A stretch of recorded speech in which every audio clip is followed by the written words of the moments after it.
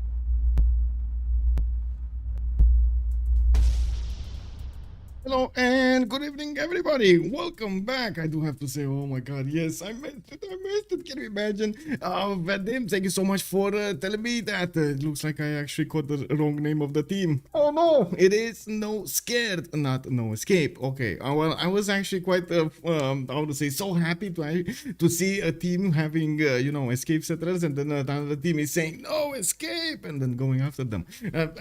Anyway, in the meantime, of course, I'm going to fix everything. I'm going to change the titles and do them properly. I can't fix the animation though. I'm really sorry about that. Groovy Fig, hello there, sir, and welcome. Also, guten Tag, closing, or I should say, wait a second, now it's guten Abend. Hello there, my head. Also, Colorado, good evening, sir, and welcome. We do have, whoa, hiding Dave, good day, sir, and welcome. I do have to say it is a much earlier stream than I'm used to. Hell by Frost Glow, good evening, sir, and welcome. 6 p.m. is the hour we actually switch between, okay, interesting, between good day and good evening. And we do have the draft actually started up, and let me actually put it up on the screen here so you can see what I see. In the meantime, I do want to double check this. I'm just going to put it on another screen here to change the names and do this at the same time. Looking at what's going on, we do have Escape Posel JR on the right side and No Scared on the left side. We do have also them going for, I think these are pre-game bans, two on each side by the looks of it, because they didn't choose the map. You see there's no map over there underneath the first team on the left, I should say. There's no map icon, so I would imagine they didn't actually choose yet the map we're gonna play on. We do have Cleopatra Egyptian being taken out from the left side, and on the right side it looks like Sumeria is gonna be the one chosen to be taken down. We do have two more choices for them to go, and we're gonna need to see what they end up on. And oh, I see. Okay, changing the graphics right now. Just a second. Okay. Now, what are they going for? Hello. Oh, there we go. We do have still no option from them yet. So these pre-game bans are usually dedicated to have the option for the teams to take out civilizations that are good on every map, so we don't actually clutter with too many bans on a single map. Even though I guess, well, some players were forced to get out of the meta civilizations on most maps, but I would say the 7 bans work quite well in the CivFR squadrons. I didn't see that many problems because of them. We do have a myriad of options to play for. I'm pretty sure the civilization leaders are quite good right now. A lot of them. We do have Hungary also being picked up by No Scared as a ban, and as you can see, Scythia also being taken out by Escape Posel JR. We do not have those horses running around. This is gonna be, I guess, a bit of a whack, but I hope we're gonna get through it. Okay, so exporting this, moving this, and I need to do this and this and this. Oh, I found it. The customization. Okay, no, not here. There we go. Just gonna need to get this into this, and then this. Okay, so we do have them going through the map choices. It looks like there are several maps available right now, of course, for them in the CivCIS qualifiers. I do have to mention these are the maps that we actually played on the last season. That's usually how the wildcard is played. We do not get to update rules until we actually get very close to the CWC. That's usually a few weeks before. We're going to start the polls, and we're going to see where the players stand, if we do have to add something else or change something in the bans or not. Bans, choices, settings for the maps, and so on and so forth. The players are going through quite a discovery period, I would say, between the seasons of the CWC, and it does allow us to update the settings with the newly found problems or ideas, opportunities. Anyway, also one big thing, did you see what Fireaxis did? This is big, and I gotta say, I'm gonna talk about it a little bit. This is very big. I do not have the launcher right now, but it would have been amazing if I would have the launcher. Can I actually start it up again? Let me actually take a look. If I no, it just tells me oh my god. Anyway, on the Fireaxis launcher, you do have a survey. Just start up civilization, you're gonna have that launcher pop up, and you're gonna have a survey for I guess the upcoming games.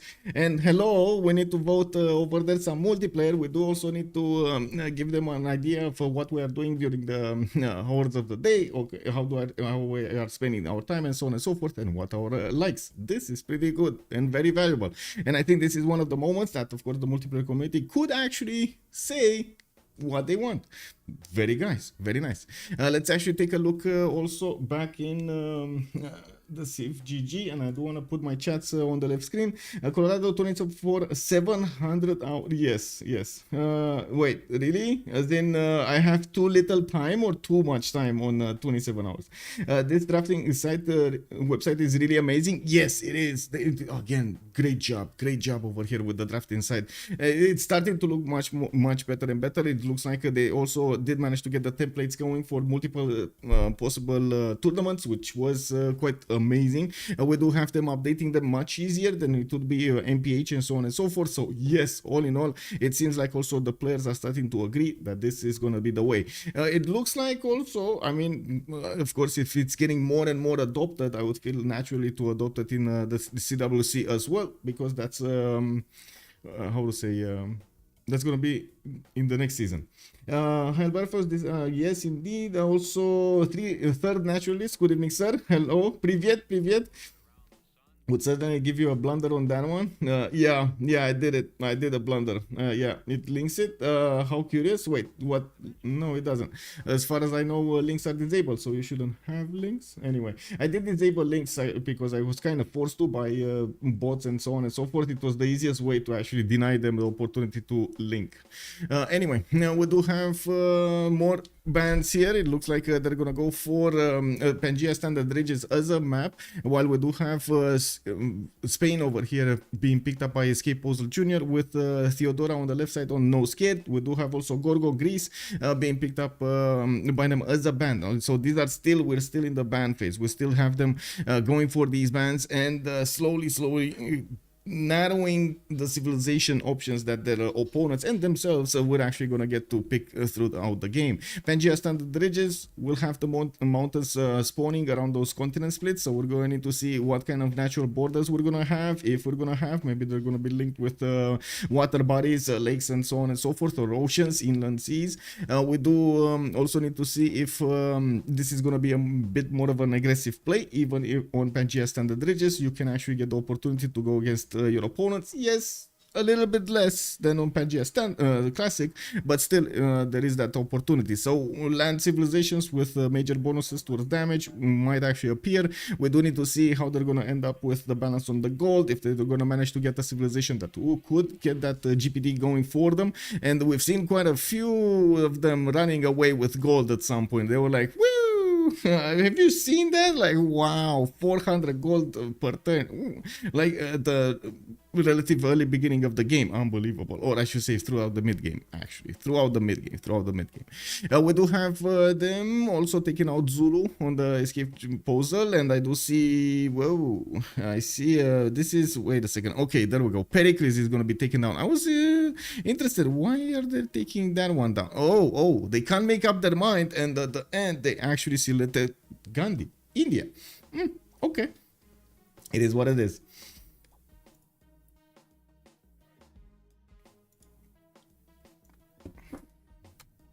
I have one more title to change over here. I need to change the, there we go. Changing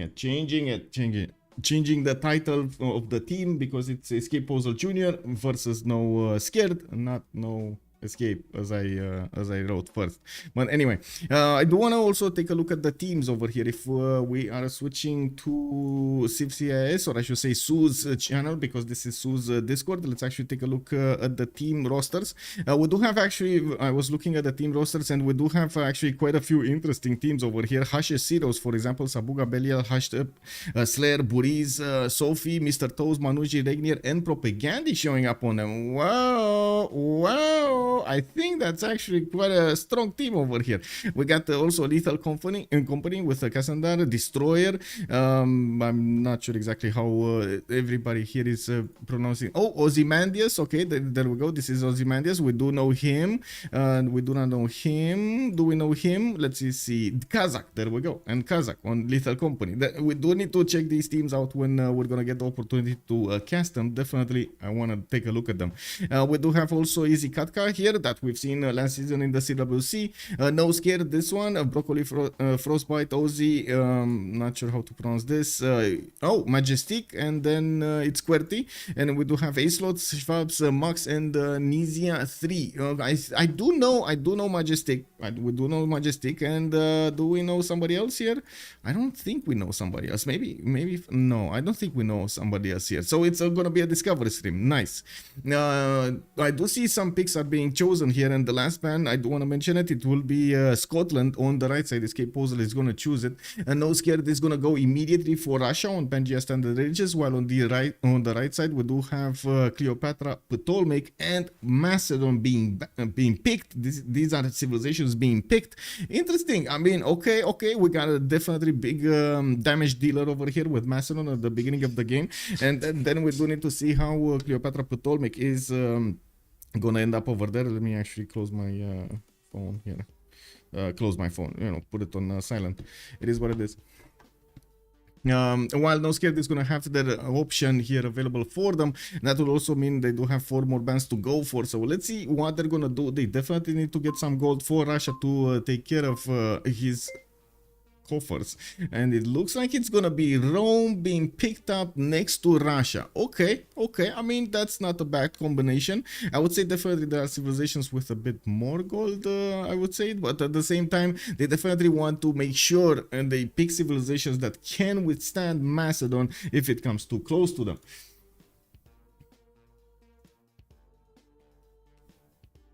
Okay, let me actually close these because I don't need them anymore. There we go. There we go. And let me put the chats also in order as I am used to.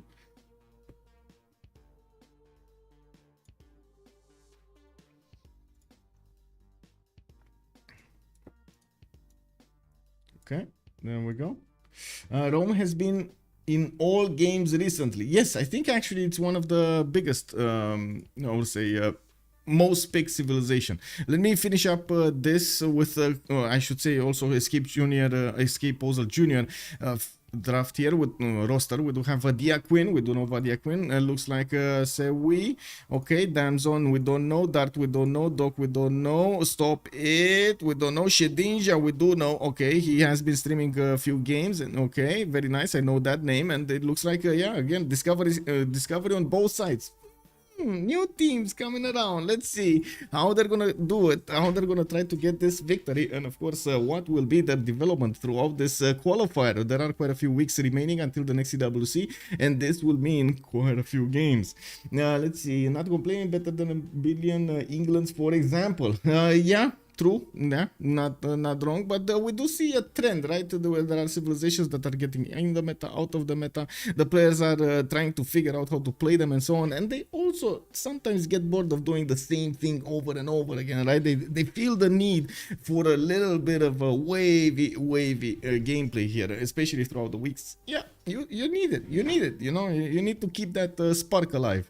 We do have also a few more bans. Looks like Julius Caesar is going to be taken out by Escape Posel JR. On the left side we do have Mapuche being taken down by No Scared, and they are going to need to pick 2 more civilizations that are going to be the last bans of this game. Japan is going to be taken down. Okay, no more Hojo in the game. There's still Tokugawa, if I'm not mistaken, and we've seen Sandro Games pull off some amazing games with him, so I would imagine if somebody learns the tricks, ooh, they can do the same. And Tokugawa here, I mean, yeah, you don't really want to trade to the guy, but oh man, he just gets whatever he wants. Let's see, one last ban here for No Scared. They're gonna need to get their choice done here in just a few moments. I think I can put up the map, right? Also the choice. Let me actually use this time. Pangea standard ridges, SR. There we go. Thank you so much, Daniel Dingo. Denia Dingo retained his knighthood for 23 months. And we're getting those points. Thank you so much, Daniel Dingo. I gotta say, you've seen the countdown reset over here for the Partner Plus. From what I understand, they made an announcement in January, but they're only gonna update these levels when we do get in May. I believe in May or June. I believe it's May, but I'm not sure if it's June. Anyway, so yeah, we got since then, since May, we're gonna have at 100 points a different speed. This is gonna be so cool. They're actually somehow implementing the previous versions they had for the partner levels, but I guess it is what it is. Anyway, we're gonna need to see if we can get to 100 points. We need 100 points. 100 points. Unfortunately, primes do not count as this number. That would have been amazing. Okay, so it looks like we do have another pick here from Escape Posel JR, and England is gonna be picked here. Age of Empire. Okay, definitely interesting. We're gonna need to see if the goal pattern here, but I'm pretty sure it's gonna be big. And not really a usual pick on Pangea Standard Ridges, but you can play with it. There's quite a bit of coast on Pangeas, and yeah, I mean, we're gonna need to see if somebody's gonna be next to him so they can trade on the water. Sometimes you do get into the inner seas, which is a bit annoying. Sometimes you don't really want to be in the middle with England over here, which does tend to go for the celestial navigation instead of something else. Yeah, big problem. We're going to need to see also the last two picks for No Scared. They do have Montezuma being picked up here, and yes, one more civilization is going to go for waiting for selection, and just a few moments we're going to see it. They didn't pick another. Yeah, we're gonna need to see if they will pick another England or not. It might happen. It might happen. Oh, I think I need to do something else here. I just realized I do need to change. Okay, no, there I changed it. And here I need to change it. There we go. There we go. There we go. We're getting this. I also want to say on my Discord, you're going to start finding the replays for the last games. Not sure if you saw this channel over here, but I am trying to get all of the saves done as a GIF. And you can see the result over here for the last game and so on and so forth. I'm also going to link the YouTube video related to the particular game. So if you want to check back and find something that's interesting and you just want to take a look a few seconds on the games instead of loading them on YouTube one by one, you can just take a look at the highlights here. Or I should say highlights, the history of the game. This is basically it, right? The history of the game and how it's evolved. You're gonna definitely see when somebody's gonna start taking on empires and so on and so forth. So yeah, hope you're gonna like this tool, and I do hope we're gonna see some reactions also over here at the bottom for each game. This would be awesome, by the way, to have some sort of history, like the hype of a game or not, or the opinion, or you know, some form of fun emotes related to them. Now let's switch back also to the CivCIS website and see what's the last pick here. It's gonna be Nader Shah on No Scared, while on the right side we do have Suleiman. Wait, not Suleiman, sorry, this is Ottomans, but Ottomans which one? Yeah, it is Suleiman, Muhteshem. This is Muhteshem? No. They're gonna go, okay, they're gonna actually make me talk about Muhteshem a little bit, and then boom, they're gonna pick up Kree in the last seconds. Okay, I see how it is what it is. Mongolia also was a ban here on No Scared, I do want to point it out. We didn't actually talk about it. Mongolia Genghis Khan, no more horses. I don't know what do they have against the ponies? The 4 ponies of the apocalypse, we need more of them. I also need to switch my oh, we don't actually have everybody in the lobby? Whoa. Wow. Wow. Wow. Wow. Wow. What? Wow. I only switched. I really only switched, and the game just booted me out of the... Oh my god. Or did the lobby crash? Was that the lobby crashing or something? I feel a disturbance in the force. This might not be the best thing. Oh well, we'll see. I guess we're gonna need to prepare ourselves with some extra patience and calm to handle what might be happening.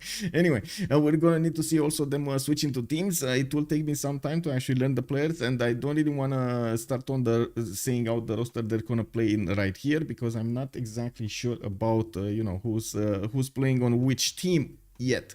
And okay, there we go. I need to swap with Doc again. Oh, I see. Oh, it worked. This time it actually worked. Okay, very nice, very nice. This time it actually worked. Okay, we're good. We're good. We got into the correct slots over here, and we're good. We should be good. Wait, wasn't Vadia Queen actually playing? Is he streaming? Because I'm pretty sure Sue is streaming. So yeah, there we go. They're gonna need to switch, and they switched. And now we're gonna just need to wait for them to pick up the civilizations. They're selected their teams, and it looks like it was quite quick to actually get back into the lobby for them, or get into the lobby for them. Did I finish? I think I finished changing everything over here on the titles, and I do want to apologize. It wasn't my intention. Somehow in my mind it got switched over there, while probably I was taking a look over here on the teams, and I was trying to get the information.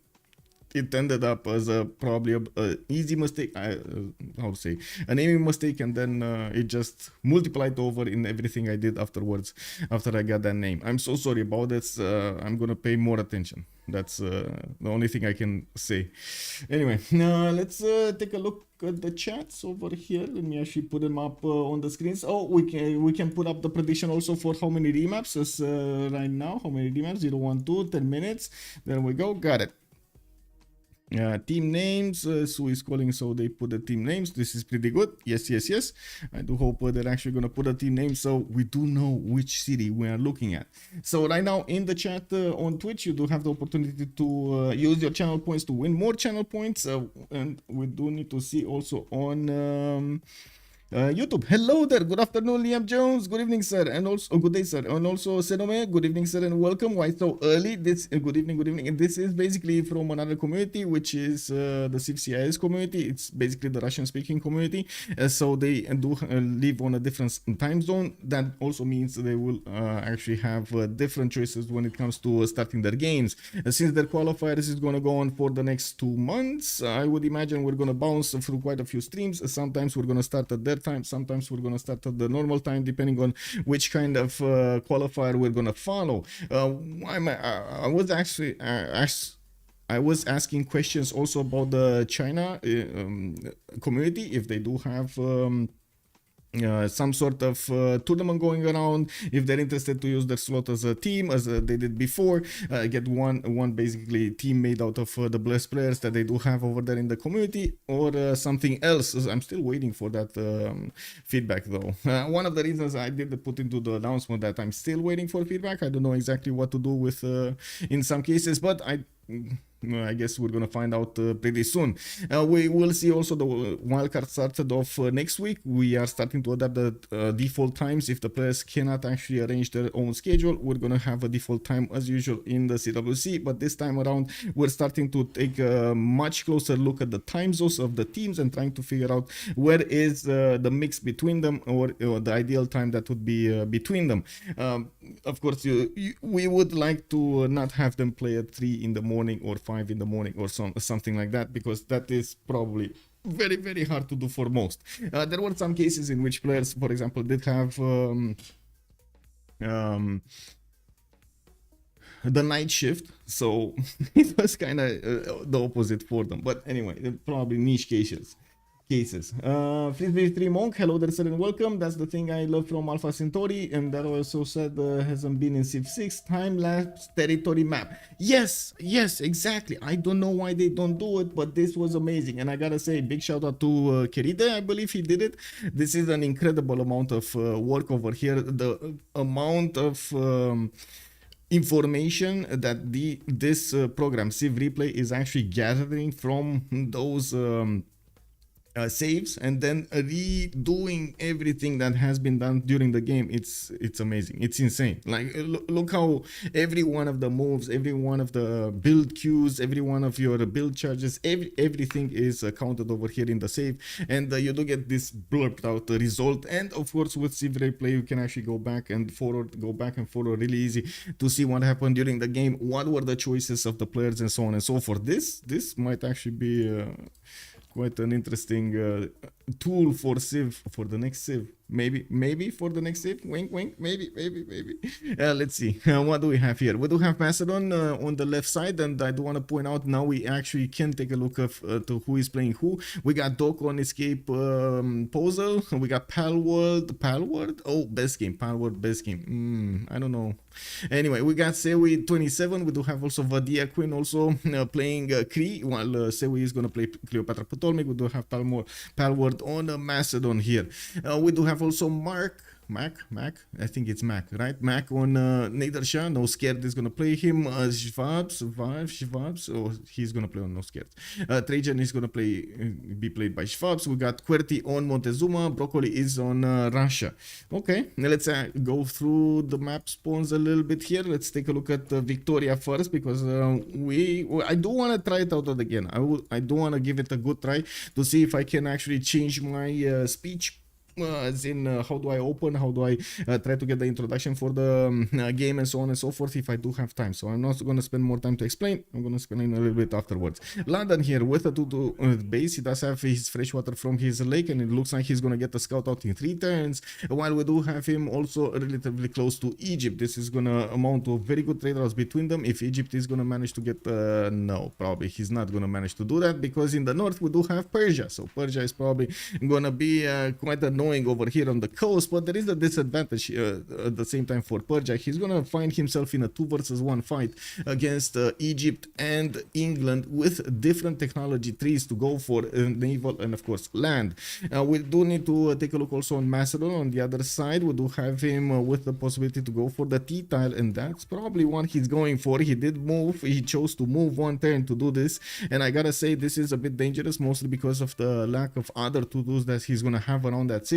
Yes, he's gonna have a 3-1-1 base, which is pretty good, but other than that, he's not gonna have that many 2-2s, except if he is buying them. So maybe this can work and works pretty good if you do go for culture, but otherwise this is gonna cost the team quite a bit. We're talking about probably 50 gold points altogether throughout the game over here, or more, 50 or more, depending on how many tiles he wants to buy, and I would assume he's gonna buy quite a few of them. At least 2 of them he's gonna need to buy. So that's why I said 50 gold at least.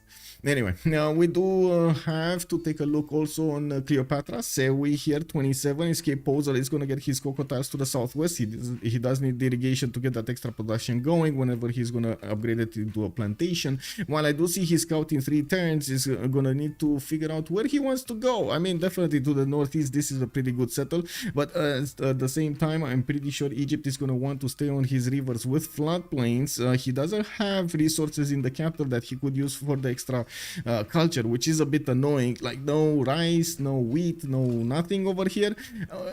Okay, later on he's gonna get the niter tile. Okay, that's gonna be quite late, man.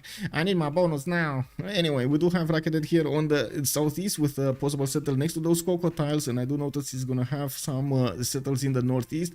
Probably quality wise, this is I would say the biggest one. It's much better than this one. It only has a 2-2-3 cocoa tile, for example, and maybe you can actually buy a 1-3 over here and another, and you grow into the horses. But I would assume, I would say this would be pretty good. This would also be pretty good for him, much better than the southeastern one, and also much faster, isn't it? Like 1, 2, 3, 4, and to settle. 4 turns to settle to the northwest towards Paititi. That I would say it's pretty good. Also, different floodplains on the west side. I would assume he's gonna want to get the Lady of the Reeds and Marshes here for the extra production. Let's take a look at Poundmaker here really quickly.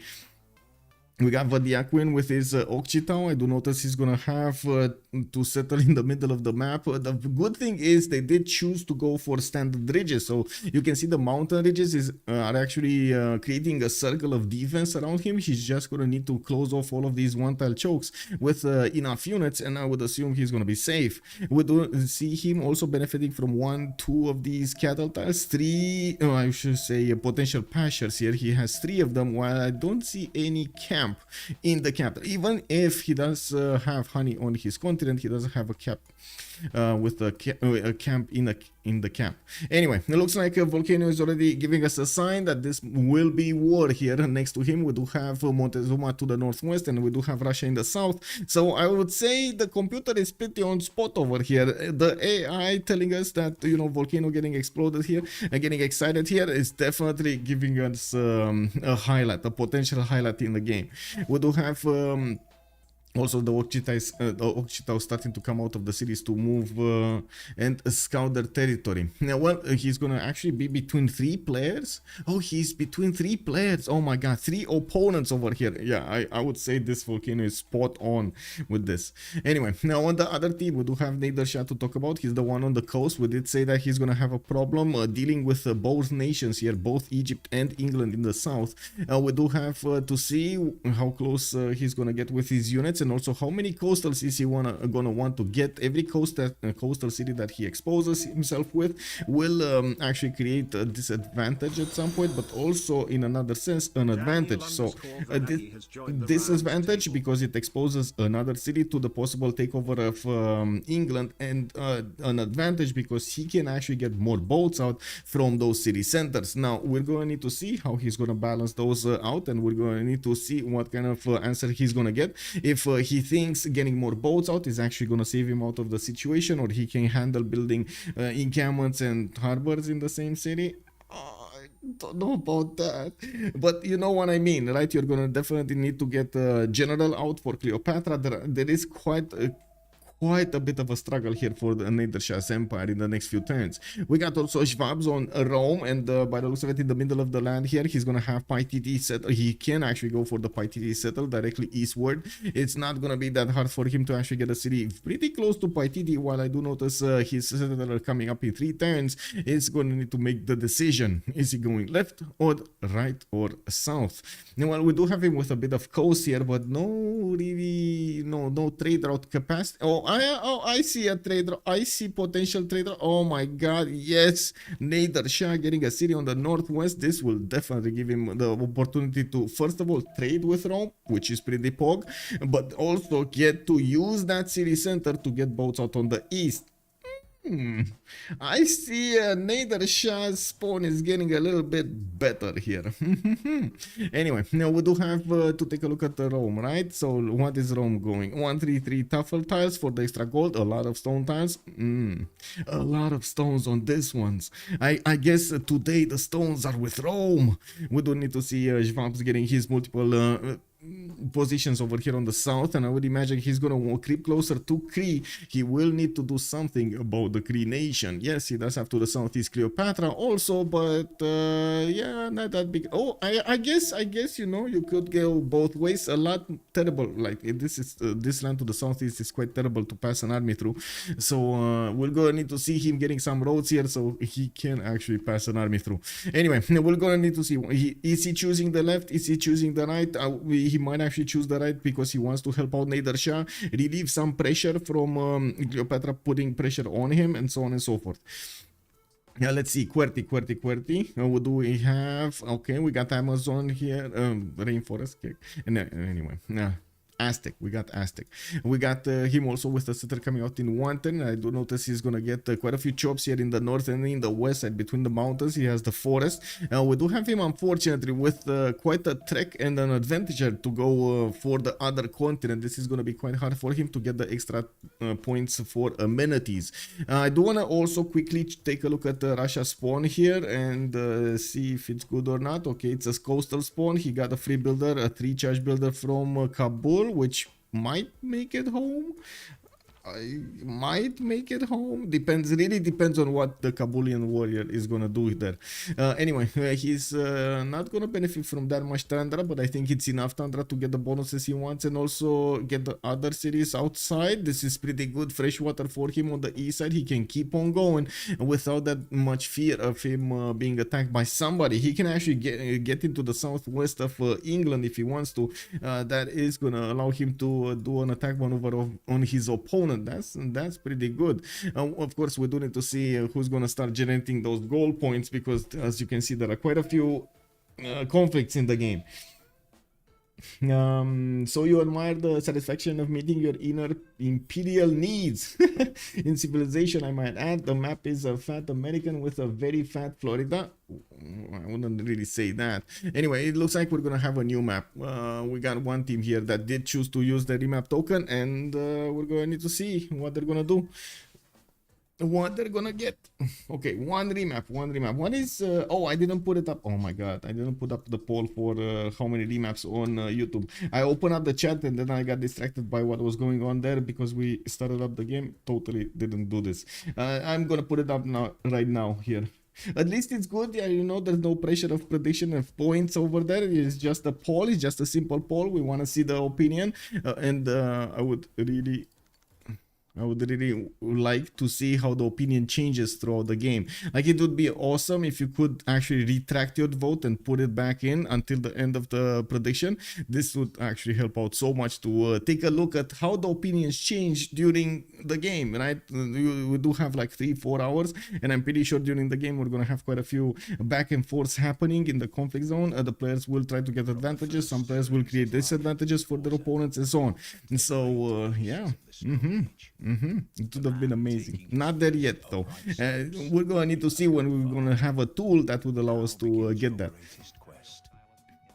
Frisbee 3 Monk is all, oh right, about the Alpha Centauri thing. Yeah, that is amazing. That is amazing. Oh, this is kind of a weird map. It's kind of a dolphin map. Something. Is it the dolphin? No. What's this? What's with this to the northwest? What is this? This kind of looks like a face, right? With a snot. But anyway, let's see. The northwest we do have actually Egypt, Cleopatra getting this time around on the west side. Is this Gobustan? This I think is Gobustan.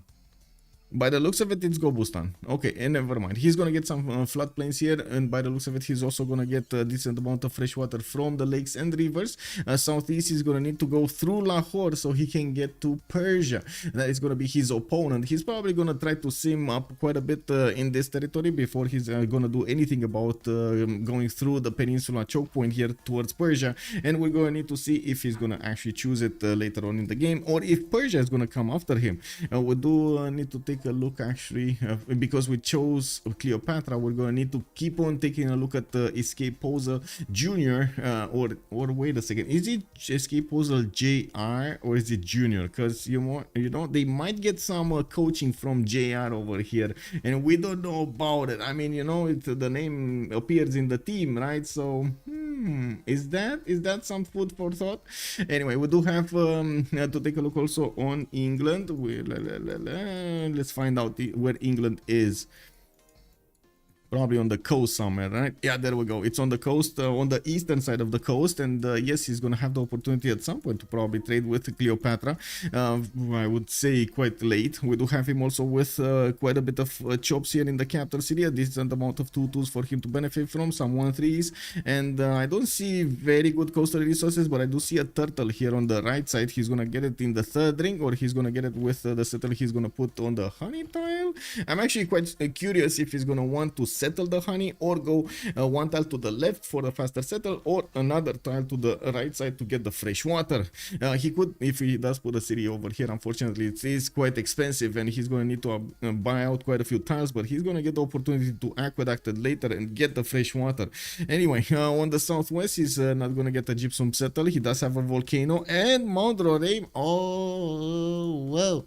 Okay, well, at least he's going to have settles with Ochitaus. I would settlers, traders with the Cree. I would imagine he's going to be quite happy actually getting these going throughout the water so he can generate as much gold as possible. This lake position doesn't actually allow them to trade with each other, but yeah, it's still good. Wait a second. 1, 2, 3. Oh, you can settle Tital. You can settle over here. Not a good city. Don't get me wrong. This is kind of a bad city. Nobody would want to do that, right? Or you can settle the rice tile. You can settle here. This is good. This not so good. Not so good. Okay, sure. You can get some nice tiles there, but where production? You know, that's my question. Where production? Anyway, we do have a scout coming up in 3 turns from London, and we do need to keep on moving forward. The Macedon here, is he going to be massive this game? Well, first first of all, he's gonna have a choice to go for the faster Pantheon, especially with the extra faith coming out from his dice tiles. He's definitely gonna get the opportunity to choose one of the first ones. We're going to need to see if somebody's gonna get an extra 10 faith hut or something like that. That would definitely boost them there and make them competitive. He does have a decent amount of mountains. He's also gonna have a target on the west side. He's gonna be very close to Rome, and I would say Rome should actually be scared right now, because Macedon is in striking distance of these cities of Rome. And Macedon is going to be massive. I don't know. We're going to need to see if Rome over here is going to have what he needs. Let's actually take a look here. We do have iron in the north of Pella. Very weird, very awkward to actually improve. But his horses are going to be right on the way to his opponent to improve. I'm pretty sure he's going to want to get a settle on this geothermal fissure, benefit from the extra science, the food, the extra growth that he's going to get there. A decent amount of chops. He's definitely going to get bronze working. No problem for him to chop the rainforest. And the horse style is going to get improved quite quickly, while Rome, for example, is going to have a problem. His iron is in the capital. His horses are 3 tiles out in the south, and by the looks of it, in an awkward position if he doesn't get a city there. We do have him also with Cerro de Potosi on that tile, so I would imagine he is going to want at some point to get the city on the aluminium tile and improve, of course, that horse. But at the same time, he wants to get as much territory towards his opponent as possible, so he builds up a defense and so on. So how is he going to check? Is he gonna know about the horse position? Is he gonna want to prioritize getting those resources? Is he gonna rely on his allies to get those resources for him? We're gonna need to see if they're gonna get them going. And we do need to take a look also on Cree really quickly, since we do have Mikiziv watching with a new spawn here. He does have 3 of these horses in the north to benefit from. I do see some stones, not a lot of stones, but there are like 3 stones in his city, so that's pretty pog. And we don't really have him with an extra pasture or camp to upgrade, which is kind of bad. Of course, he's still gonna have the 3 extra points of food and gold that he's gonna get from these horses, but yeah, could have definitely been better here. I was when I was talking about Mauro Rema, I was trying to figure out if yes, there are any, like, you know, possibility for him to actually get a city here and put Magnus in that city center, but no, not really. He wouldn't have gotten more points into this. Anyway, it is what it is. We do have to talk about Mark here, who's gonna be, I guess, the guardian of Egypt, or, you know, guarding the world from Egypt. We'll have Mashar with a settler in 5 turns, and yes, he's getting his scouts out to the east side. He is kind of figuring it out on the northwest. He's gonna have peninsula. He doesn't know how big it is, and he's definitely not aware about Cleopatra's presence right now. He does have a few tutus to benefit from, and I do notice he's also gonna get a decent amount of settlers here on the rivers to the southwest and northwest. Rice settle, for example, northwest, and possibly this may settle. Unfortunately, not a lot of food is here. He's gonna need the wheat tile improved, and of course, working 1-3 is gonna keep his population relatively low. He's gonna need some help here for his food growth. Southwest is also going to have an ally in the form of Russia Broccoli, getting his St. Petersburg going with a 2-1 base. He does have his settler in 3 turns, and I do notice he's going to have the opportunity to go for Temple of Artemis with the deer tile that he can improve on the west. He could easily improve the silver for more production here, but I would imagine at the moment he doesn't have mining, which is kind of a bummer when you're trying to get a builder to do the work for you. It is kind of a bummer if you don't actually have the necessary technology to do something, you know. The builder gets there and he's like, you know, you send builder, you will get me a pasture, and the builder gets there and he's like, how? I mean, this hammer didn't come with instructions. Like, how do I build a pasture? What's a pasture, first of all?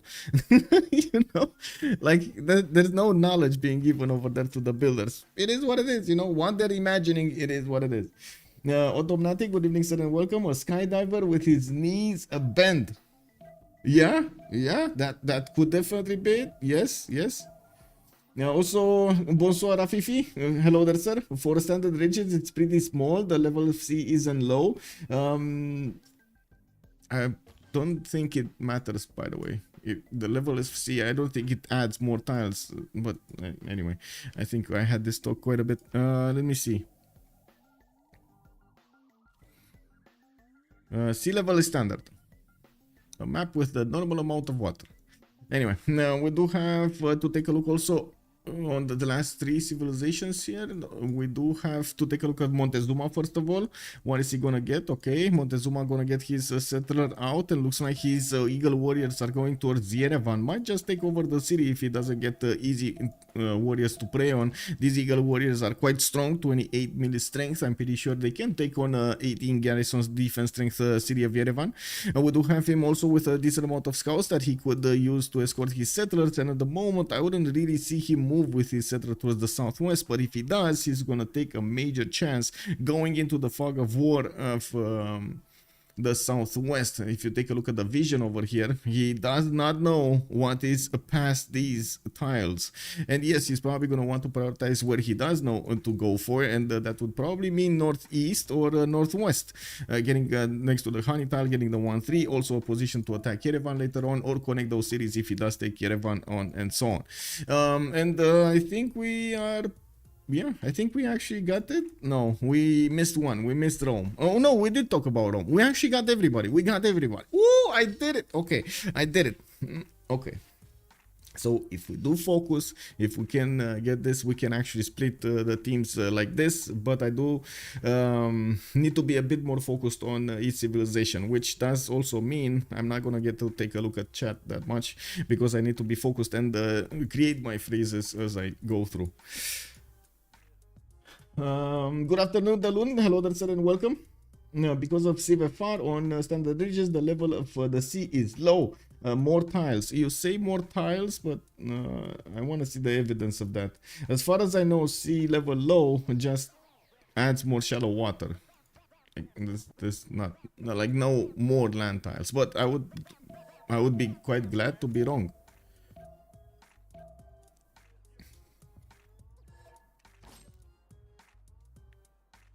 Okay, so I need to switch this and this, and I need to actually click on the team. So we do have the team labels, escape EP Junior. By the way, I need to keep them as EP Junior, because otherwise their name are gonna be way too long, way too long. And we do have on the right side no scared, no scared. I'm not sure why they didn't say not scared. Maybe it is not scared. I will actually need to ask them if that's the correct name or not. But anyway, we'll see.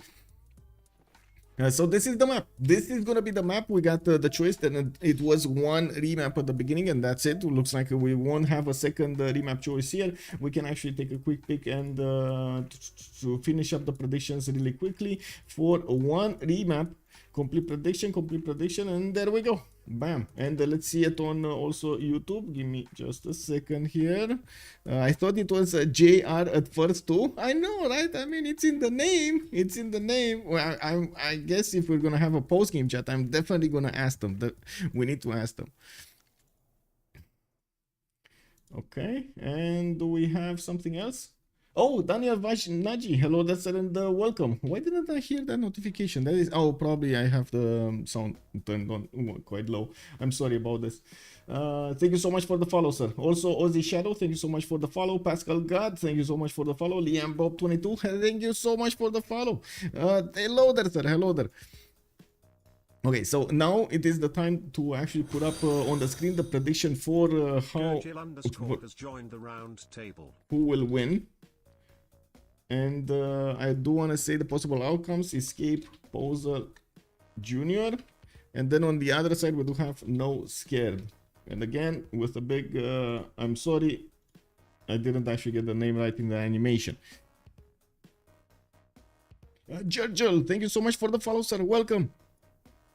And we do have Mashad to talk about first. No, let's actually take a look at Cleopatra. Let's take a look right now from the west to the east. This is the time we're taking a look at their strategics to see how much they need to spend, how much they actually don't need to spend on those resources, and also what kind of other expenditures they're gonna have, or I should say, how to say, stuff to spend money on, gold on. We do have Rakedet getting a slinger, and it looks like he is aware that Persia might be coming for him. He is also gonna get one of his settlers in 2 turns out from his city center, while he's immediately trying to get on Gobustan. That is going to give him a decent amount of culture boost at the beginning. We do have him with horses and iron to the south of Rakedet, quite close by to him, and I'm pretty sure he's going to want to get both of them. These are going to be cheap, and usually the game does tend to grow into them. We do have him also to the southeast with Persia. I do notice Persia is figuring out where his opponent is. I'm certain of it. Mashhad is going to get his settler out in 3 turns, and we do have him going immediately for the May settle for the extra gold, not the northwest for the extra food. We do have him also kind of locked over here. You can see his population is not growing. He's probably not working all of the 222s there and working one of the 1-3s, so he can get that settler out 1 turn faster. That will slow him down in the population growth, unfortunately, and we're going to need to see how he's going to try to recover. He does have access to both of his strategic resources in quick proximity here. Iron tile next to the second city, and also the horses are going to be next to Mashhad in the second ring. I would imagine the city is definitely going to grow into that one. Russia in the south put his first Lavra on. He's also going to get the city on Krakatoa, which is going to give him a decent boost in the science points. We're going to need to see him. There we go. Expand really quickly here. Acquire the stone tiles to the north and also the deer tile. He's going to need a builder to improve these hills for more production, but in the meantime he does have the tiles to start working on a Lavra and start to produce some more faith. He did put also his Lavra on one of these horse tiles, so he gets the extra horses immediately and doesn't need to get the builder to improve that pasture also. We do have him getting his shrines out, and we're going to need to wait and see when is he going to manage to get one of these great prophets for his religion, and what kind of religion is he going to go for. Usually the players with Russia do like feed the world for the extra food that you're going to get from the shrines and the temples. But sometimes as the players do go for something else depending on the land. Over here, for example, he might not actually settle that many cities in the tundra, so he's gonna have the food from somewhere else. Like for example in Voron, it's definitely gonna have quite a bit of food. Other city, I still would believe even in this case feed the world will probably be good. In the second option, of course, lay ministry has been used for a long time. We might see something different, but I would imagine there's not gonna be a deviation this time from this choice of a religion. We do have him also benefiting from an iron tile to the east of St. Petersburg, and like I said, the horses already got acquired because of the faith district on it, the Lavra.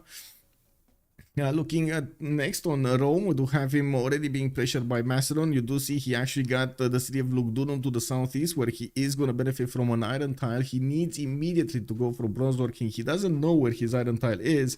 He does know where his horses are, and I would assume he already knows that horse is going to be quite hard to achieve and to acquire, I should say, if the settler is not going to go immediately for the aluminium tile. And we can spend like a few minutes here to take a look if he is actually going to go there. This is going to be a major decision in his empire, if he's going to manage to get that horse or not. Ideally, he would have wanted to actually get the position to the northeast towards Macedon and also get the defense going there. But I would assume he might be a bit more defensive to try to get the units, like build more time for his empire to develop. Well, I guess his allies are going to get him the horses. Russia is gonna get horses. Nader is gonna get horses. Okay, well, you see he's moving left. That means he's going here. It's either here or here, and I would imagine it's definitely here, right? He's gonna want to get the gold, and he's gonna make a choice. He's gonna need to actually spend the gold to get that horse tile. It is what it is. Now let me put up the poll also on YouTube. Let's get this going over there also to see who's gonna win during this game. And let me put up the chat screens here. There we go. Start the poll. Who will win? We do have Escape Posel JR on one side, and on the other side we do have No Scared. There we go. We got it going. Okay, so looks like Macedon is trying to figure out if there's gonna be a trade route in between, and we're gonna need to see if the trader is gonna get snatched. I would imagine this slinger is gonna have enough time to throw some rocks at the scout and make him move. We do have a builder actually coming out from Rome, and yes, he does have another 2 builder from the southwest. He did manage to acquire it from the city of Nazca. That's pretty good. 2 extra charges here are gonna be amazing at the beginning of the game, getting him the Cerro de Potosi tiles, for example, with an extra production point and the gold. That's gonna be nice. And not to mention the possibility to get the horse upgrade, get the gold from your teammates and get that going. That is expensive. 25 and 35 points of gold. That is quite expensive. Now we do have to take a look at also the southeast. What is going on here? Cree did get his 3 horse tiles improved to the north of Civ6. They just spent so much gold into this. Unbelievable. Anyway, we do have him with a 3rd settler coming out from Civ6, and of course he did need to actually spend time to get the builder. That's why this settler is oh, wait a second, he does have a 3rd settler. Did he pop a builder or did he buy him a builder? That seems so much gold. Like, that is an insane amount of gold that they just spent over here. Anyway, good thing is he did manage to get the production going, and maybe that's what I'm missing here. This settler might have been produced with 1 or 2 turns earlier than others, so he because he did have all of that extra production from the horse tiles. Mikisi Makfa Saka Hikan actually on the east side is gonna start giving him the faith point and the science points from the Mount Roraima tiles, and also is gonna give him the opportunity to start sending traders towards his capital. Looks like he is gonna get probably the next Pantheon by the looks of it in the Yields tab. We do have Vadia Quinn getting 3 faith points a turn with 18 production at the moment. I actually wanted to produce a settler and then switched away. I would imagine settlers are gonna be good here. He doesn't really have any natural enemy at the beginning of the game to take care of, I would say. Anyway, now let's take a look at his strategics. The horse has been improved. Iron very far away, west side not really close, not really ideal for him to get. He's also creeping closer to Rome, and to be honest, he is in a much better position to attack the city of Lugdunum than would Aigai be. Oh my god, again volcano strikes in the city of Aigai. Well, I mean, again, computer knows. The AI knows, and you guys are calling the AI of Phyrexis bad. Look at this. Look how well it predicts all of these conflicts. You know, unbelievable. Oh man, you know what would be funny? Like extremely funny, if this actually didn't exist, but somehow it managed to still predict these. Like, I'm pretty sure somebody would need to make a paper out of it. That's a lot of horses. That is a lot of horses. Also, hearing Michael pronounce the hard city names easily is kind of incredible. Yerevan already failed. Erevan? Wait, it has fallen? Oh, it did fall. Yeah, it did fall. 4 city Montezuma over here. We do have him quite big. And we do have him also getting Azcapotzalco to the northwest of his capital and Tlacopan to the northeast. He didn't yet pick up a Pantheon, and he still can probably get Lady of the Ridge and Marshes. Can he? No, it got picked up already by Sewi. Sewi did manage to get it, and it feels like to me that I actually pronounced Sewi 27 multiple times, so maybe we did actually get some games with him, and I'm just not remembering at this point in time. Like, it seems like it's quite common, like not common, familiar. I think that's the correct word. Anyway, now we do have 2 civs to take a look at. England here with Birmingham and London. He did choose to actually go for that honey tile to the northeast, and he's gonna grab the turtles to improve them, getting a builder out, and did manage to get one of these traders. This is gonna be, by the way, to the southwest, another settler for him, and by the looks of it, he's gonna get a volcano to maybe improve some of those tiles, where he's gonna get access to an amber tile from another continent. This would also mean an extra trade route for him. Dock over here, it might actually live up to his name and build a lot of dockyards, not to mention getting those gold points and trade routes moving forward. There is a bit of a problem. Aztec is very close to him, and I gotta say, Aztec over here is in a prime position to attack England England with a lot more production and a lot more capabilities throughout his empire than we do see at the moment in the English territory. We do need to take a look how England is going to want to approach his defense, even if he does have some bonuses that are being given by his civilization bonus. He's not really a war civ at the beginning, while Montezuma definitely much stronger, especially because of his luxury attack bonus. He will start gathering up, improving his resources, luxury resources, and I'm pretty sure he's gonna get a lot of bonuses there, at least a +4, if not a +5. We do need to see how he's going to open up. First of all, I do see encampments being picked up in Tenochtitlan, and that also means he's going to start acquiring those general points, but that also means he is going to delay his commercials, or maybe not even get how to say, some good discounts. And why is he not building a second encampment? Okay, I was expecting a second encampment, like the double discount, but anyway, it's not there. No, I guess he's gonna go commercials. He just clicked commercials. In the cities of England, we do have him also with horses in the north of his capital, in the third ring. That's quite expensive. Northeast of Birmingham, towards his opponent, he's gonna have another horse tile across the river. This is quite exposed as a tile, but at the same time, it's relatively close to Birmingham, and I'm pretty sure he's gonna get the gold to improve it. He needs to be careful to keep one of these builder charges to get that going. Not to mention, try to direct them to get maybe other horse styles as well. Oh, he doesn't have any. Okay, well, I guess he's gonna need to get this one also. 35 gold. What is 35 gold when you balance it with the survival of your empire, right? I would say, right? Anyway, now let's take a look at the map here, because I'm pretty sure quite a few of these pantheons have been chosen, and since we do have Egypt managing to finish his Etemenaki in 3 turns, we're gonna see him with a lot more production in the capital city. I would imagine also he's gonna want to get these sphinxes, and I'm a bit surprised about the position. I would have imagined he's actually gonna want to put the Etemenaki in such a position that he's gonna get more sphinxes around them, like for example on the right style to get 2 of them or something. But anyway, he's still gonna get 1, and it's gonna be a pretty good one. We do have him improving his tiles to the west, sheep tiles for the extra production, stones will be needed for extra production, but he is aware that he has to improve his horse tile, so yes, he's gonna go to the south of Rakedet and get onto the horses to just buy the tile next turn. We do have Liang also establishing in the city of Rakedet next turn for the extra production that he's gonna get, and defense on these floodplain tiles.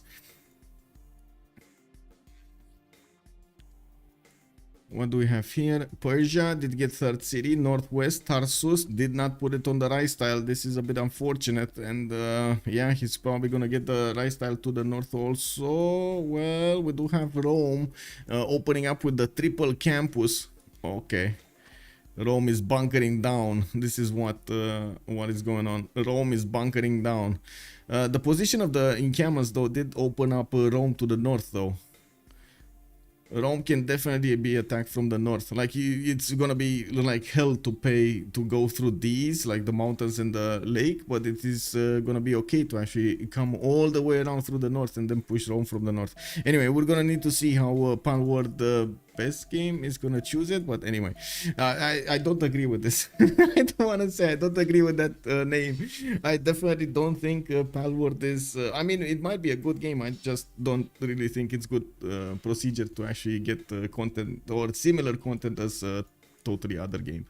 Now we do have Stone Circus being picked up by Persia, and by the looks of it, commercials are coming out from his cities, not going in encampments, not going to care as early about units. We're going to need to see him acquiring those strategic resources for his teammates. And I do want to point out, we definitely need to see Rome over here getting his legions up, because it doesn't seem like he's going to have the opportunity to get horses. If he does go for legions, yes, he does have an iron improved, and he will get the opportunity to improve a second one, but at the same time, his neighbors, his allies, are going to need to do the same thing.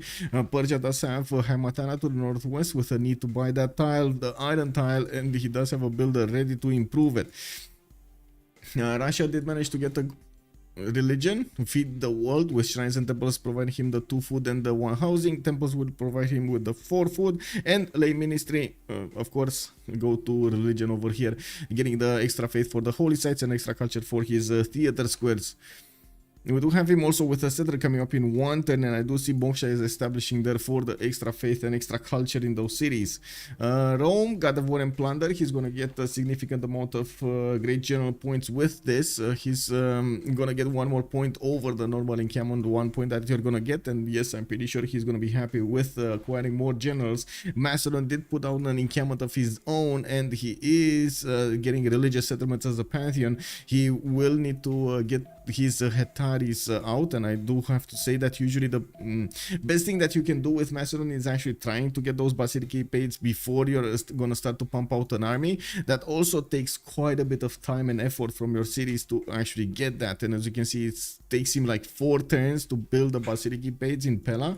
Oh, that is disgusting, I would say. That's gonna take quite a bit of time. Anyway, Aiga is gonna get another encampment built, and Chalkidiki didn't actually put down any kind of district.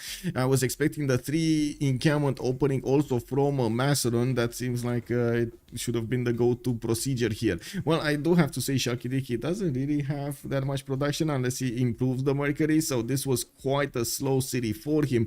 I'm a bit surprised that he chose to put it there instead of using this tile, for example, and then this tile around over here, for example. This would have made sense for me to put a city here.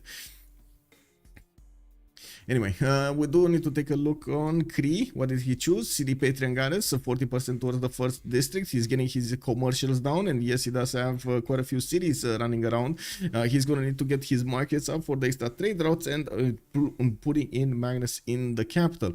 We do have him going for a coastal settle in the south. That's probably gonna be the way in for these English trade routes to go towards the capital city and benefit from more gold points from the coastal trades. Bradford immediately got a trader here, and I do notice his first trader is already working from Birmingham towards London. God of the Sea as a pantheon, he's getting the extra production points on all of these coastal resources, and I do notice a wonder just got put down. This is the Great Bath. Oh, it's not telling us. Yeah, that is the Great Bath. QWERTY is Montezuma, and yes, he did put down the Great Bath. He also did put down a campus that's going to be on the east side, and I would have actually been quite curious to see how many turns does it take him to produce this.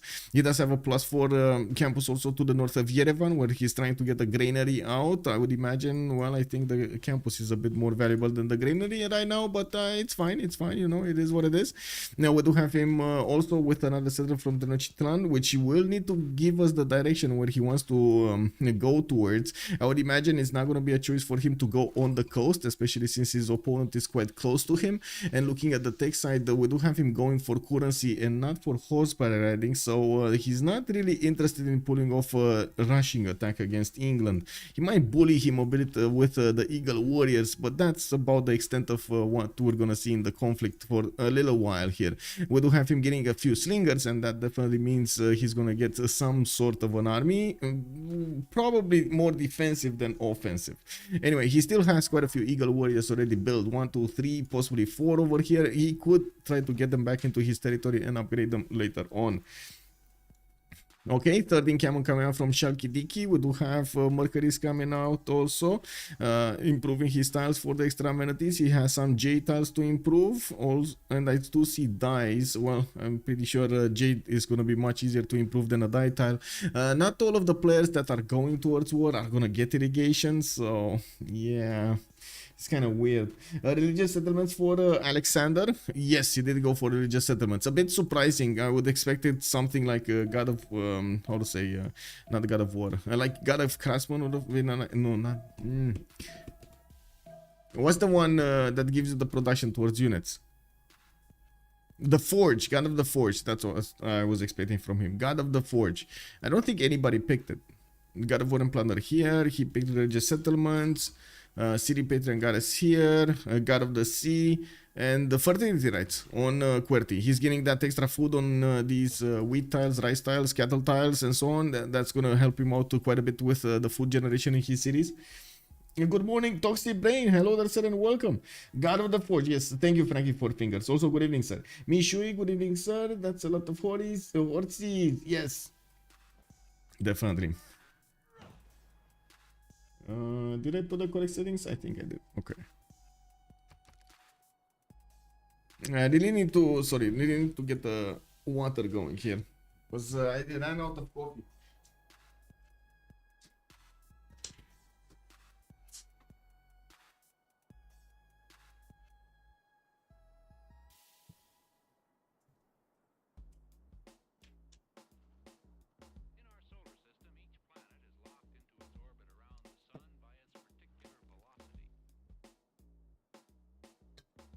I already drank a coffee like 2 or 3 my time, so I didn't really want to drink another coffee while I started up the stream. So I kind of ran out of coffee earlier. It is what it is. That also means I got my energy up earlier. So, you know, it gives and takes, advantages and disadvantages.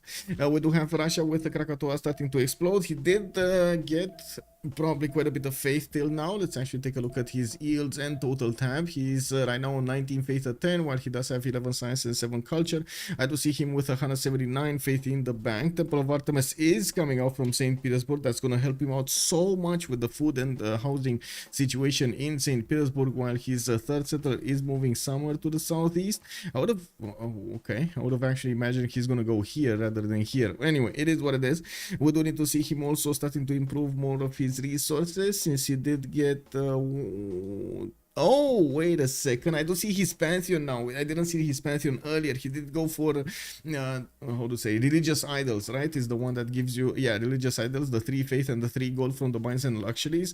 Definitely amazing here to get that extra yields going, those extra yields going. I'm actually curious about the copper tiles and how he's gonna put his districts down, like theater squares, or trying to get some government plaza with something else. And there's a resident sleeper somewhere. What's going on? Whoa, 800 milliseconds. That's big. Okay. I don't know what it is, but somebody's slow loading right now. Anyway, okay, let's see Rome. Is he getting that iron? He's probably getting the iron, right? We got horses here from Macedon, and then we got horses on Sewi. Rome is getting 10 iron. He's on 10 iron right now. Okay. We do have also encampment training projects coming out from Macedon. I would imagine he does need to... whoa. Did he get it? No, he didn't get the Basilici Pates. I was thinking maybe he chopped it in the time that we weren't watching, but no, he didn't. And we do see Builder is going for his J-tile, so he improves the second one of these resources, luxury resources. Yeah, we got him on a content level. Hey, it actually loaded the new turn. Okay, pretty pog, and we're fine. Another 2-to-1 Mercury tile in Cherkidiki with the extra science. He's gonna be quite happy. We do have him actually with 10 science and 5 culture, while Rome is on 13 and 10. Rome did choose to plug in Pingala, and he did actually get that extra science going from that. Not to mention he has a few of these T tiles to benefit from. I do notice the builder that he actually got from Nazca did not improve the tiles next to Cerro de Potosi, and he did go far away with him. He went and improved the iron tile here, and then he went and improved the T tile and another iron tile next to Ludunum. If he did improve the T tile, that means he did actually go out of his way for irrigation a little bit earlier than usual. Anyway, we do have him with iron working in 3 turns, political philosophy also in 2 turns to get that oligarchy going. We do have him also with another wave of builders coming out from his cities, and he's gonna get the opportunity to chop quite a few of these legions. I do have to point out, legions do have a chop already. I should say they have a builder charge on them, so you can use them to chop more legions with the legions you already built. Of course, we're going to need to see if he's gonna make that work. That extra builder charge over there is quite valuable, but sometimes it does tend to get into the way if you are rushing towards somewhere and your legions need to get into a certain position.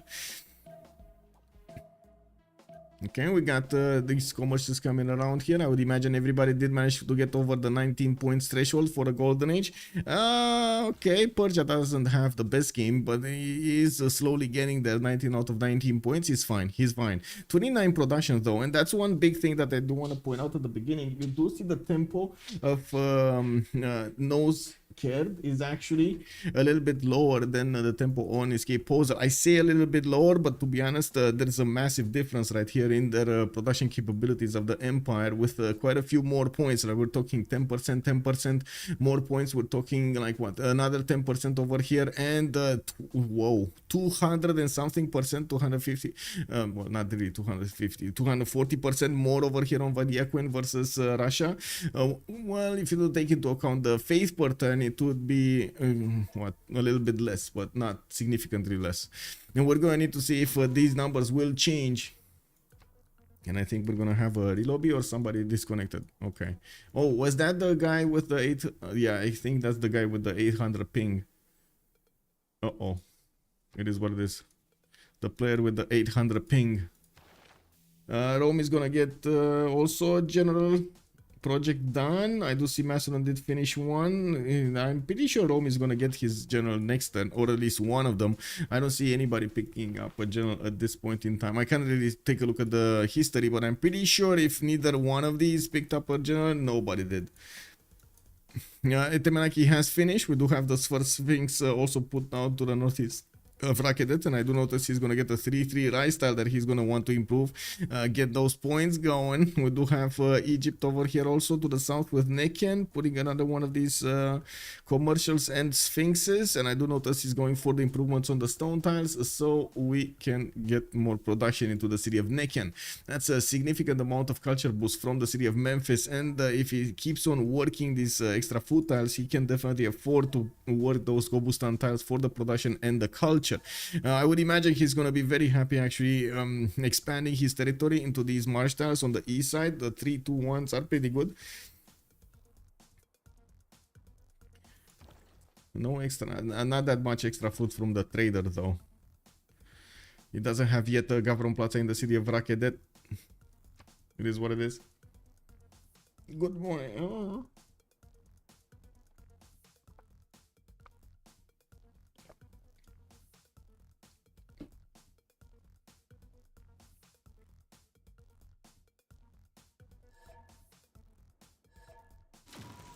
Okay, I think we're gonna have a reconnect here, a relobby. Quick relobby, it's fine, we're getting this going. So I think actually there are two configs brewing. First of all, and I would imagine that's where the most of the resources will go, it's Macedon going against Rome. Both sides will need to pump gold into their respective allies there, and will need to defend that position. While we do have on the right side, I'm pretty sure Krieg going against England, that will impact the game significantly. We do see Montezuma is trying to build up on that tempo that he did manage to acquire at the beginning with the extra city, with Yerevan being taken out in the north, giving him 4 cities or even possibly 5 soon. He did manage to get an encampment, and if he doesn't get projects in, he's gonna get out maneuvered over there. That is a bit of a problem, and I'm pretty sure he's aware of it. We're gonna need to see if he does manage to get a builder, maybe to chop some one of those projects out, or does he have enough production to go for them. I didn't see a second encampment, so he doesn't have a second city other than his capital to do that. Wait, I heard the notification. Oh, Anonymous Gifter, thank you so much for the sub. Much appreciated. Toxic Brain, welcome, sir. Also, Paraglov, bonsoir, monsieur, bienvenue. What is this qualifier exactly? This is the CivCIS qualifier. This is the qualifier from the Russian community for the CWC, for the upcoming CWC. They have it on their own server, just as we do have on CVFR, on CPL. Give me a second so I can take a look over here where the server is. I'm sorry, I have way too many servers. I tried to clean them up at some point, but like I need to be there. It is what it is. Anyway, we do have them with the announcement made quite a bit earlier. They are trying to also get the graphics going and so on for the teams. Haaland was doing God's work over here for the rule sets and so on. They are aligned with the CWC, the previous CWC, and for the new CWC, as usual, we're gonna have talk with the teams that did get the points, and we're gonna need to ask them if there are any changes necessary for the next session of the CWC when it comes to rules, when it comes to bans, when it comes to auto bans, and so on and so forth. How are you doing, Baralov? How are you doing tonight? we're actually getting to see two teams that we didn't actually get to see in any of the other streams, since we focus so much on CivFR Squadrons, on the CPL Premier. We had a few different tournaments going around, the Civlan or the Civ race and so on and so forth. We didn't actually get to take a look that much into the CivCIS community, and I do believe at some point Sue was thinking about getting a sort of competition ongoing like we have in the CivFR Squadrons or the CPL Premier League, but he was waiting to see and gather a few more members and also build more teams, so that sort of competition would make sense. I'm actually looking forward to see how the players did evolve since the last session of the CWC, and I'm pretty sure as we do see new names showing up on the screen, we definitely need to start learning more. Hello there, Linda, and good evening, ma'am. Good afternoon, ma'am. I think we got more than 0 MS to everybody, right? Let's actually take a look. Yeah, it's fine. It's fine. Escape Posel plays in D3 in Premier League. Yes, but these are Escape Posel Junior. I don't know if they are the same Escape Posel. Let me see. Are there two Escape Posels? 12 plus Commander, Escape Posel Junior. There we go. No Scared, Easy Katka, Saladin's May Nesom. I don't know what that means. HS Heroes and Lethal Company. Oh, looks like they're not playing here. Escape Posel Juniors. Is this the same team? Escape Posel, let me actually double check. Is it the same team? Teams. Escape.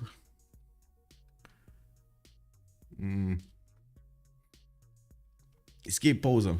Yeah, this is the same team. Okay, this is the same team. I'm sorry. I stand corrected. This is the same team. We might have had a few different players, but most of it is the same team. Okay. Hello there, Kulwit. Good evening, sir, and welcome. Ezeki, hello there, sir, and welcome. Yeah, Vadias, Queen, Sewi, and Don are on that team. Yeah, okay. Well, yeah, that is true. Very true. I thought since their name is Junior, I was thinking that actually, you know, like a second team of Escape Posel, as we've seen in the others, like the Rooftones or the Vega or something like that. I guess, you know, I made an A of myself because I did assume instead of getting the info. I'm sorry. It happens. The sky above begins to reveal. Yeah, I was also thinking maybe it is because JR is coaching them. No, I'm kidding. I don't know if JR is coaching them or not. But that would be interesting. Oh no, I got a double load. How is it possible to get a double load?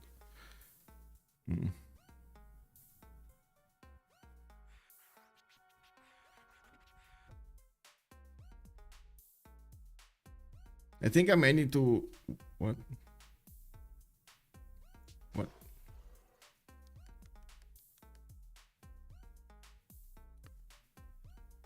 Am I missing one? 1, 2, 3, 4. Oh, I'm not missing one. WTF.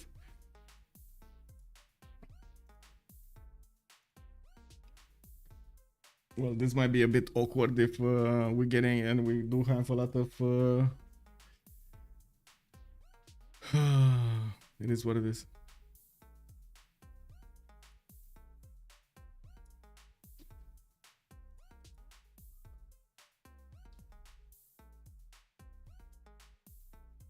Oh, it wasn't only me. It was also Macedon. No!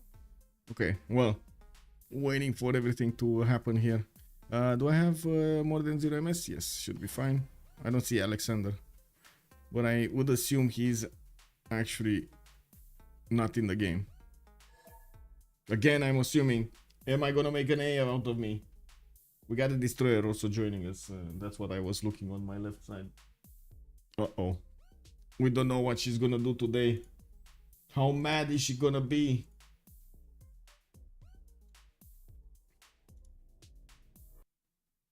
Okay, this, and this.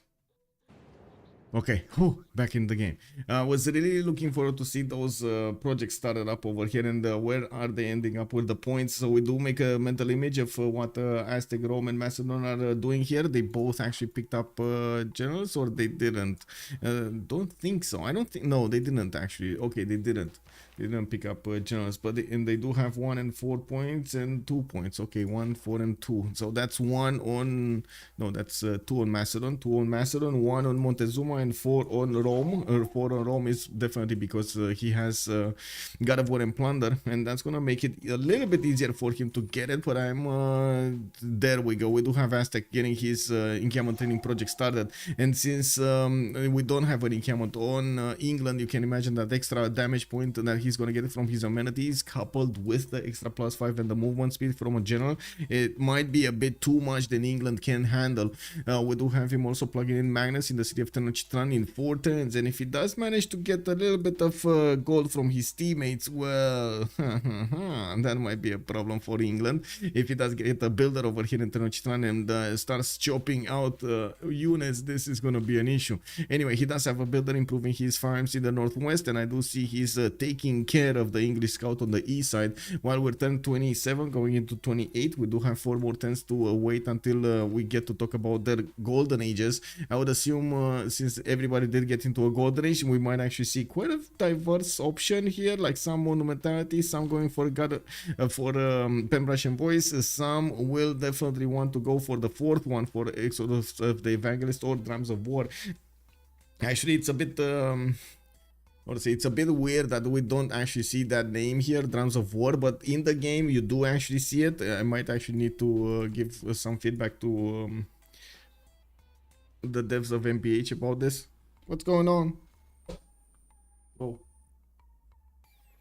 I think she just came to say hello, and then she was like, woo! That's how it is, Athena? That's how it is? That's how we're gonna play this? Okay, I see how it is. Anyway, yeah, we got Magnus establishing also in the city of Persia, Mashhad, and I do notice in the northwest 2 turns for a settler to come out from the city of Egypt. That is a lot of production he's benefiting from in that city center. I wanted to see if he has more abilities, but it looks like no. We do have him with 21 production right now in that city center, capital city center. St. Petersburg, for example, comparison, 12 production, half of the production. Mashhad is 11 production, again half of the production. That is amazing for the city of Rakedet. Getting all of these 2-4 tiles to work, and of course a 2-5 in the capital city. We do have him going for the upgrades in the northeast across the river, and I do notice 110 for another settler is gonna be pretty big, pretty pog. I'm actually quite curious, where is he gonna go with his next settler? Is it gonna be the copper on the east? Is he gonna want to actually get into the seas here on the east side? I'm pretty sure not, especially, but he could actually help out Macedon, couldn't he? Oh my god, can you imagine actually getting a city on the gypsum tile and getting some boats out, some caravels to take out Ostia at some point? Basically, how to say, helping Macedon do the damage here. Anyway, that would be quite an investment, and I'm not sure if Egypt is thinking about that right now. I'm pretty sure in his mind is like campuses, encampments, upgrades, builders. I want more cities. I need the gold. Teammates need gold. I get pressured. No gold. I need gold, and you know, like that's probably going through his mind right now. We do need to see settlers also coming out from Persia. Most of the cities actually of the game here, we're probably gonna start pumping out more settlers, going for the 4th, 5th, 6th possibly city. One big advantage that actually did manage to get earlier was Yerevan being acquired, and as you can see, he's building up that granary in 2 turns while he's getting how to say, his great bath in 8 from Tlacopan. That is quite an investment, but it is an investment in the future security of the great Tlacopan city here, so he doesn't get smashed by floods every few turns. At least a few floods did come through, and as you can see, did improve some of the tiles. The cotton, for example, is a pretty good one, a 2-3. Hey, destroyer, Athena, stop it. What is this? Destroying my chair now. And we got Pingala establishing also in the city of England. That would mean he's gonna get the science from that. No extra production, though, from those trade routes, no extra food, while his bronze working is in 3 turns coming out. He's probably not gonna get the opportunity to recruit these generals. We do have the first project starting to finish here, and we're going to need to see how much production will Aztec manage to get to flex on this.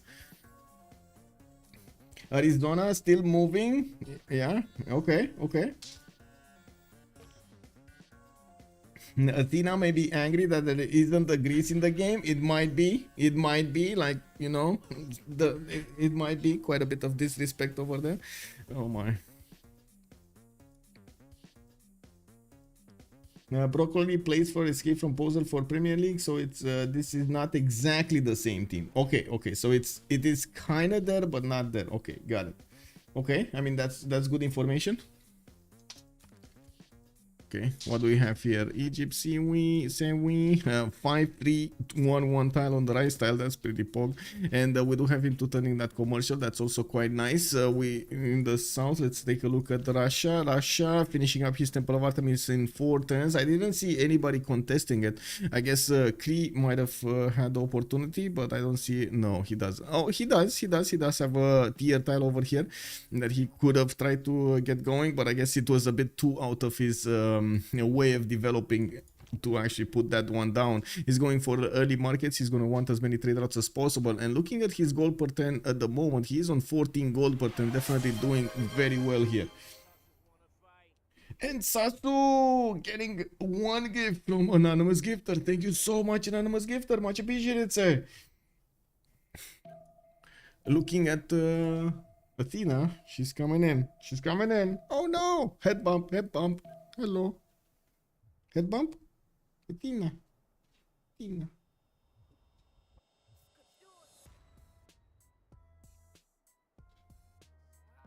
She has a face that every time she's kind of like sad or something, but somehow she's destroying everything around her and having fun. Wow. Unbelievable. Oh no. Schwabs did it again? Schwabs, come back. Emergency sub. We put in Sue. Let's go. Dojnila, hello there, sir, and welcome. Dodged. He dodged the game. Well, I hope he's gonna come back. We do have Tenochtitlan actually switching from getting. Switching from getting this. Oh no, this might be bad. If he didn't put the card in, this might be bad.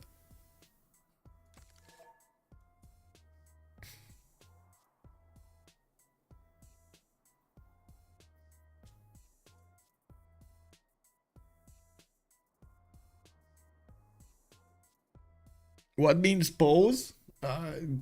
Posel, you mean? I don't know, to be honest.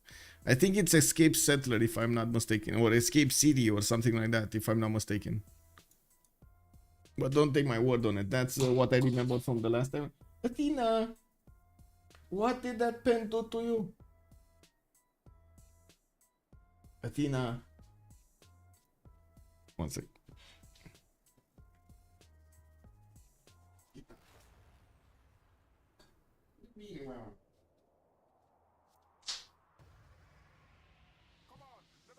Hey, little raccoon. It's it. Oh my god. What is this? The amount of disrespect. Unbelievable. Anyway.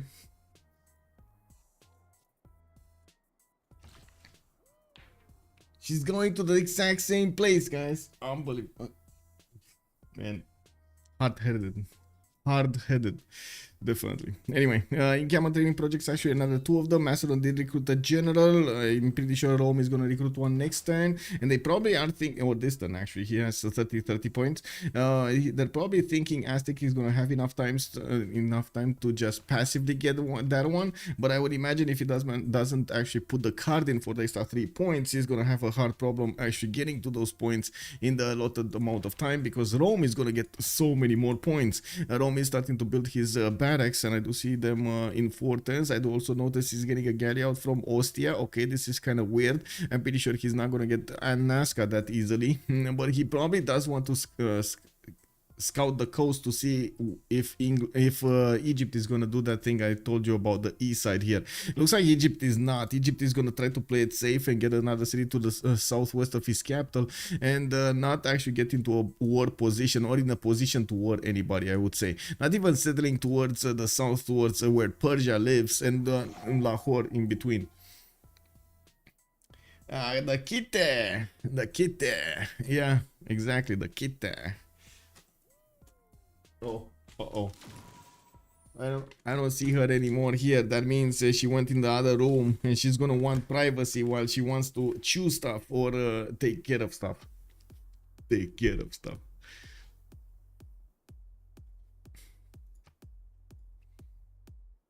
Okay.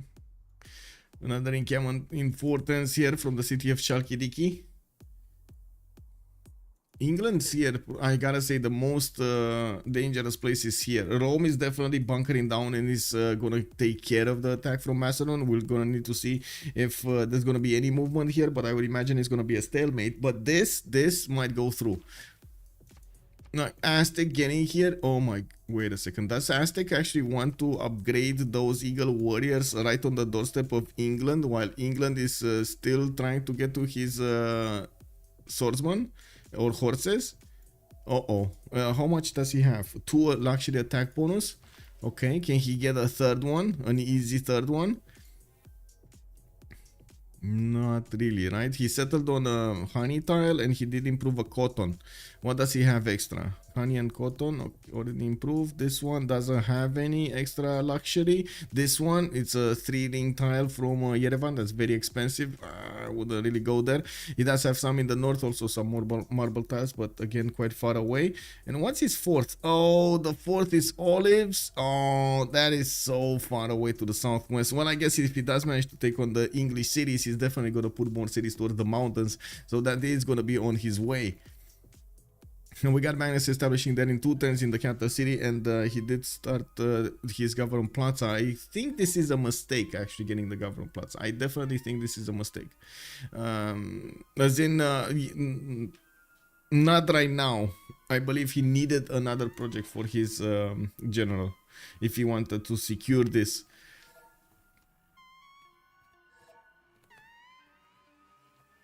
What are you doing?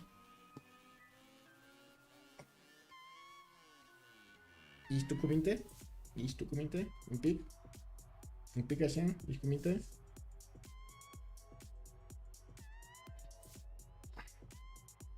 Te învârți în cablul ăsta. Oh, I see what's going on. I see what. I wasn't hearing clearly because I have the headphones on. So she's scared because of the noises from the cars. Like outside, there are sometimes because there's like a stop sign there. There are some rumblings going around, and she's like, "Whoa, whoa, whoa, whoa, what's going on?" Right, Tatina? Hmm? Well, the little raccoon is moving away. We're gonna need to see her come back.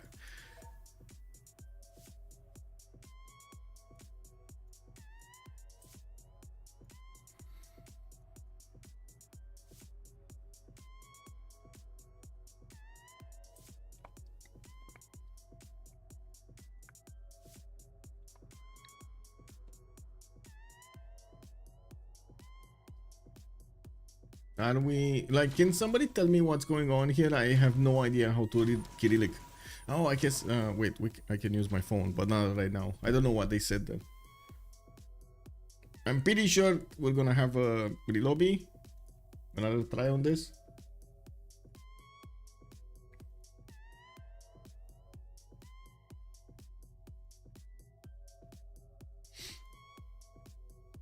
I don't know if the re-lobby will be on the same guy though. So I might be spamming refresh on the wrong profile here, but I'm still gonna do it. Like, he's gonna need to get into the game anyway, right? Now she got up onto the window and she's trying to take a look at what made the noise, but of course the car is very far away right now. She's not seeing anything, but she's still trying. She's still trying.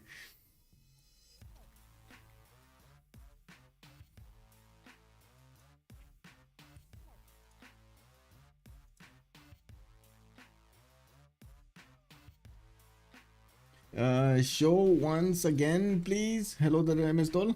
Show once again what? Sorry. Did I miss something?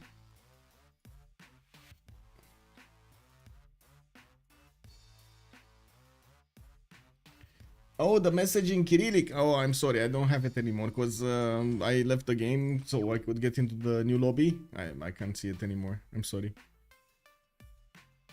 But I don't need to actually, you know what I need to do? I need to open up a Google Translate on my phone and set it for picture, because that actually works quite well. Actually, using the camera to take a look at something and translating it with the Google Lens, that actually works quite well.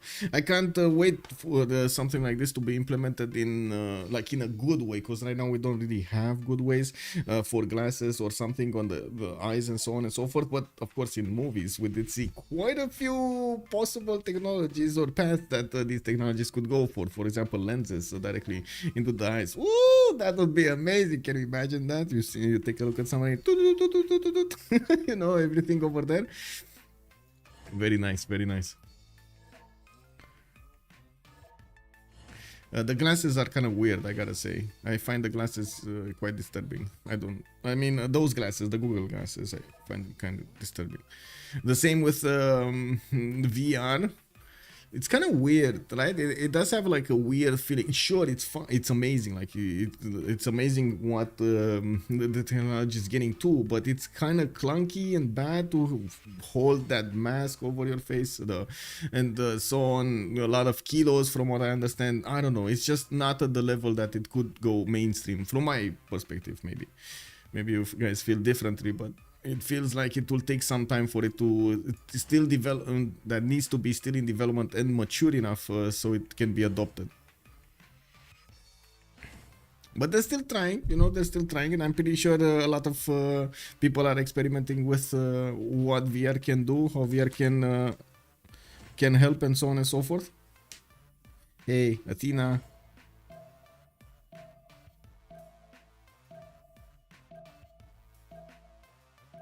That is my water. That is not your water. This is my water. Oh my god. Okay, sure. I can give you this. This for peace. You want this? No? She doesn't want this. She doesn't want peace. I'm pretty sure she wants this, but she doesn't want peace. Do you want this? Athena, do you want this? This for peace. This for peace, okay? Do not press P for peace. What do you mean? Oh my god. She clicked the keyboard. Not press P for peace. It's just this. I exchanged this. Okay, you get a lot of fun out of it. And you go and smash things around. Oh my god, she left. She doesn't want to hear the deal. Yeah. So you see how negotiations go with cats? They're just leaving out of the room over there. No, I don't want your stupid bottle cap. I'm gonna get a new one anyway. I'm gonna get 10 more if I want to. Anyway. Hello, Dark Saipong, and welcome, sir. Good evening, good evening. Okay, we got into the map, and this time around we didn't actually crash, which is... let's see the city states before we get to talk about more details here. We got Mohenjo-Daro with Namadol, Caguana, and Vilnius showing up for the culture city state. Mexico City is gonna be showing up for the industry. We got also Bandar Brunei with Cahokia showing up for the gold, while we do have Lahore and Volin for the military. There's gonna be only one city state, Taruga, and it looks like it is to the northwest of Montezuma and to the north of Macedon. Well, I guess we're gonna need to see who's actually gonna take Taruga. It might be the responsibility of Macedon to take that one city down if his opponents are going to benefit from it.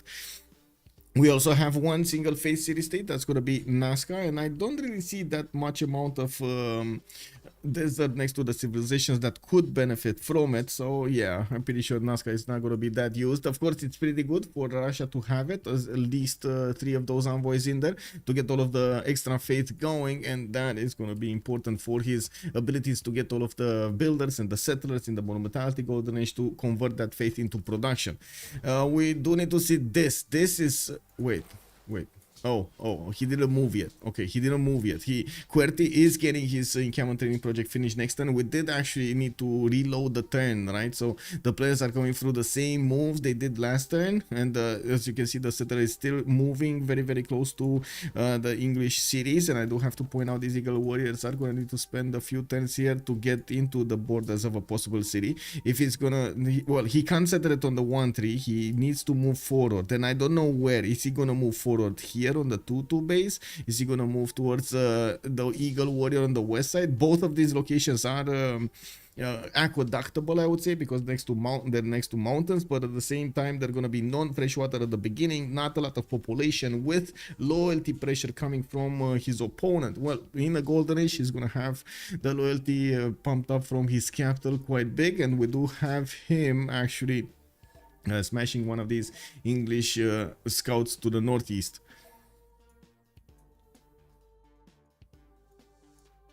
I'm still curious if he's gonna get an extra project. I'm pretty sure he's not gonna get enough points.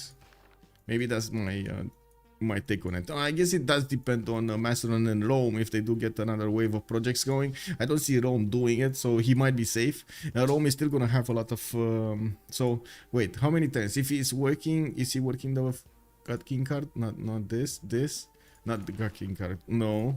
Oh, he can't. No, anyway, what am I talking about? Unless he gets political philosophy, which is too late. I would say this is too late. Military tradition coming up in 2 turns, not that close to actually get that extra general card working at the beginning. So he's gonna be on 1 point per turn for the rest of the 6 turns. He's gonna get there. Rome doesn't get the project, but he is right now on probably 4 points. Wait, he did get 2 of these. And the third one coming out, he's gonna be on 6 points from the next turn. Like, so he's gonna get this is gonna be on 30 points, and then he's gonna need another 5 turns to get there. You can see he can get there faster than Aztec can get there. That's the problem. It's faster than Aztec can actually acquire the points if he doesn't add more points from something or gets one of those projects going. And this is going to be a problem that QWERTY is going to need to figure out a little bit faster, because he doesn't have the time. Like, there's no time. He's probably fully focused right now to try to get this attack going against his opponent. His Eagle Warriors are very close to the English cities. But I do see him switching towards currency and getting his military tradition in 1 turn. I'm actually quite curious if he's very, very close to iron working. I would imagine he's not going to want to finish iron working, but oh well, it is what it is. Like, until he's going to want to get the attack going and upgrade his troops. They do have enough iron on both of them, but this is a problem. They might not have enough iron throughout their team to give as much as Rome would need. Rome will be a big iron gobbler. He does have 2 of these iron tiles already improved, still doesn't have horses to pump a few horses out, and as you can see, he's going for campuses, so his economy is also going to suffer a little bit here. It's not like Rome, for example, is Russia is going to want to actually get his iron working going. I'm pretty sure this is not going to be on his priority list, so we cannot rely on Russia to get that iron for him, while Nader Shah is going to start up with his commercials. He's not going towards bronze, he's going towards his horseback riding. So again, I did think that at the beginning we will see this iron improved. It looks like we will not see this iron improved. This is a problem. This is a problem, and we can see the problem starting to build up over here. We're going to need to see how the strategic resources are going to be split between them, and this will actually have quite a bit of an effect on the game later on. Okay, looks like the game has started to move forward. Second CivCIS was Yerevan, but it was taken. Yes, that is true, Sensul. Thank you so much for the... Wait, what? Why do we... What happened now?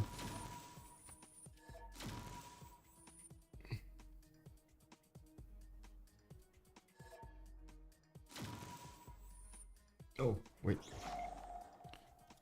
What happened now, and why did we... One second, I'm trying to translate here. At least no one on the move. Oh, he made wrong moves. Oh, I see. He made wrong moves. I see. It is what it is.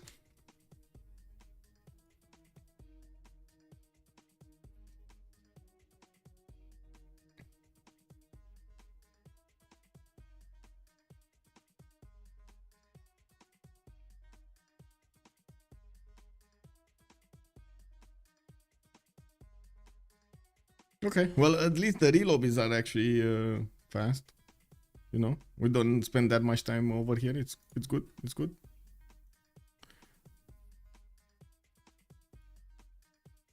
You know what? I think I'm gonna get another coffee. It's another coffee time. So I'm gonna just ready up here and I'm gonna get a coffee.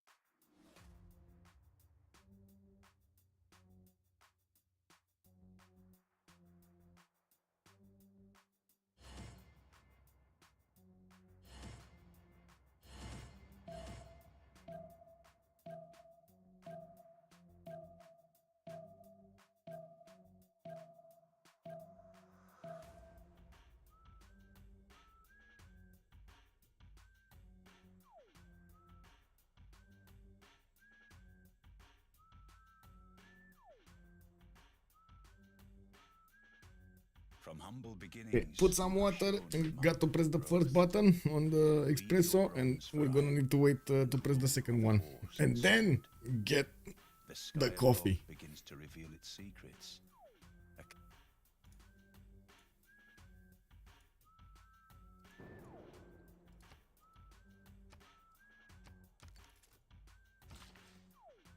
Okay, we got builders coming out. Okay, so this is one turn later actually. This is turn 29. Okay, at least we move the turn. We move the turn. But how were the wrong moves if we move the turn? Oh my, I'm gonna need to press the second button.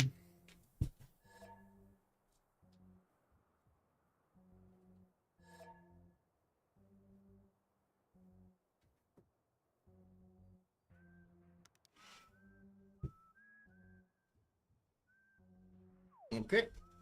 Second button pressed.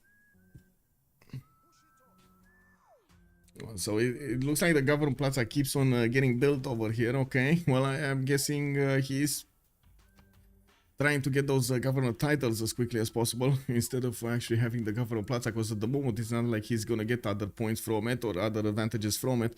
We do have him with the forward setter towards England, which England is at the moment unaware of. He is gonna know about it as soon as this settler is gonna put down the city, and I'm pretty sure he's gonna be screaming to his teammates, more resources, more gold, more everything, improve your horses. He doesn't have the horse improved to the northeast of Birmingham, and he has been acquiring the horse resources for some time now. This is one resource that they definitely do have plenty of. Now we do need to see Macedon getting his next wave of encampment training projects, and it looks like Rome is on 6 rate general points a turn. Okay, Aztec 6 turns out. He's 6 turns out from getting a general. Is he gonna not get? Oh my god, okay. Big prediction guy. Oh, can we get a prediction? I don't think we can get, but let me see if I can get another prediction going. Can I get another prediction? No, I can't put another prediction. It doesn't let me. No. Okay, let's put up a poll really quickly. Is Aztec getting general? Yes.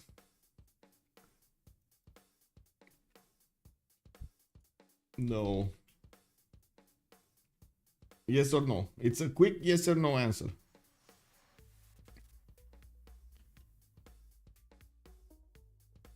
There we go. Every match you have one tile surrounded by mountains and oceans, so spectators could place their one tile city. Change my mind. I mean, what happens if that city grows into other tiles from other sides of the mountains, you know? Luke Yang, good evening, sir, and welcome. They're gonna eat through the tiles of the game. Vote kick W. Okay. Oh my god, everybody's saying no over here. Okay, this is a problem that QWERTY definitely needs to fix. I hope he's paying attention to what's going on and how many points Rome is making, because he's not gonna get that much time to maneuver, right? If he doesn't put a project in as quickly as this government plaza is finished, he's not gonna get a general. That is how important this is. He can get it if he gets a project. He needs a project. Yeah, he's also going to need to acquire as much iron as possible before the city gets put down towards the north of Birmingham, so he can immediately upgrade his Eagle Warriors. That's also going to require a lot of gold, which they do not benefit from at the moment. I do have to point out, of course, Rome over here is going to get attacked by Macedon, which does mean Rome is going to also require a lot of those pre-builds or hard builds. I do want to also point out Rome doesn't have pre-builds at the moment. He only has a single warrior to the northeast of Lugdunum, and that's about it. While yes, he's gonna get to pretty strong campuses. He put his government plaza right next to a possibly exploding volcano. Oh, that volcano is fuming. They got too close. They got too close to him. Okay, let's see. Big important day over here. What's gonna be the production of Tenochtitlan? This will decide the future of the great English Empire. Of course, if he does get the general, much less likely that England is. Oh no, he's actually gonna survive. If he does get a general, oh man, if he doesn't get a general, England will get to survive, or it is quite likely that England is gonna get to survive. So Aztec still 5 points out. Rome is getting those points very quickly. I do see him 3 turns away from getting this. Aztec. Oh no. This is a problem. That is quite a whack. Well, we do have Macedon trying to get another general here, a third one. And remember, he is in a position that he is, oh my god, denying it from QWERTY. He's gonna deny it from QWERTY. Unfortunate. It is what it is. Macedon will need 2 projects, so we'll see if he gets. Well, does it even matter? Because in 3 turns Rome is gonna get it anyway. And I don't think Rome is in a position to pass it, right? Or yes, he is.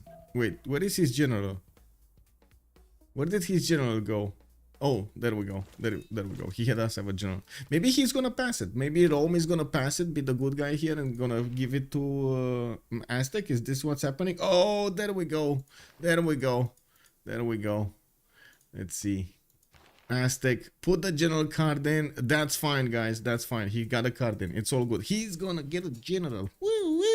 Okay, there we go. Let's see. Commercial hubs coming up from QWERTY. We do have him finishing up his great bath in the northeast. It looks like he's gonna settle on fresh water next to his opponent's cities. I gotta say, it's been a very long time since I've seen this happening. Like somebody going so out of his way to put a city right in the face of his opponent. He's right here. It's like somebody actually getting right in front of your like garden or front yard or something. And he's like, you know what? I'm gonna put a house here. It doesn't matter to me that there's a road, there's a river, there's something. No, I'm gonna put a house here. You just cannot expand anymore. I'm sorry. You need to find somewhere else. What? Hasselmert? I would imagine you're gonna like this. Yeah, I imagine. Very aggressive move coming up, and we're gonna need to see if it's gonna be the good move. QWERTY is gonna finish his iron working next turn. He's also gonna get the general next turn. So all in all, it looks like QWERTY here did align the math of Civilization 6 to merge into one unique strategy and fold space and time. And we're going to need to see Birmingham here try to fold some units. Because, yeah, things are going to happen. Things are going to happen that England might not like. Oh, we actually can get the game going. Whoa. Okay, that's a pretty poke technology here. Okay, let's see. We got the builders. General got recruited. City is gonna be settled here. I'm pretty sure we're gonna see the teleportation of this general. Can you imagine these guys in what year is this? 1440 BC. They actually invented teleportation. You can get to move a unit, or I should say one great person from one side to the other side instantly of the world. Oh my god, like where is this development coming to? Wow, that's unbelievable. Anyway, we do have markets in Aktakakop, and yes, he's going to get those extra trade routes. We do have them starting the race for the merchants. It looks like Persia with his 3.4. We got the Cree on 4 points. Egypt is also 1.1. So we're going to need to see who's going to get the merchants. I'm pretty sure Montezuma would have wanted Coleus, but this doesn't look likely. And we do have all of the generals also being picked up. Macedon did not get the last one. It is what it is. He's going to finish his Basirigi page. I do see his production of Hetaris have started, and we do have a forest fire in his capital, which is going to slow down his development quite a bit, but might actually get him a decent amount of bonuses afterwards from the fertility that he's getting. Legions starting to come out of the city of Ninja, or is this Ninja or is this Ninja? Ninja 3. Okay. Good evening, Andiro. Bonsoir, monsieur. How are you doing? Okay, Pingala establishing the city of Aigai, and as you can see, this is gonna be the conflict of the game here with the city of Xochicalco getting upgraded, and we do have a swordsman getting out here. The English warriors are retreating into the safety of Birmingham. We got some archers also being deployed there. These archers are gonna be easy pickings for the swordsman. We do need to see if they're gonna have enough gold and iron for the third eagle warrior that is here in Xochicalco, and of course we're going to need to see them start smashing through the warrior defense. We do have in the era scores screen, I should say, Victoria with Golden Age, Pen Brush and Voice Golden Age, 12 science and 19 culture, 20 gold a turn from his Royal Navy dockyards, and trying to get a horse out in 3 turns here. We do have Karkarik also on 14 science and 19 culture. On Macedon, he did go for Exodus of the Evangelist Golden Age, or I should say Drums of War and Plunder. Drums of War actually. The +2 horses and +2 iron per turn, 15% production towards military units, unit maintenance reduced by 1 gold per turn, 1 production and 1 culture for encampments and their buildings.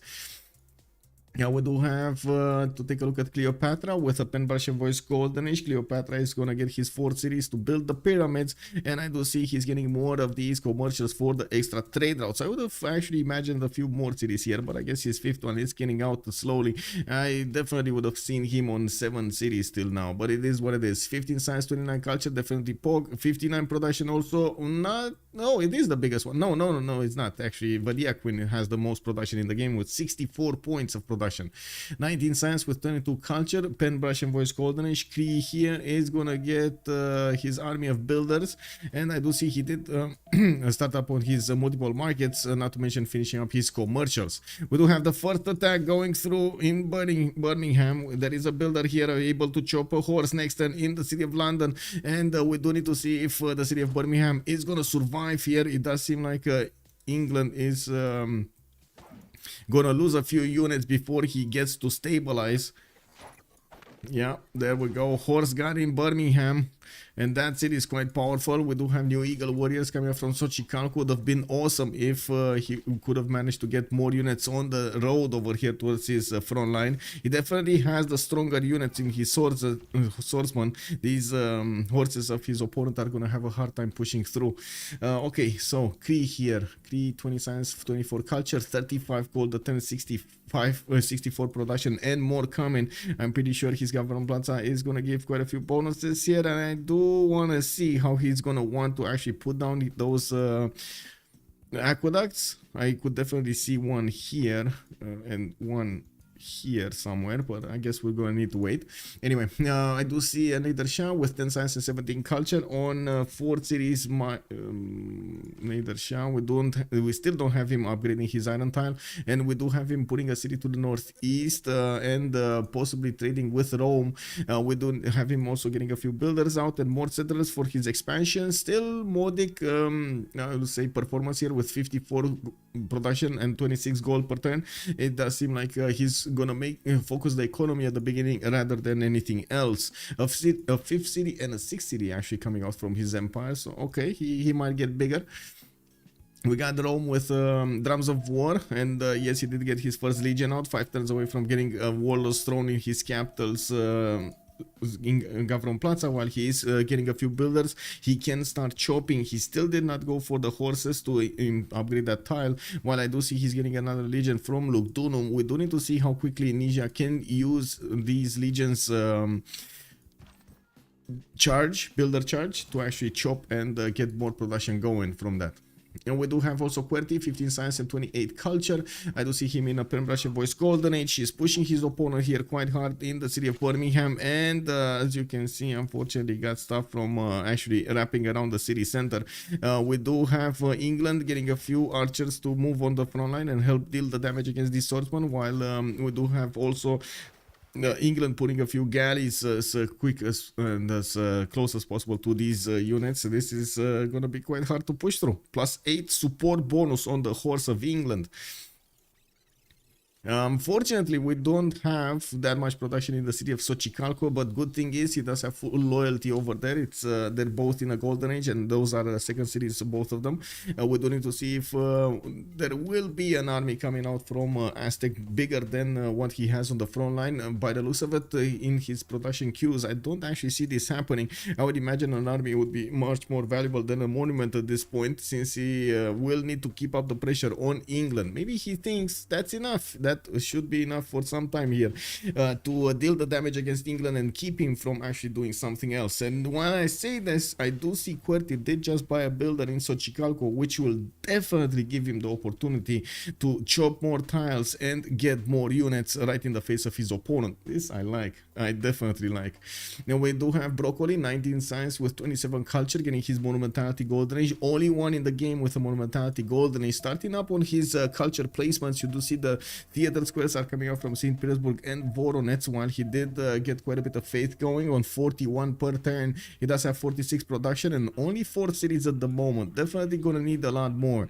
We do have him also spreading his religion into the cities of Persia, and he might actually try to mold his religion in a certain way to get some benefits from from converting his opponent's city, his allied cities. I do see these swordsmen actually got pushed back. One of them did die, but at least they did get on one the production. While England is getting more horses, it does seem like his lack of units here is unfortunately coming to bite him. And we do need to see if Doc is going to manage to counterattack into this. Doc finally putting down an encampment, while he did get one from London. He's going to get another one from Birmingham. And unfortunately, this might not have been the best thing. Well, I guess it's gonna give him the opportunity. I'm very worried that he's not gonna get to the 7th population. That's what I have in my mind right now. Like, okay, sure, you want the production, you need the encampments, you need 1 encampment at least for projects for a general, but I'm not sure if 2 is necessary, because you're gonna need the science also to keep up with Aztec that has 5 cities and it's gonna be big. And unless you actually do some science, some culture from something else, you might just die at a later stage of the game. And we're going to need to see how Aztec is going to try to fix this, as in go against his opponent and use his extra bonuses to do the damage. Right now he doesn't have that much more science, but he does have a significant more amount of culture, not to mention gold, while I do see him with 50% more production in his empire than Doc is. So yeah, that is significant. That is pretty big. I'm very busy, don't have as much time in 2023 for watching Civ stream. I'm glad about the fact that you're getting busy. I hope getting busy and also rewarded for the time there. And I do hope you're still gonna have time to come and chat with us from time to time. It's always a pleasure. Do have Moksha in Aktaka Hoop, Vadia Queen getting those extra culture points, also still using Magnus in the capital. Did not manage to get to more housing here. That is a bit unfortunate. We do need to see him upgrade more of these plantations and also somehow get a lot more housing in the capital city. He did manage to upgrade the tiles and also put one of these Mickey Waps on Mount Roraima. This is also gonna get the bonuses of Pingala for the extra science, 26 science and 29 culture at the moment for Kree. Well, he is on the way to getting quite big. And we did see a trend at the beginning on Escape. Or was it? Yeah, I think it was Escape. Posel had quite a bit of an advantage. It looks like right now the tables have turned, except Kree. Most of the players of No Scare do have a decent amount of production on them, and the tables have turned.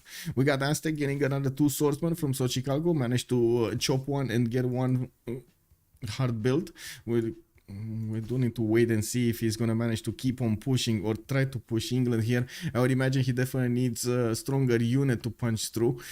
He does also have 12 tenants until military science, and still did not finish his campuses, but he did put them in the bill queues, and we're gonna see what they don't have gold. Is this what's happening? They don't have gold? They do have gold. He has 59 gold in the back. Oh, I guess no, he doesn't have anything to upgrade. Come on, like he could have bought this +4 tile. Why put a +2 or +3 when we can put a +4? You know. Anyway, it is what it is. We do have Rome plugging his chokes to the east side. It does seem like this legion is going to be more than a match for the initial horse that Macedon is sending towards him. We do have the scout managing to see what's going on in the north side of Rome. And yes, there are more legions coming around and using their builder charges. So we do have the general deployed in the city of Lugdunum, though. He's going to need to get up here so he helps out any kind of damage being done. Macedon is going to go quickly for the city of Volin, acquiring a bit more experience on the Setaris, and we do have him taking down the warriors and possibly another city center, while another army of Hetaris are coming out from Shakidiki. We're going to need to see him choosing an attack vector against his opponent. It does seem like we did have Rome actually trying to get the city of Nazca, and I do have to point out, if he doesn't actually get a city center, the settler of Rome is going to need to move quite a bit to get a new city to the south of Ostia. That is going to be quite far away from his opponent, but he's going to build a road. The second he actually settled this city, or this city I should say, he's going to build a road towards his capital city, which is going to give the opportunity also to his opponents to use that road to come and take his cities. You gotta be careful with that. Pingala establishing the capital city. We do have Victor establishing the third in 3 turns in Lugdunum, and we do have some archers from Macedon trying to bonk the Roman scout. Okay, this doesn't look like anything big is happening here. It's just Aztec putting a lot of units in the face of his opponent and waiting for something miraculous to happen. Okay, he's going for a wheel. He switched off, going for military tactics. It's gonna take it slower here. Okay, well, at least he did get a great bath going and quite a bit of food throughout his empire. Multiple campuses coming around. That's a lot more science that he's gonna benefit from. And like I was saying, Doc did not put his campuses down. That's quite a difference between them. So first of all, he has 3 cities instead of 5. Second of all, he's not gonna get the science unless you take into account Pingala, which is already established in the city of London. He's not gonna get the district slots to actually get that campus down. How he can build a second good campus? Dethan, you mean from another city in the north? Yes, you're right, but how long will that take? I would believe that would take a long time, you know. I would believe he's still gonna want to get more units out from even Yerevan. Oh, wow, he's going for libraries, okay, and markets. Okay, he has other things in mind.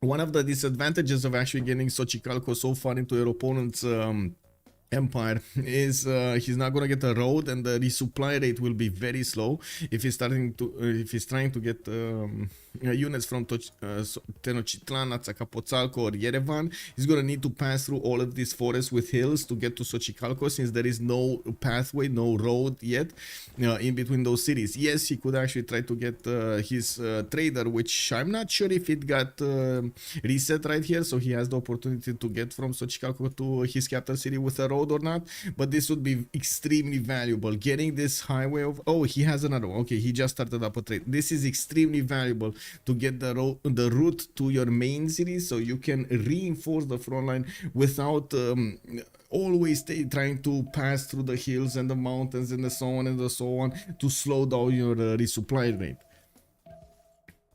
Oh, okay, well, that horse was gone, and I gotta point out, so little damage was taken by the swordsman. by the swordsman of Aztec. So little damage. Anyway, we got the Gamma Training Project coming out from Birmingham. I do have to point out, since there are no more classical medieval units here in the Great Generals, I should say, only these ones for medieval era and Renaissance era units are available. That would mean crossbows, that would mean coursers, cuirassiers, or I should say pikemen and men at arms, not horses or archers or swordsmen.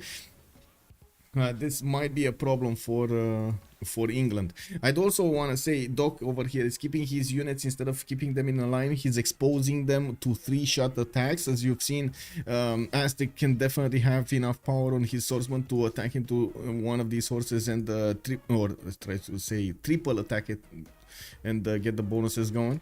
Oh, I see he did actually buy the third ring tile, marble tile to the northwest of Xochicalco, so he's gonna get the extra luxury attack bonus. He does have this olive tile that he's gonna need to get to, but that is way too far off for any city center at the moment, and since he's not building new settlers, well, you know what that leads. Now we got another city being taken down. What was it? Okay. Okay, we got another conflict brewing. Mark is gonna go towards Lahore, and he's gonna keep on going towards Egypt. Egypt does have a 3-tile choke that he needs to close off to the southeast of Thebes, and he's getting his forces out to try to help out with that.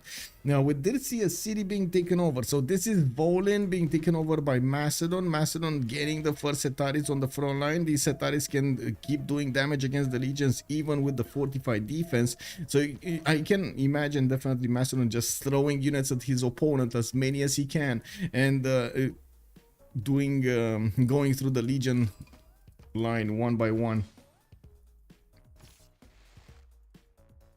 Okay, what do we have here? Archer shots, not that problematic. Querti is gonna want to get more iron anyway.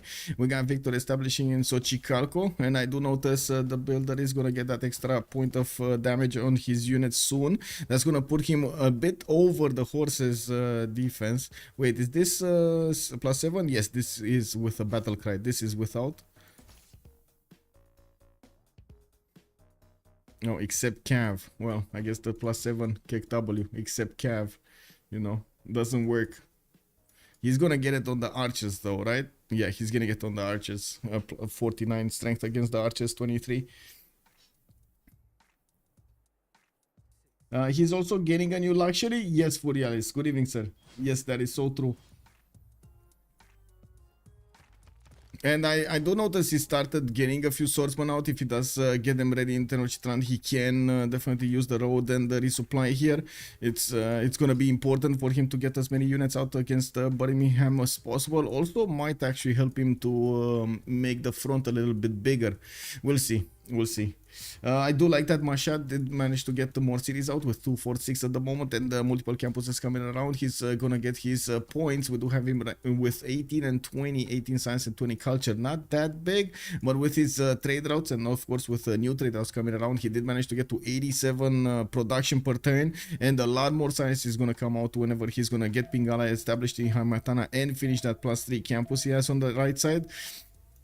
Yeah, we do need to see if Egypt is going to manage to get enough units quickly to defend Lahore or try to defend his city of Thebes. It does look like that is the case at the moment. Even if he might actually lose one scout or the archer, he will not lose the city center or will not give the opportunity for Persia to get into his territory with a few of his horses to do damage. I would imagine these horses of Egypt are going to get there right on time. Lahore is probably going to go down this turn. We do have enough horses. I do believe 3 horses can actually smash through the defenses and also get to acquire more experience from taking out the Lahoran archers.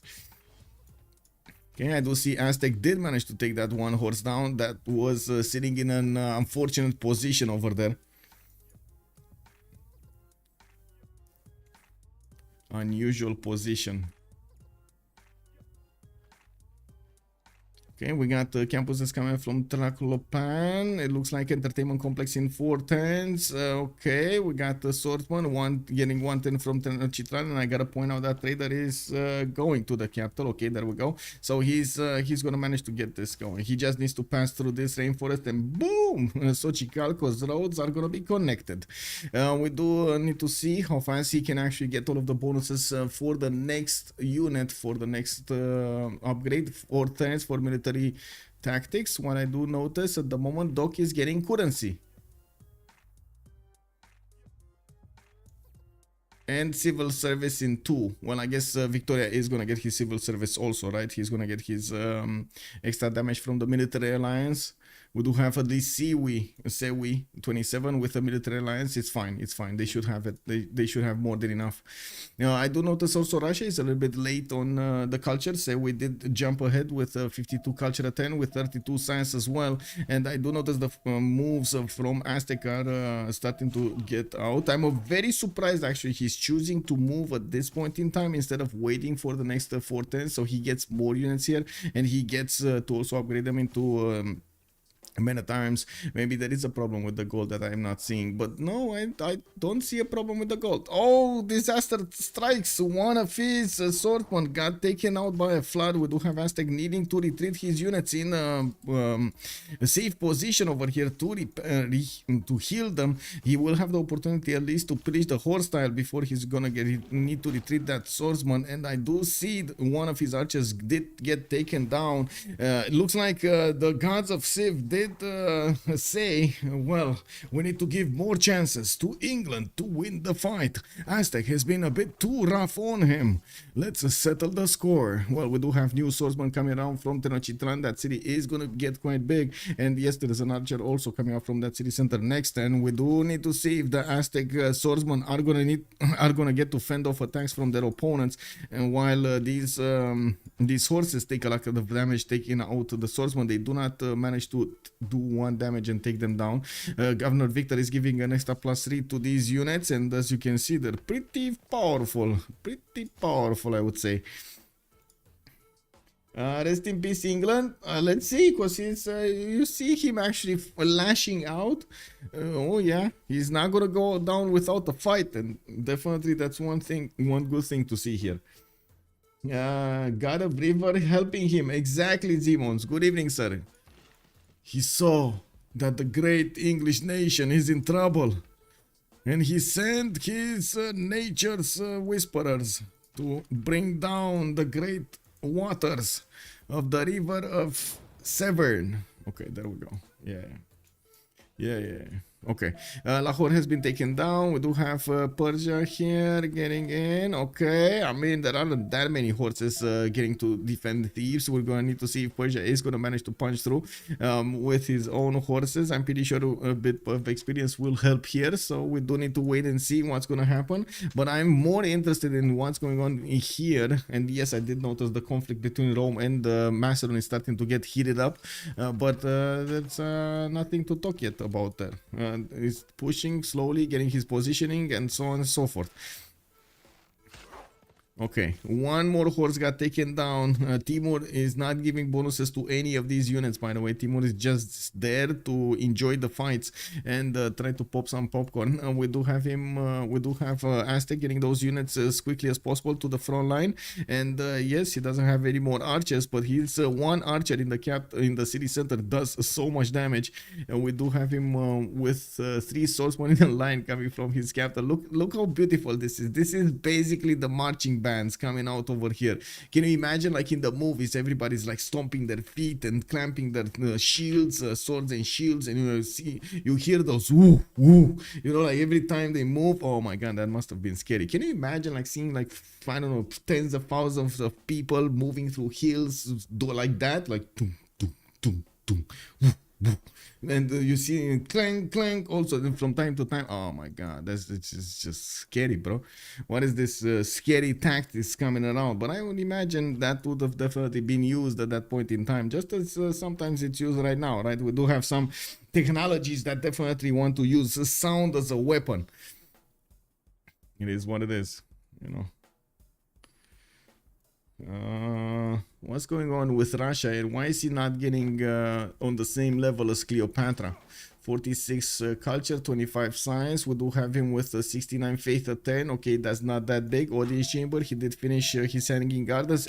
And I just reminded myself, I heard the clank from the espresso machine. I had a coffee. Oh, I can't get coffee right now. QWERTY is in trouble. What do you think, guys? Is Doc gonna do anything more over here? Because we do have military tactics in 2 turns from QWERTY, and I think he doesn't have. Wait, does he? Does he have military alliance? Yes, he does. Okay. Ooh, that horse actually paid the price. That's a dead horse. Oh, I see these horses of England are actually quite dead altogether. They're not doing as much damage anymore. Oh my god, yes, tap it, tap it, tap it. QWERTY, tap it like it's not. Oh my god, look at this horse damage. Swordsman 54, horse only 36. Tap it, man. You gotta do it. Oh, he's not doing it. That is so much free damage that he can do to that one horse. Anyway, it is what it is.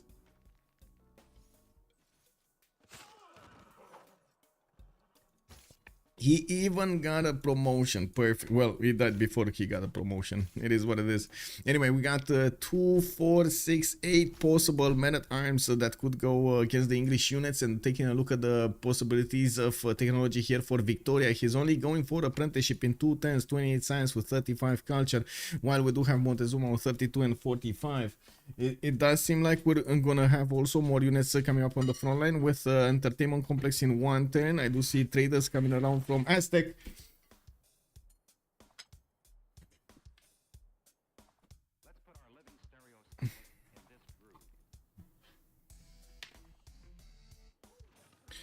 We do have to take a look at Rome here on his defense against Macedon. While Macedon didn't quite get a massive amount of units going, we do have him putting Rome in check over here, getting those through the one tile chokes and also to the north of Rome, not really allowing him to expand his empire. We do have more of these Ataris coming around, and he's finishing up a 14 camel. Finally did get the city of Troas down, which I'm pretty sure he would have needed to be built in the 3rd position rather than Shalkidiki. Anyway, it is what it is. Now we do have also Hipastis coming around from Angigai. I don't think they're that useful right now, especially against the legions at the moment, but I guess he is gonna try to make some use out of them. They're extremely good attacking into city centers and stuff like that, like encampments and walls and everything. They're very good. Did he delete the archer? Which one? Which one? I don't think so. No. Oh, wait, the archer in the city? He did delete the archer in the city. Yes, you might be right. I don't think he lost it. Pretty sure he didn't lose it. Yeah, I don't. It is what it is. QWERTY moment. wait. What is QWERTY actually known for that you're calling it a QWERTY moment? Like, is he known for these little tiny mistakes that sometimes he... Oh, I think he deleted it to kill the horse. I see. Well, makes sense, you know, he killed the horse. He didn't need that archer anyway. I'm not sure if that's actually quite good, but anyway, it is what it is. In the long term, you definitely would have needed the archer. Okay. More of these swordsmen coming around. One turning them in hill is helping him out a bunch, and by the looks of it, he did not switch. He did not choose to actually finish up the men-at-arms technology. He is gonna get a few more pre-builds before he's gonna do that. He can easily switch towards his archers afterwards and try to get more pressure from the crossbows against his opponent, especially with the extra bonuses that he's gonna have on attack. These are very strong archers for him. We do have several more turns until the next era, and we're gonna need to start talking about their golden ages and their ways to get those golden ages. With Doc getting Dark Age right now, 4952, I find it very hard to believe that he's gonna actually get enough points. Karkarik is 5561, and he does have a theater square. That's not a good one. Gavron Plaza with Warlord's Throne, and I do see he did put another city to the east side with a very good campus. At least he might actually get a campus going. No, that's not enough time to build a campus there, a +3, even if it is a +3. Now we do have also Sewi 5859. He's gonna be 12 points out from getting his golden age, while Cleopatra wait a second, Cleopatra is getting his Colosseum, and he did finish the pyramids. That's a lot of defense that he's also putting to the southeast, so he stops Persia from pushing through. You can see his forces are strong enough to withstand multiple attacks from the Persian units, while he is acquiring some of these theater squares. He's getting the points for his great writers, his artists, his musicians, and starting to get the cities on the west side that might help him connect. No, it doesn't actually help him connect to anywhere. Maybe he's gonna take Mexico City at some point, but it doesn't really give him a connection to anywhere that he didn't have it already. Well, we're gonna need to see. I do think he's gonna get it. Like, looking at his points here, 11 points, it does seem like they're gonna be achievable in the next 6 turns. Now we do have Vadia Queen, 52-62, still on 5-6 cities, 2-4-6 cities, getting his industrial zones down. Where did he put it, and why did he put it here? Oh no, that's an entertainment complex. This is in the industrial zone. Okay, so this is gonna be his aqueduct, and probably another aqueduct here. He did get a theater square. It's only a +2, and I do see he did settle a city on the southwest, which will give him the opportunity to get a boat out. I don't know if he already got one. I didn't see one, but that's definitely going to be an opportunity that he doesn't get to miss here, to get the extra points from building a boat. Now we do have him also, unfortunately, not building a splendid industrial zone. It's only a +2. He's going to need the aqueduct first if he wants to get the extra adjacency towards that one. Okay, we do have Nader Shah, 34-37. He is getting a wave of builders here, probably just finished feudalism, so he's going to get them with the extra 2 charges. Did put down Apadana, didn't finish it, and I'm not that convinced he's going to have enough time to finish it. He did manage to get campus research projects here, and also some Cahokia mounts. Okay, extra amenities always good. If you didn't know, Cahokia does give you the Cahokia Mount, which does give you an amenity for their first Cahokia Mount improvement. Upon discovering natural history, you do get more and more and more.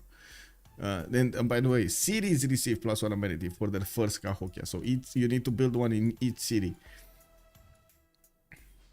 And we got a few settlers coming around from Macedon. This time around, actually moving towards the northeast. Taruga is probably gonna be taken down. Only Dokta has a point in it, but still, that is a target for him. Or where is he going here? There's no other target. Like Caguana, maybe? Caguana is still none. So, okay, he's getting these Setaris there for a reason. Now, one sec.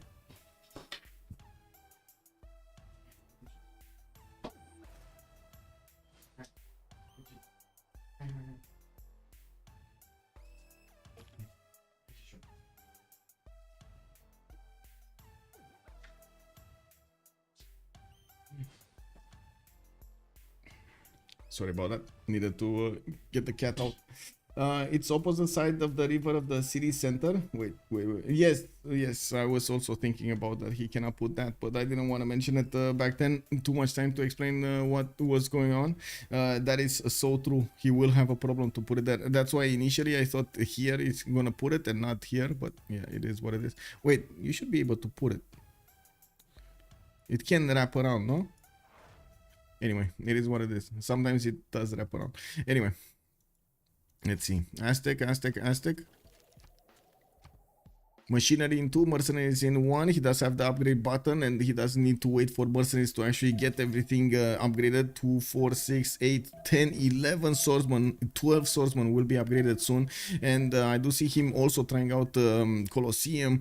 I don't think he's gonna get it from Cleopatra though. It does seem like the 2 turns that Cleopatra needs to get going here are gonna be finished quite soon, while Egypt is getting pressured by Mashhad. It looks like the only thing that's gonna die here is the warrior. I find it doubtful that this horse is gonna die, but it might happen. Let's see. No, it might happen actually. It will happen, not it might. It will happen. Oh, horses getting in to the borders of Tenochtitlan. Doc is trying to get a flanking maneuver on that city center. Unfortunately for him, Aztec already had more pre-builds coming from the capital city, so he is gonna get to use them to attack into the horses. That also means we do have England here deploying units that he shouldn't have somewhere else. Men-at-arms coming up from one side with stirrups on the other side. Doc is gonna get his knights in 2 turns, and he's trying to get a few pre-builds going. We got 2 of these heavy chariots in the city of London, while Birmingham does have 1. He's gonna get another one here soon. Well, we'll see if these are gonna be strong enough. It looks like the Aztec men-at-arms are definitely stronger than they were before, but did he lose one? He lost an amenity? Oh, he lost the cotton. He doesn't have cotton anymore. Yes, he does. What is he missing? He's missing an amenity, so he has his honey, he has cotton, and he has... Did he just improve that after I looked? No. He has +2 luxury attack bonus. Why is he... Guys, what is this? I'm pretty sure he has 3 luxuries. Oh, there we go. Okay, 3 luxuries. Maybe it was some form of Pepega update that we are not aware of in the UI. It is what it is. Okay, last but not least, Broccoli with 59 points out of 66. He is probably well on his way towards getting his golden age. He's gonna finish his Mahabali temple in the city of St. Petersburg, where he does have 8 pop. We do have him putting down a few industrial zones, and I do see he is taking quite a bit of attention for this. He's getting the aqueducts in placements to build better industrial zones. For example, this one +3 with the aqueduct is gonna be +5, +6 with the other district around. This one a theater square from Kazan. Only 87 faith though, turn 50. I don't know, it feels a little bit slower to me, but I guess it's fine. He does have a decent amount of production, 115.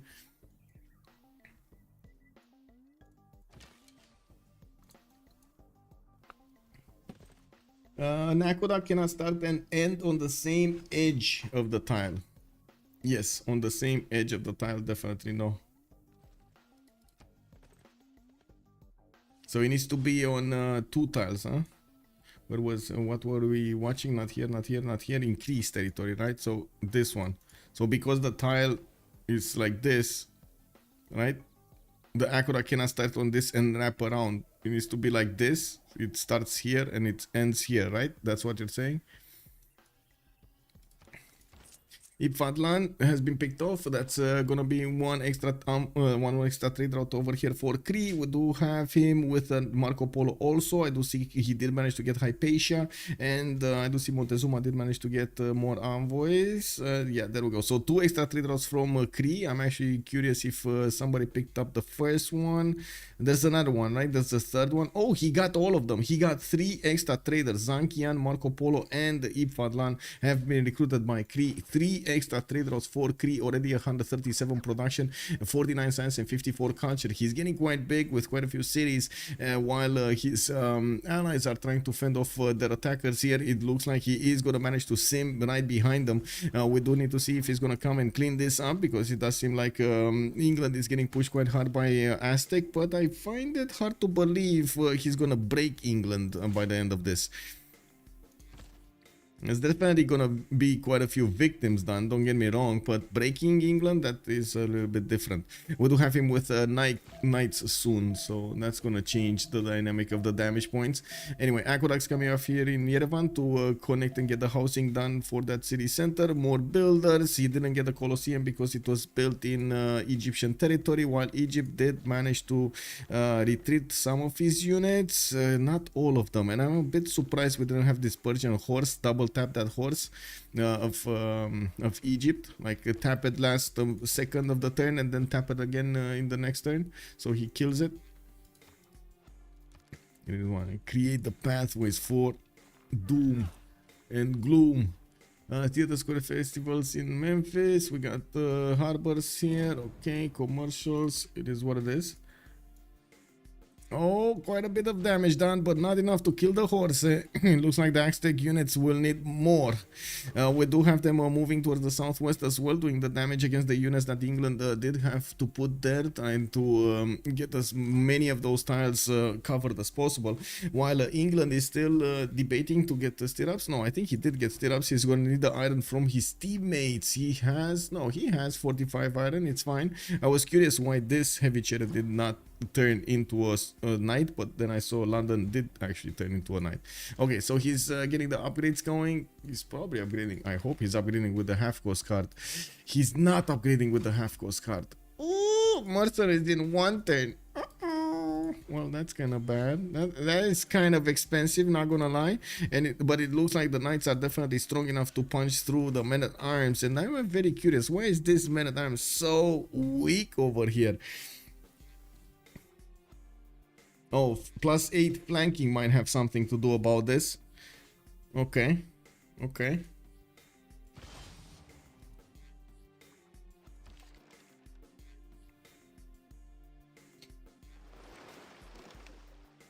Yeah, he's making one. He's making one from Xochicalco if he wants to go against Birmingham. Is it just me that finds it doubtful that QWERTY is actually going to push this?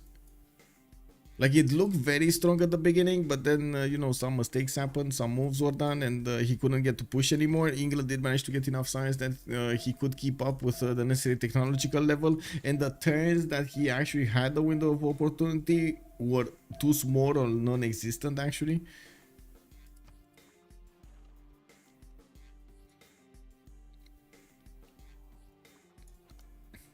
Well, now he's getting a lot of archers, and the archers are definitely the secret here, getting those crossbows to attack his opponents, and also trying to get spy in English territory and manage to get to Muskelman. It's probably going to be QWERTY's way of getting out of this, or securing the victory against England. If he can, England is still on 3 cities, and he's barely getting his first campus out from Bradford. There is definitely a lot more possibilities here for Montezuma to get the science. Okay, this knight does have a promotion. This one doesn't. This one, this. Okay. Well, he's pushing out a little bit. We do have the battery ram coming up from Xochicalco and a few units from. Oh, I see where they're going. They're actually going towards Aztec.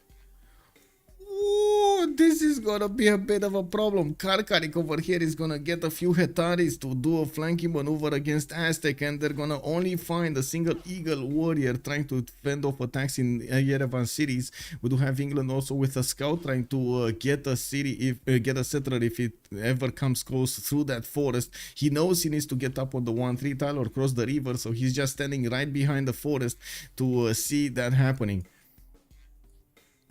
We do have crossbows also coming up from Rome, pushing back those Macedonian units. I do see crossbows from Macedon also doing some damage here. So they're just wasting ammunition, right? Trying to deplete their stores and replenish them with new ones. While I do see Cree is starting to get another wave of builders going. This is kind of a weak industrial zone. He had such a good one, but he didn't. Well, at least he's gonna get this +4 here in between the government plots and the other tiles, not to mention the horde tiles.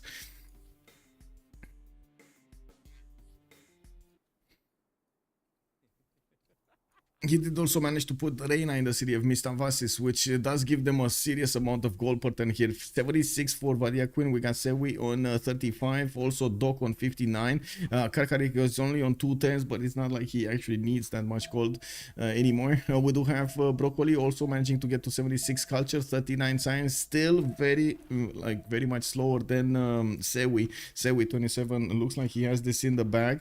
This is the last turn for the golden age. We do have Doc going dark, Karkarik going golden, Sewi going golden, Vadia Queen going golden, Mac going golden, Niznia actually missing golden by 3. Looks like QWERTY did get a golden age and Broccoli did get the golden age.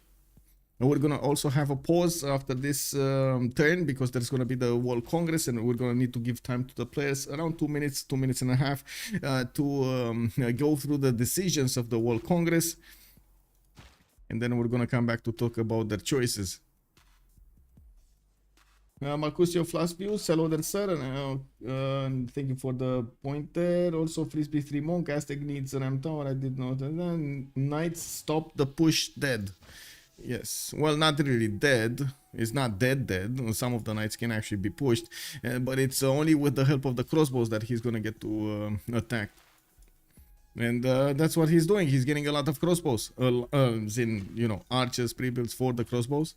How much gold are they making? Because they definitely cannot afford so many upgrades. 26, minus 11, 35, and 30. They just aren't making that much gold. It doesn't look like they're making that much gold. We got knights coming around from quite a few Persian cities. I would imagine he does want to get them in the city of Lahore and against his opponent. But Sewi does definitely have the science and the culture to keep up if he wants to. He switched to a free inquiry golden age and he should be keeping up with Nader Shah's 82 and 60. Dark Age, he's going to get an extra +5 card to work with. That's pretty pog. And Anonymous Gifter, thank you so much for the gifted sub. D-Turn, woo, welcome, sir. Let's see, are you gonna say dodged again? Or wait, that was somebody else. Wait a second, that was Dushnila. Dushnila is gonna say dodged. Okay, I do see Quantum on. Also, good evening, sir. Wrong moves is a reason for the lobby. Yes, sir. Yes, Quantum. Every map should have one tile surrounded by mountains and oceans, so spectators could place their one tile city. I did see that. Okay, you just catch up if I missed any messages over here in the chat. Now, what is the opinion right now? So I see YouTube's opinion is no scared is gonna get this. 64% are definitely putting their faith into no scared, which to be honest is not that I would say it can happen. It can happen, but we do see moves coming out from the opponent's team, so that's also something to take a look at. Give me a second to finish this. Gold, faith. Actually, no. Let's go for gold. Profit gold.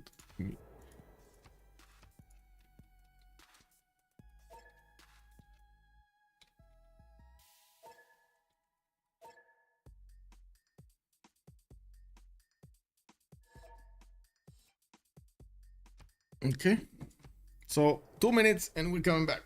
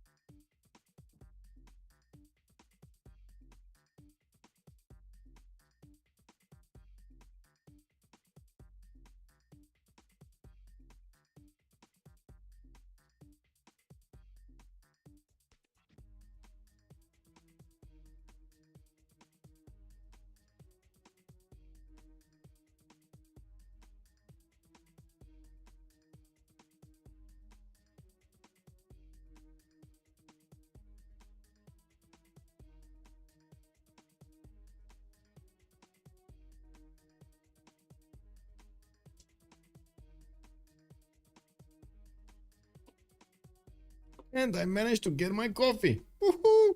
Okay, so campus coming up from Tenochtitlan, not a commercial. You might have problems with the gold, like I pointed out. It's not like they have a lot of gold per turn here. You know, we do need to see if the gold will actually make quite a bit of an impact. Well, it does seem like in the World Congress we did have great artists in earning double points. Faith is going to be 100% cost, and Peter is going to get his two Diplo points. He already got the hard body temple, so that already puts him ahead. It looks like he's going to be on 6 out of 20 Diplo points. Well, we do have workshops coming down from him and definitely getting a lot more production. 147 plus his 85 faith. We do have him still a little bit lower than Kree's Empires of 2024. I'm a bit surprised that Pawnmaker did switch to a free inquiry golden age. She is going to get his theater squares to get the culture, but it will take time to build them. And yes, he's going to have quite a few ones with a good adjacency here. It looks like also he's settling a lot more cities, and we're going to come back to talk about him in detail. Now, Victoria, Age of Empire, 37 science, 23 culture, Dark Age is getting the knights with a lot more power here, and it looks like he's managing to push through the Aztec defenses. QWERTY is still getting his construction, and I don't think he has the gold to upgrade the archers even if he wants to. Looking at the score screen here, he's on 263 gold gold in the bank. Okay, oh, wait a second, that's actually quite a few archers. 4 archers upgraded into crossbows. Come on, when is he gonna get it? Is he waiting for the boost from Mac? Maybe that's what's happening here. He's waiting for the boost. And we do have Karkarik, 30 science and 38 culture with another drums of war. We do have him putting as much pressure on his opponent as possible, but still not breaking through. His crossbows are quite strong right now, and I do see him finding a weak spot here, a legion that is very weak on the northwest. But not managing to have enough of an army to keep on punching through and getting into the lines of crossbows. We do need to see over here what's going on, because I believe this is where the important part is. Okay, I see. Doc is not actually going to chew more than he can handle. He's going to come back after he did manage to take out that man-at-arms and doesn't want to go into the units that are in the borders of Xochicalco, where there are crossbows coming around anyway. Let's see, on Ptolemy, we do have 93 science and 89 culture, free inquiry golden age from her. He did manage to get his golden age, Colosseum, giving him a big boost in his amenities. Looking at his cities, he's on +6 happiness level here in his capital, +3 is in the other cities. That's pretty good. While he did manage to stop the Persian army from getting through the territory of Thebes here.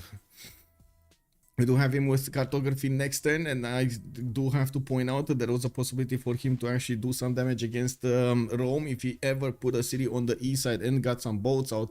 This would have been a perfect moment to actually upgrade a few of those galleys into caravels and try to take down Ostia. Look at this timing. Ostia wouldn't have known what hit him. And he did have also Nazca to take down. Well, I guess it is what it is. Even Sparta, wait a second, he even fight Sparta on the coast. Oh, so many options, so many choices. Anyway, Rome over here with a free inquiry normal age. Unfortunately, he didn't get his. We do have him on 44 science and 30 culture, 71 production. Not as low as production as Victoria's 51 though. We do have also Mac with 151 production on Persia. He did manage to get his knights out, and now he's moving them towards the front line, towards Lahore. We do have quite a few of these heavy chariots going through his territory, trying to use his roads to get onto the front line. We do have also QWERTY, 37 science and 65 culture, definitely a lot more culture than his opponent, so nationalism is going to become first here, and with his crossbows he can do some more damage against these units of his opponent. We're going to need to see if it's going to be enough of a damage dealing unit to help him push through the defenses of England and take maybe the city of Birmingham. I find it doubtful, but you know, it might happen. It all depends on the moves from both players. Broccoli also did finally jump to 123 culture and 52 science, did manage to get a few more of these accurates going, and I do see the campuses are coming around, the multiple workshops from his cities for the extra production, 177, and he's catching up very quickly to Vadia's Queen, production capabilities, while I do see Vadia Queen is focused on getting more settlers out. He did slow down his acquirement of science and culture. He's gonna fix it though. He's getting these theater squares, he's getting the amphitheaters, he's gonna start rolling through a few of these great writers. That's definitely gonna help him get those points of culture going.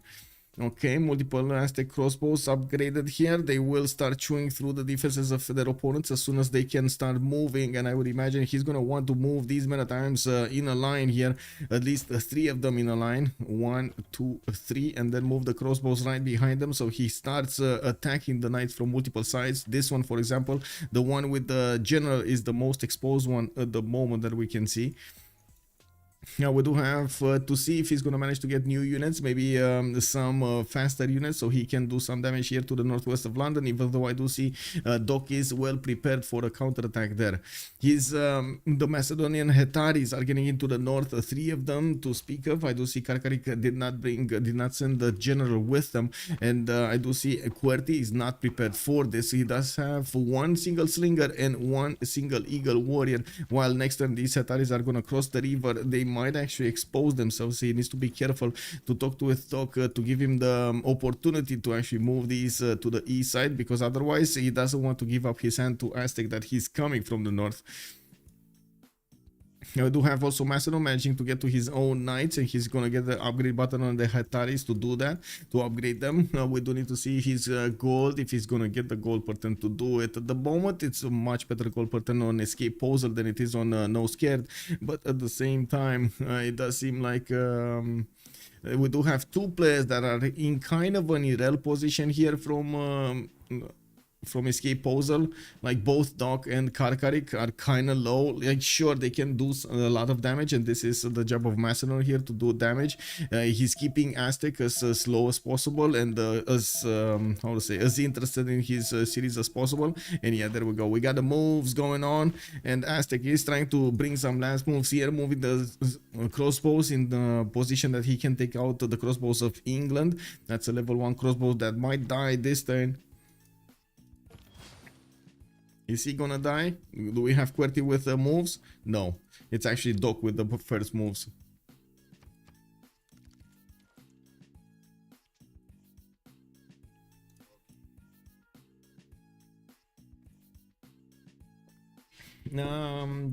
Dodged. Chat, what is Congress? I missed it. We do have great assets, double points, Faith 100%, and Peter is gonna gain the 2 diplo points. Also, Colorado, would someone be so kind to give me a small recap of the action? Have been lurking for the last hour and a half. We did have Montezuma trying to keep on punching through the English defenses. We did have Persia Mashad managing to take on Lahore, and now is putting pressure on Egypt. We're going to need to see if that pressure is going to burst here into the city of thieves, but I find it doubtful. Macedon has been taking Volan, and then kept on chewing the Roman units. It looks like now Rome has more than enough of these legions to fend off attacks here, and we do have a second attack coming into the northern lands of Aztec. I do believe Karkarik was a little bit too fast on these buttons, and he got the Hetari in there giving notice to QWERTY instead of killing off that warrior that was just standing there to the north of Yerevan. Now he's actually going to need to fend off men-at-arm, which is much stronger. Another one coming from that city of Yerevan in 2 turns, and well, in the meantime he's going to get a few pillages and going to slow down the resupply line towards the south here, I guess. Did Egypt upgrade caravels? No, he's going for industrialization. That's why he's going top 3. Because he doesn't have a harbor on the east side, and I don't really see why he would actually upgrade the caravel on the west side. Whoa. How did I miss this? Oh my god, Sewi. How did I miss this? He did actually upgrade caravels, and he wants to take down Bakhtri?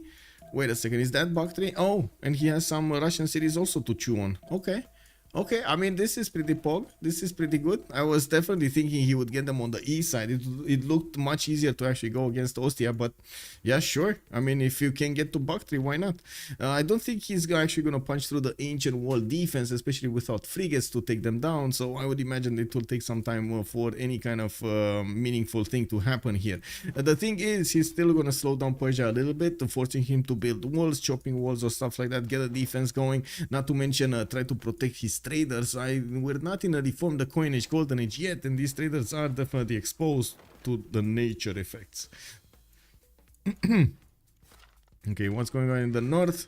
Karakara getting in, Aztec fending off. Oh my god, this could have been a beautiful attack, but like a, how to say, a flanking maneuver, a pillage maneuver, but unfortunately, because he got overexcited that he's getting in there and he might actually chew on free stuff, he revealed his units much earlier than he should have. So yeah, this happened. That is quite unfortunate. That is quite unfortunate. Anyway, I'm pretty sure the next time around he's gonna know. Okay, we got traders here that are in danger. One trader actually, to be specific. I do see Russia is managing to get the harbor out to the west side. A weird position, but I mean, whatever works. We do have from the city of Voronezh one of those harbors there, and I do see he's getting more galleys out. Okay, Smolensk is trying to get the walls up in 3 turns, while he does have 2 galleys there. Broccoli is 4 turns away from getting his own cartography, so he still has time. He can even put a harbor out from St. Petersburg if he's gonna want to get there. I would imagine not, but sure, we might actually see it differently.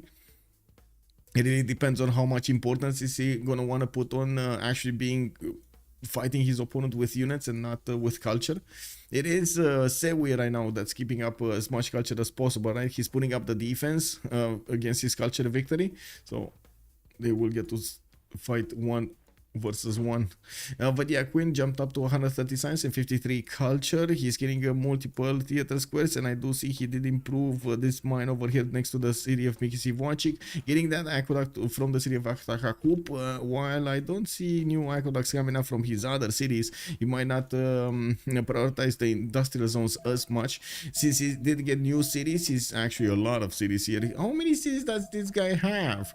He's on 11 cities with nobody even more than 8. Oh my god. But yeah, Queen is 223 production, 127 gold, 130 science, and 53 culture. If he is allowed to keep on going, I would imagine he's going to be very big during the next part of the game. Okay, so I would imagine there's also going to be a dam built somewhere around here for those industrial zones to actually get bonuses. Anyway, catapults coming around to supplement the units of Aztec. Looks like the Hetaris was forced off the territory of Aztec here. I'm pretty sure this Hetari should die quite quickly. Still, it slowed down Aztec quite a bit here because he was forced to get more military units. It is what it is. And I do notice Macedon is trying to get out of his weak position, 42 science and 48 culture. He probably did kill off a few units here and got got a lot of science from building the Hetaris anyway in the first place. So he's right now actually, oh wait, the science he's getting from the Hetaris is not showing up. He's only on 842, or is he a lot more? Anyway, maybe we won't find an answer to that. Military engineering next turn, guilds in 1 turn. While I do see he's finishing off more campuses, he did chop as much as possible from his territory and starts to put more production into crossbows and knights. Looking at his tech side, it shouldn't take him that long to get to cuirassiers, while we do need to see how fast the Rome is gonna get there. He does have 52 science with 33 culture, but it's not looking great when it comes to his abilities to get campuses out and more science. Unicorn Pig, hello there, sir. Did Egypt upgrade catapults? Yes, sir, I did answer that. Colorado just got me some roasted chicken. Any roasted chicken lovers in chat? Yes, I definitely love some roasted chicken.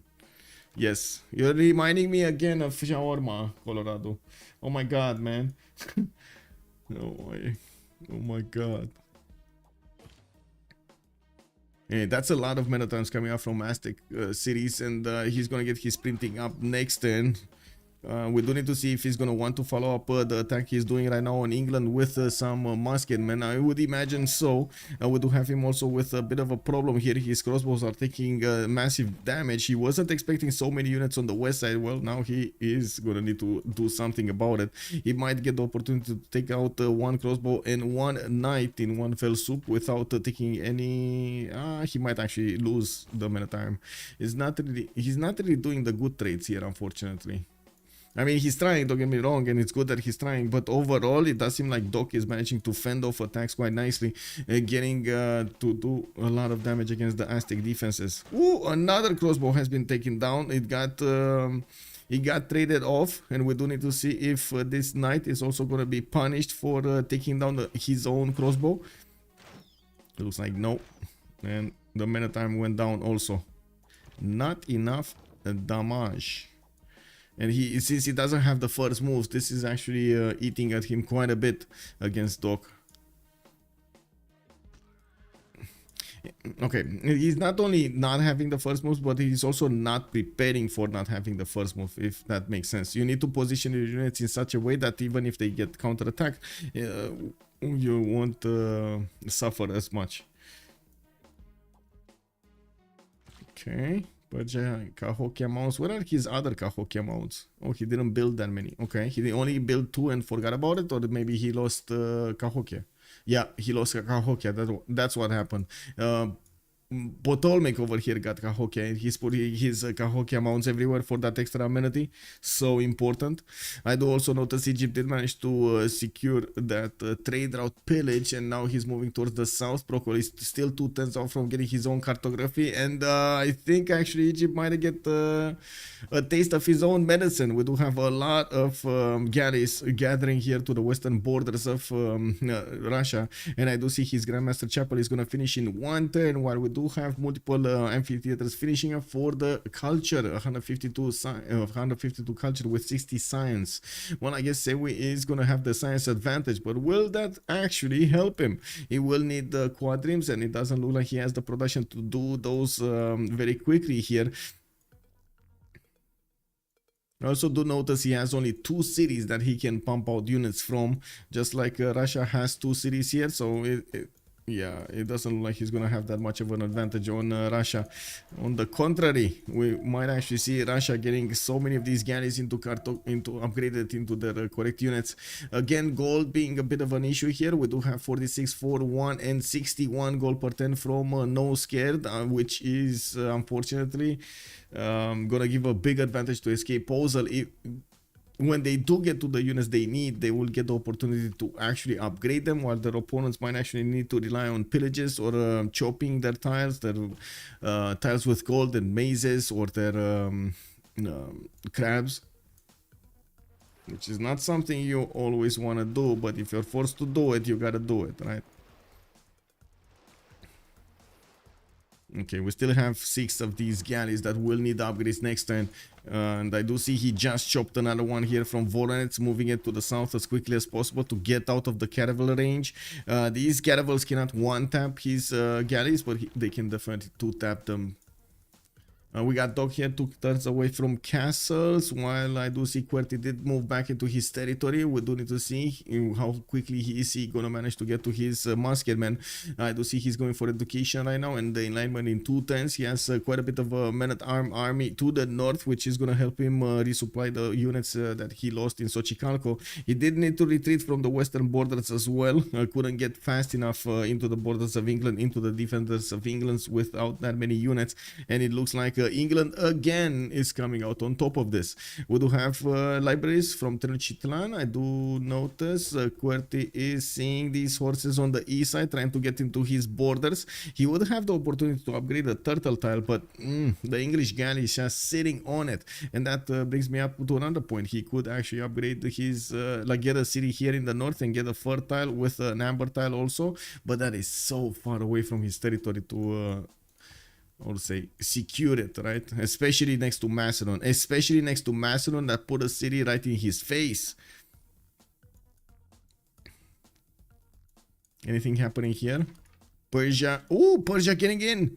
Persia is getting into the defenses of Sewi 27, and we do have multiple crossbows with promotions. Level 2 here that is doing so much more damage against these units of Ptolemaic, while Persia has another wave of knights that need to get through. We're going to need to see if they will get the opportunity here. Looks like something is blocking this. Maybe this. Or maybe this. Anyway, we're gonna need to see next turn what the move will be from Egypt to try to fend off his attack and block the tiles, block the chokes, or try to get new units out. It does seem like he did manage to attack from the City of Thieves and take out one of the units, one of the horses. What? Why is he not building any more units? Hello, Egypt? Egypt? Egypt!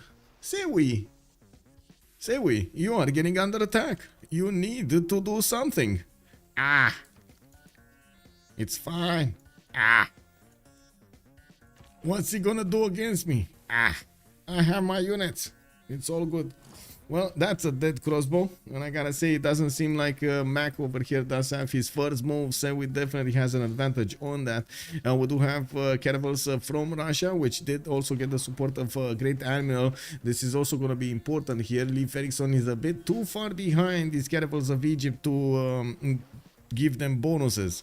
So next turn, Russia might get the opportunity to smash through the Egyptian defenses, the caravels, while Isewi is moving back his caravels. We're going to need to see if he's going to shift enter them until he hits his own cities here. Okay. Doesn't really look like much is gonna happen here, to be honest. Anyway. Gunpowder. Do we smell any gunpowder here? Mac is gonna get it in one turn. QWERTY is in one turn. Military engineering. I don't actually see pre-builds for Muskerman on the front line towards Thebes, so I would imagine that's not his plan. He did manage to get his Oracle here in a city that does have commercial. Is 18 great merchant points a turn. Did anybody? No, Newton is not up yet. He still healed the guard of Bingen.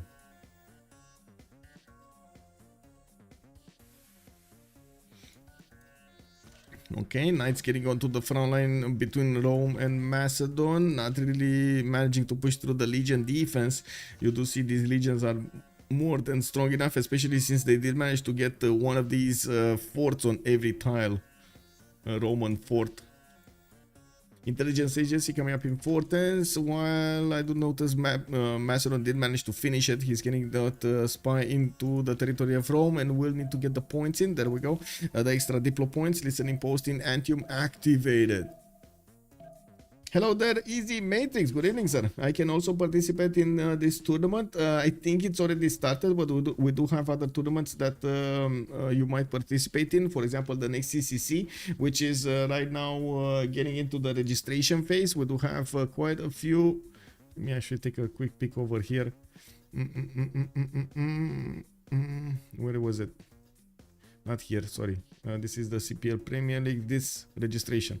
So you go to the merc scene and you ask if you can join one of the clans. There are right now like 11 clans, but it's either like we're gonna have 10 or 16. I'm not sure if we can get 12, but anyway, we'll see. That's gonna be a lot of FFAs, 4v4s, and other stuff. You will enjoy it. Wait, slow cookers are rather unappreciated. Perhaps people lack patience. That is true. That is true. I do love me some chicken. I'm about to pull some in a few once it's done in the slow cooker. Oh, I see. I see. You mean you wanna pull some chickens from the yard, right? Get them right from the yard. Get those.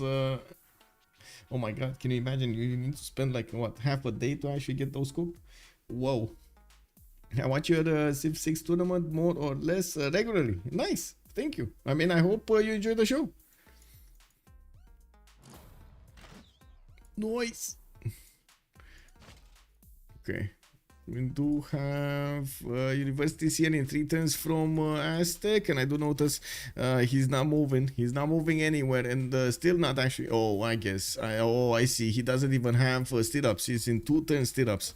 Okay, that's gonna take a while to get the Muskerman. I don't think anybody's going to do something there. We do have Russia upgrading his caravels and starting to move. They did manage to catch one of the caravels of Egypt on the back foot. While I do notice Egypt is getting his quadrims out from Necken. That's the only city that he's getting right now with units. He did put one of these canals, but then probably thought otherwise to get it. Wait, What? What? Oh. But... Okay. Why is he getting a caravel in Memphis?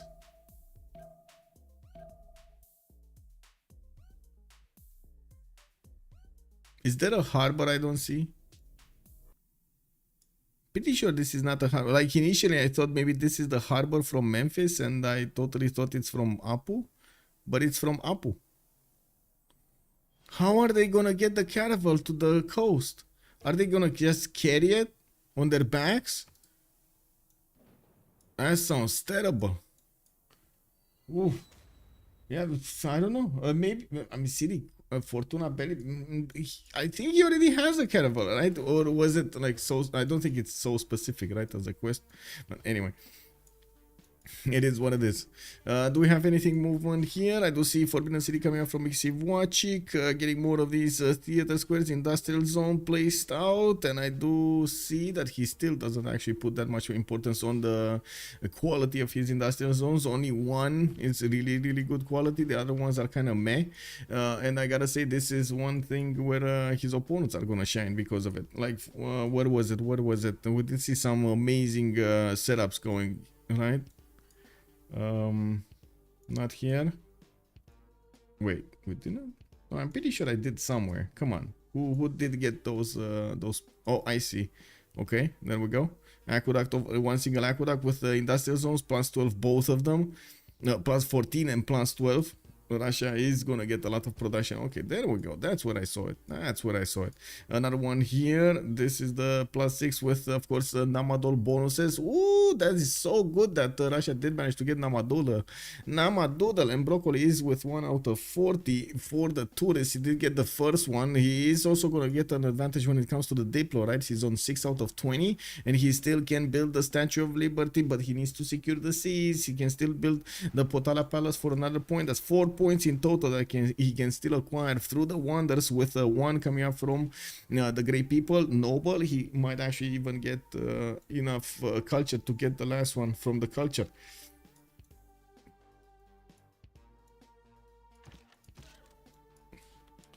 Egypt is the defender, right? Egypt is the defender, yes sir. Actually, I don't know how to register in this tournament. I never played before. Easy Matrix, the easiest thing to do is actually to go to CPL. Let me actually get you an invite here. Give me a second. Let me double check which one is this. Or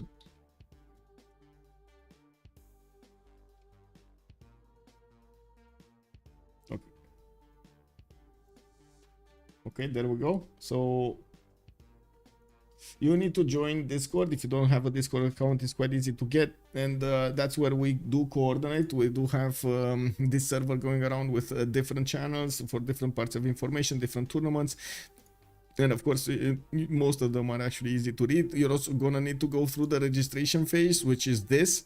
You're gonna get how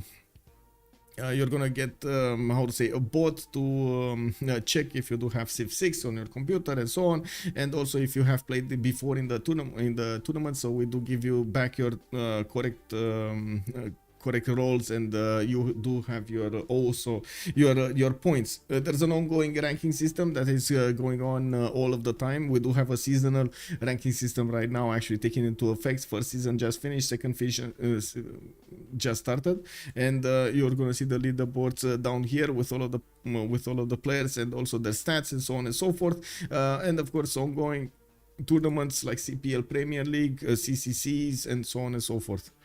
Actually, that's on point tournament on CCC. Cree science is crazy though. Triple Roman Aztec, 1.5 times Russia. Yes, Cree is starting to get very big, and this is the result of how many cities he put. He's on 280 points of production, 280 points of food. He's also gonna be the ally of Macedon, right, to the south, and he has Rome to attack into. He's getting a few heavy chariots probably to defend himself towards the northwest, while he's definitely gonna need to wait for a stronger unit to punch through his opponent defenses here. We do need to see if Macedon is moving. No, he just got a siege tower and that's about it. These Russian caravels are gonna actually go towards the Egyptian defenses, and we do need to take a look at the interaction between them, because we might actually see Russia over here losing a few boats. He's getting his own quadrilles out, and I do see privateers. Needs to be careful to not get overexcited and take on the Egyptian navy before he's ready to. You saw how much of an impact it does if you're overexcited and do not do the correct moves over here. You're gonna lose so many bonuses that you would have had otherwise. Bonuses or advantages, I would say, not really bonuses, advantages. With much pleasure, sir.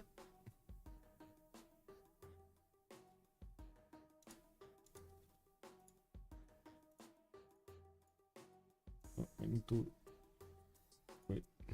This, not this. This. Okay. Egypt is the defender. Yes, okay. Need to put my chats back online so I can see exactly where I am. There we go. Okay, Hildegard of Bingen got picked off. Looks like Isaac Newton is the next one, and we do have Crete with 6, Rome with 4, Persia with 21, Egypt is 5, Aztec is 8, Macedon is 3, England is 2, Russia is 1. So it kind of feels like Macedon, Persia over here is gonna get it. He is also getting some encampment training projects for a general in the north, while Egypt did not manage to get a general of his own. He's more focused on the coast over here. He does have an admiral to help his caravels do the damage, and I do notice Russia keeps on building his caravels and gets his ranged units going in the meantime. He should have more than enough of a fleet to start to be quite a real danger against Egypt here.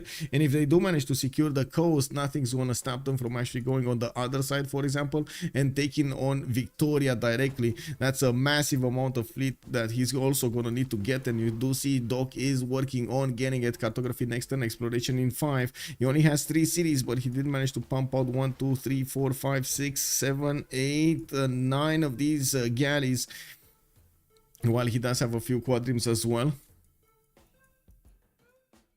That's one of the reasons that Russia will need a much bigger fleet here. Much bigger fleet. Industrial zone logistics projects coming around. We shouldn't be that far away from the next Congress either. We're having it in 7 turns, while I do see, give me a second here, industrial zone logistics, great engineers, Bisheng, okay. Persia might get the opportunity to get one, and I do see Russia having the most points, so he might actually roll through 2 of them. Now, how far away is Mashad from ballistics? 5 turns ballistics, 4 turns nationalism. That's going to put him with a much stronger unit to attack into his next door neighbor, especially since Sewi went industrialization. He's going to have quite an Persia is going to have quite an advantage. Oh, wait a second. We might actually have Egypt broken. Egypt might be broken over here. Well, first of all, he's going to need to fend off attacks from Russia, right? He kind of poked the hornet's nest the second he actually did something against Russia. So he needs to do it, right? He needs to get more. He needs to commit. And he only has 2 cities on the coast. While some of these cities, well, he doesn't have that many anyway. Like the other cities are trying to get him bonuses, and at the same time also getting his armies out. Well, he does have right now, he's going for industrialization, which is something with that Mac did not go for yet. He only has 1 tiles, but he's going ballistics, so he's going to be very close to getting cuirassier courts, which are very strong against these coursers here. They're going to be so strong against the coursers. He needs to keep these knights alive as many as possible. He needs to keep these knights alive, and I say that and then almost lost one. Anyway, yeah, he needs to get new ones and get new knights and get those promoted over there on the front line. Get new blood in. A Forbidden City Fortress in various Queen cities. It does seem like it's gonna be quite hard for the next part of the game. No Scared is coming in hot over here on the heels of their opponents. Now we do need to see if Crete is gonna manage to outsmart outsmart his opponents with that science. He does have his industrialization coming up. Alhambra also from PB Kisses, and I do see more industrial zones are being put down again without that much of an importance on the adjacency. He just went for putting them down and working them, getting those workshops, getting the factories and everything in them.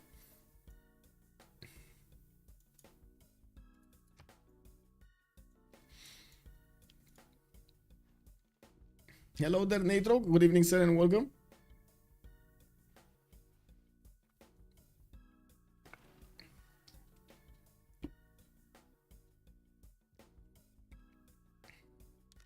Are we gonna put that much importance on the next golden age? I guess Doc is probably gonna have a reform the coinage, and he's gonna get quite a bit of gold from sending these traders towards Kree. Dark Age for Karkarik Sewi, Dark Age, Vadia Queen is probably gonna be Dark Age. They're very far away. We do have Mac here, that is very far away. So Dark Age, Ninja, Dark Age, QWERTY, Dark Age, Broccoli, Golden Age. He did secure his next Golden Age anyway. Now I do notice Macedon also is not that far away from his own ballistics. If he keeps on doing the damage against his opponents, we might actually see Nizia over here needing more gold to fend off attacks, which again is kind of breaking their bank at this point in time. And this is an advantage that Escape Posel did manage to retain for the game over here. They do have so much more gold than their opponents. It's way more than double the amount of gold their opponents are making.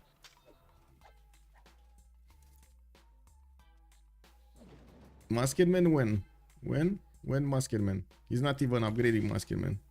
Okay. Musketman cores.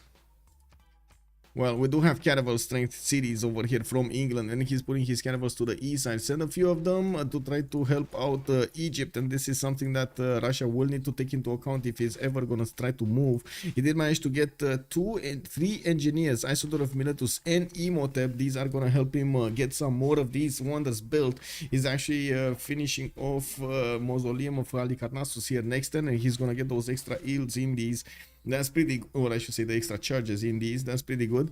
But unfortunately, that also means he's not going to put the most production or all of his production into his navy, which he desperately needs. So many boats actually are going to come from England, from the west side, that are going to start doing the damage against these boats of Russia. And it doesn't look like the damage counters are looking good.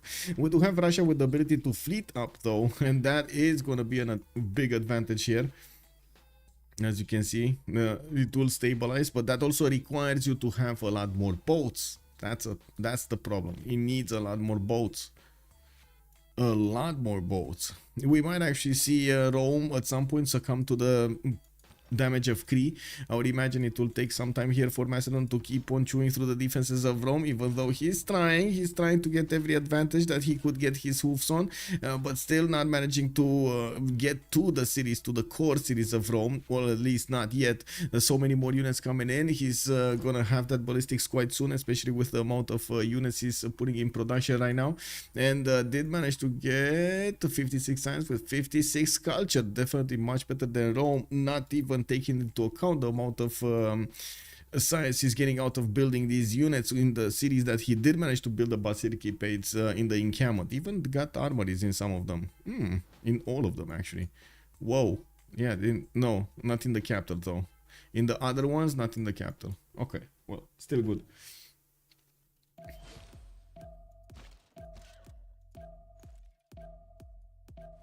Okay. What wonders with Russia build? Going up, only 4 cores by the way, only 4 caravel cores, that's it. 4 cores. This is not nearly enough to fend off so many more boats from his opponent. I guess we're gonna need to keep an eye out on this. I do see also Egypt is managing to core up his fleets. He has 2 of them cored up. He's gonna get a 3rd one soon. And I do see Russia still needs to get a lot more of these ranged units. 1, 2, only 2 frigates. Not enough.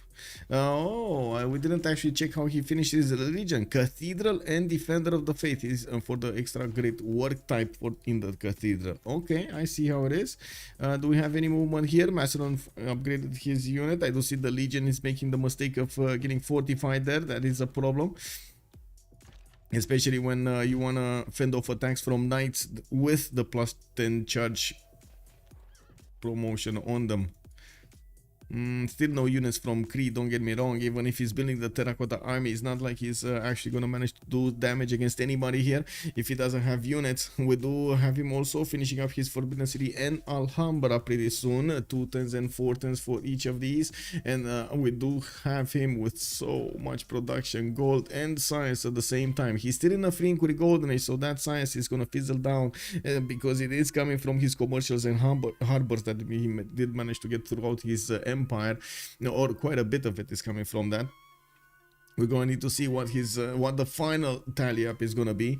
We do have Broccoli probably also starting to put quite a bit of pressure on the culture. He's on a 90 tourism per turn, 1070 with still 110 faith a turn, and I do have to say as the game progresses, he will probably get the opportunity to play some rock bands here in the lands of Persia if nobody's gonna attack him from the east. Now we do need to see if Persia is gonna manage to get his cuirassier corps to attack into Egypt successfully this time around. Again, gold will probably be a significant factor here. They are trying to give Nader Shah as much gold as they can with 479 right now in his coffers. He is probably gonna get the opportunity to upgrade quite a few of those cuirassier corps and keep on attacking Egypt. Okay, caravels, privateers in production. Okay, Isodor and Imhotep are still waiting for instructions. And I do see a spy getting out from Astrakhan. That's also a question. I don't see Cleopatra spy in his cities. But I do see Cleopatra did put one in Tarsus. Okay. Yeah, there's no Cleopatra spy in here. Yep, no spy, no spy.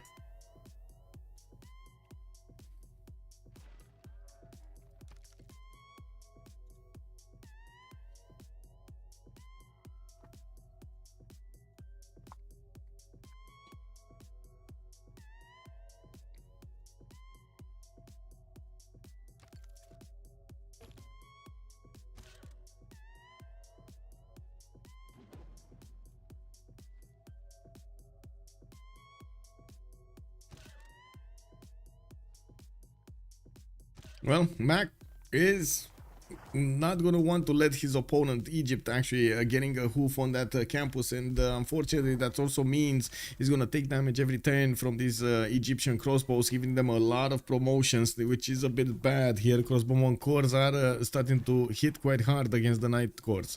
We need to see against the cuirassiers that are starting to get ready here. Karkarik is also 2 turns away from his own ballistics, and we do have Roman musket showing up, so we do need to see if the Philly cannons are going to make quick work of them. Quite a few knights are coming out from the cities of Macedon that will need upgrades, and they will have the gold for the upgrades compared to Rome not having the gold for his upgrades. He's going to need to hard build as many of these units as he can do. Aztec did get his musket. No, he's still on siege tactics in 2 turns, and I do see he did manage to put his units as a shield over here to the northwest, trying to see if Macedon is going to want to do another attack on him. He's getting a few trebuchets also from Tlacopan, which is a bit surprising. He probably thought Cleopatra might come against him from the eastern side. Well, it looks like that didn't happen. Cleopatra definitely more interested in taking down some Persian cities and some Russian cities than his opponent from the other side. Do see more Russian boats are coming in, quadrips are getting pre-built, and these privateers, St. Petersburg is going to get in 5 turns the 13 population, which will allow him to get another harbor, or a harbor on the west side, and that's a big question if he wants to.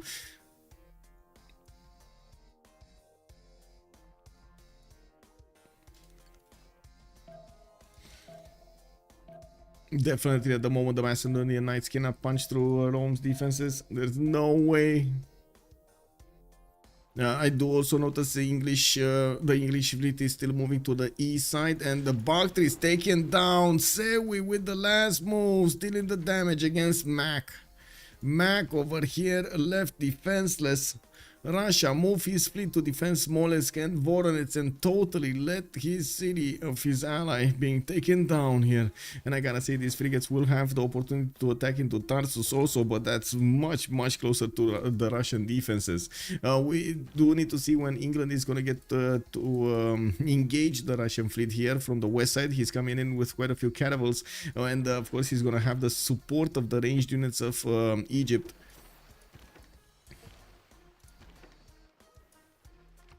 Okay, is this gonna be enough here? Because Russia definitely deviated from building units. Is this gonna be enough? Enough production, enough boats from Seaway and England from the other side? Oof, it might be. It might be.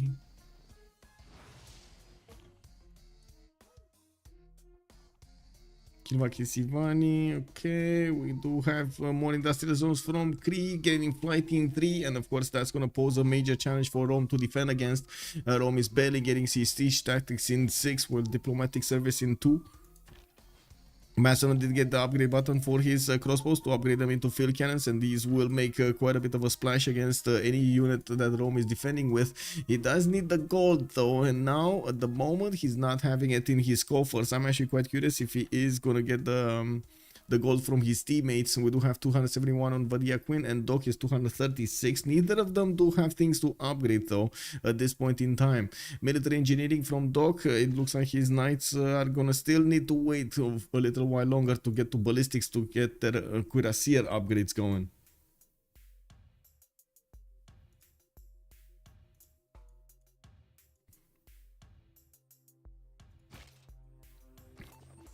Okay, finally a spy from England in Macedonian cities, and probably a spy, there we go, from Aztec into English cities.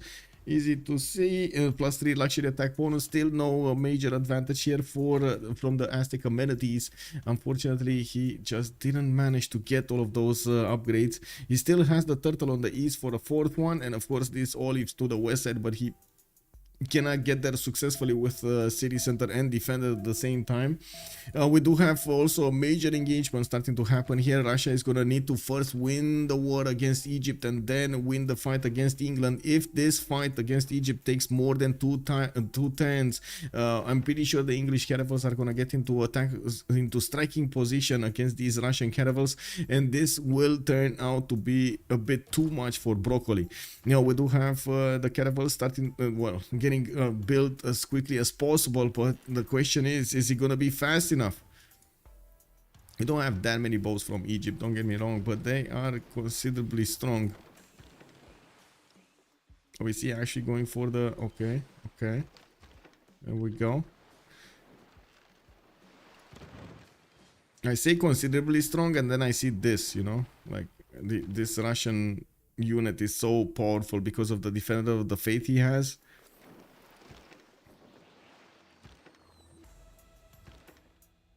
Yeah, I don't know about that. Oh, he tried to snipe it and convert it, but he couldn't. Sewi just lost his first privateer here on the front line. There still are Russian caravels that could do the damage against the north, and I'm pretty sure he could take out. There we go. Sewi took the bait, and now he got into rage of another one of these caravel fleets. It got taken down.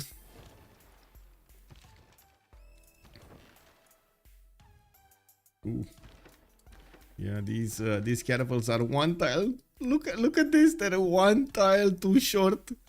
They cannot get in there to attack Russia properly.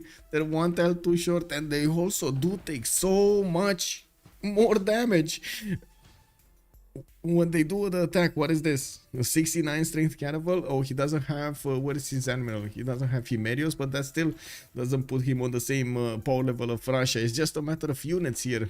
Come on, where are the units of Russia? Get those to the north, core them up. He probably doesn't know where England is gonna strike. Where is he coming from? The deep water? Is he coming directly towards Voronezh to cut off his resupply line, or is he coming directly towards Smolensk? Is he going towards the north and coming towards the south? Like, there are so many questions that will only get answered when he's gonna have the visibility of the fleet. But yeah, Queen still 2 tenths away from flight. We do have the World Congress start up in 2 tenths here. They're gonna lose the artist double points, and of course the 100% faith was quite troubling here, especially on Russia. That's unfortunately quite a bit of lost production. Why is QWERTY pushing? Okay, I mean, I guess he's trying to push. He's trying to do something, get out of his position.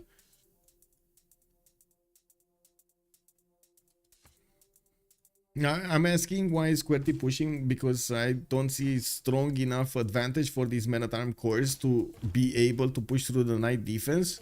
That's why I'm asking. But I guess it is what it is. Okay, attacks coming in. We do have the retreat of the Egyptian Navy in the north, and I do see he still has some frigates to do the damage, not enough to actually take down the caravel fleet, unless he exposes other units. He almost lost a frigate, got to promoted, and I do see Broccoli was a bit too late on getting that one tap. We do need to see if oof, he just traded actually a caravel for that was kind of bad, not gonna lie. That was kind of that trade was kind of bad.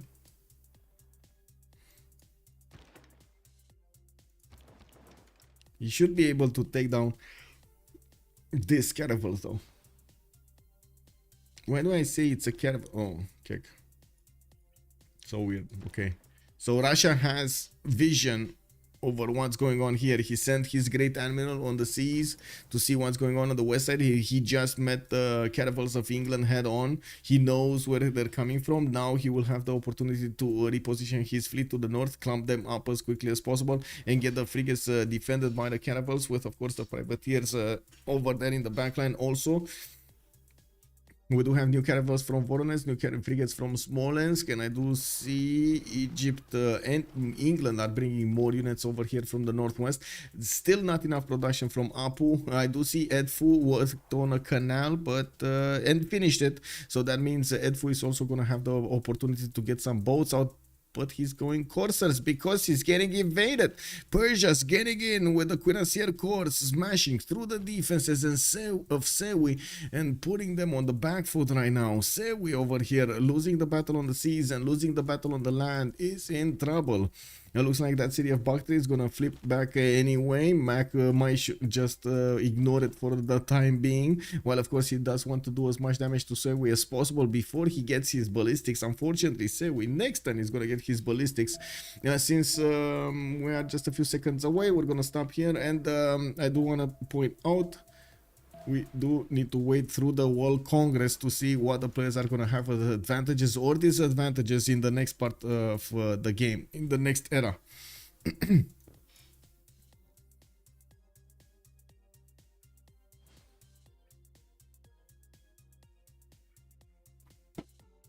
No scared should be called no gold.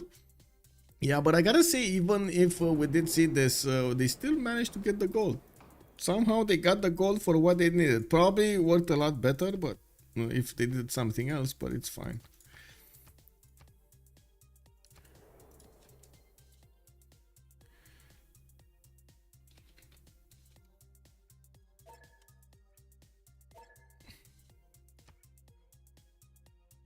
Oh.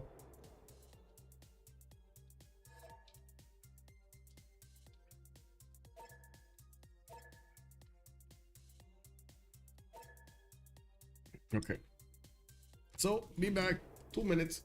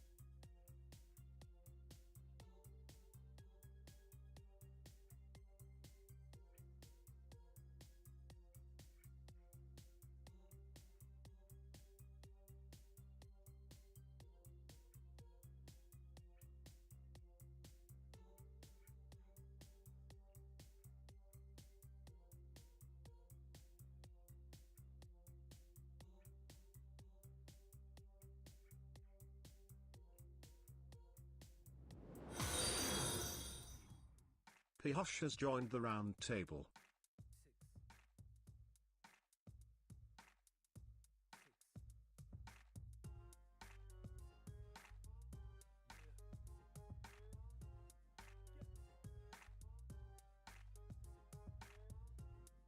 Uh-oh. My game crashed. Uh-oh. Well, this is not good. Because I'm pretty sure they didn't see C. Or did they? Because it's quite troubling actually losing Sewi. Varia Queen is gonna need to clean the map by himself. That's not gonna be nice. We might actually have a Turi lobby here. I don't know what happened.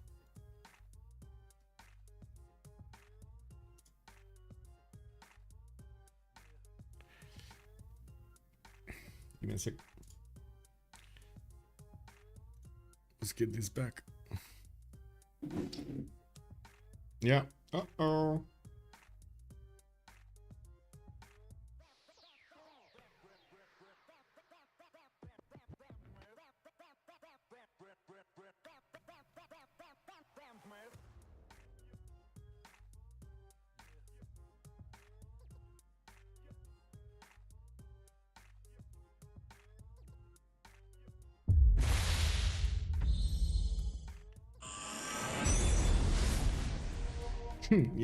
Yeah, it is.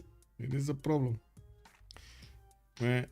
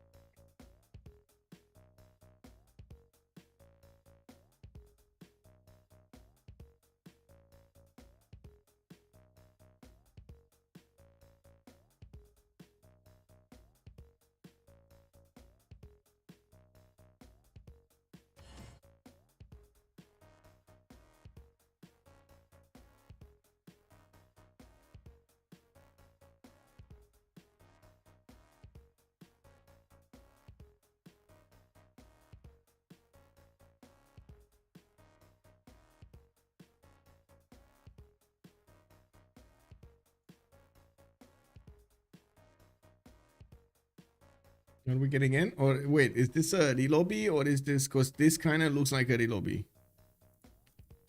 Is this a relobby? This kind of looks like a relobby, right? We're not loading it.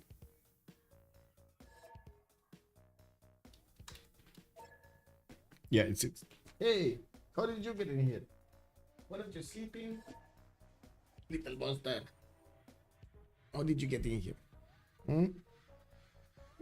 I let you sleep.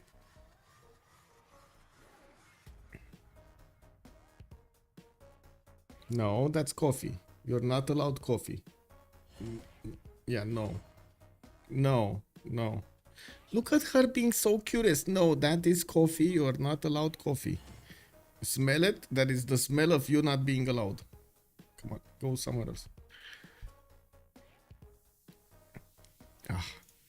This is what it is.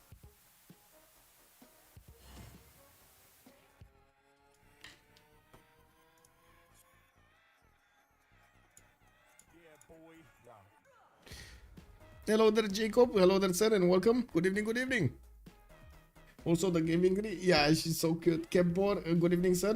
Who's winning? That's a very good question. We do have a very big empire from Vadia Queen, but then we also have a very big fight on the seas between England, Sewi, and Vadia, and Russia, right? And broccoli might actually come out on top. This is where the problems start here for their opponents. If they will manage to keep off Russia from getting that coastal control, we will see.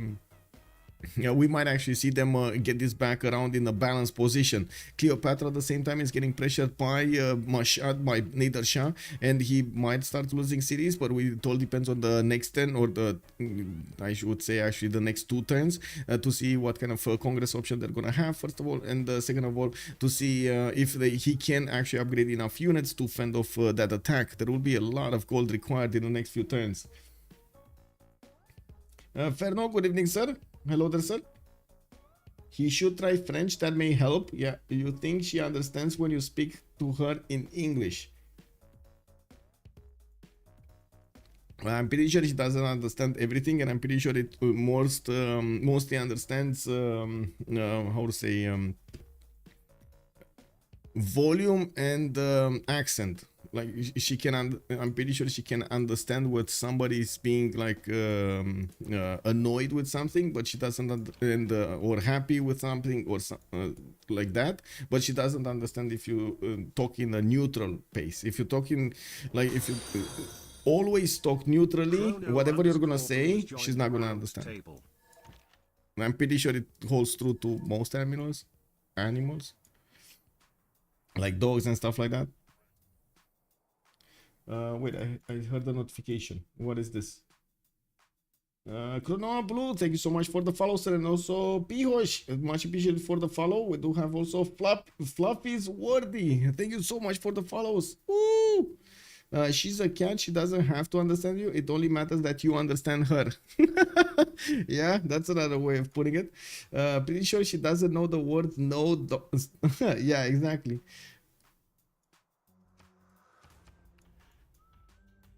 But she understands when she's been getting pushed back from somewhere, and at the same time being told she hears a sound. So at some point she's just gonna I would say she's gonna know to connect the sound with the action.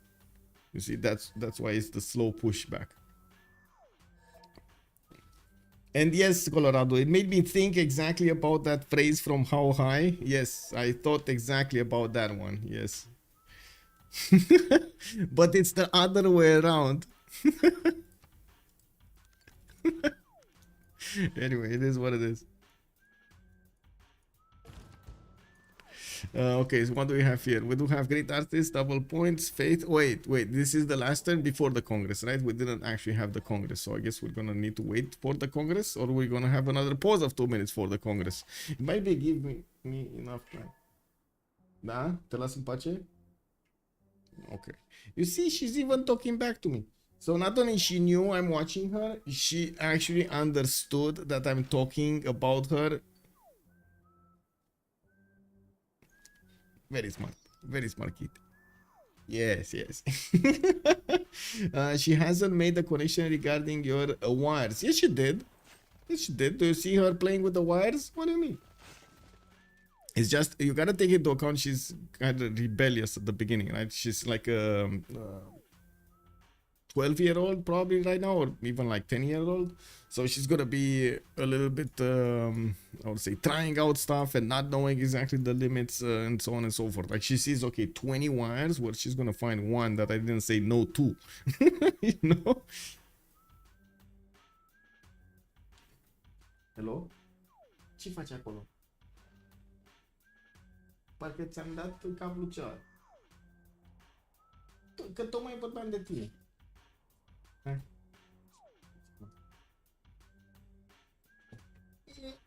Nu coapă. Ok, nu coapă. Așa.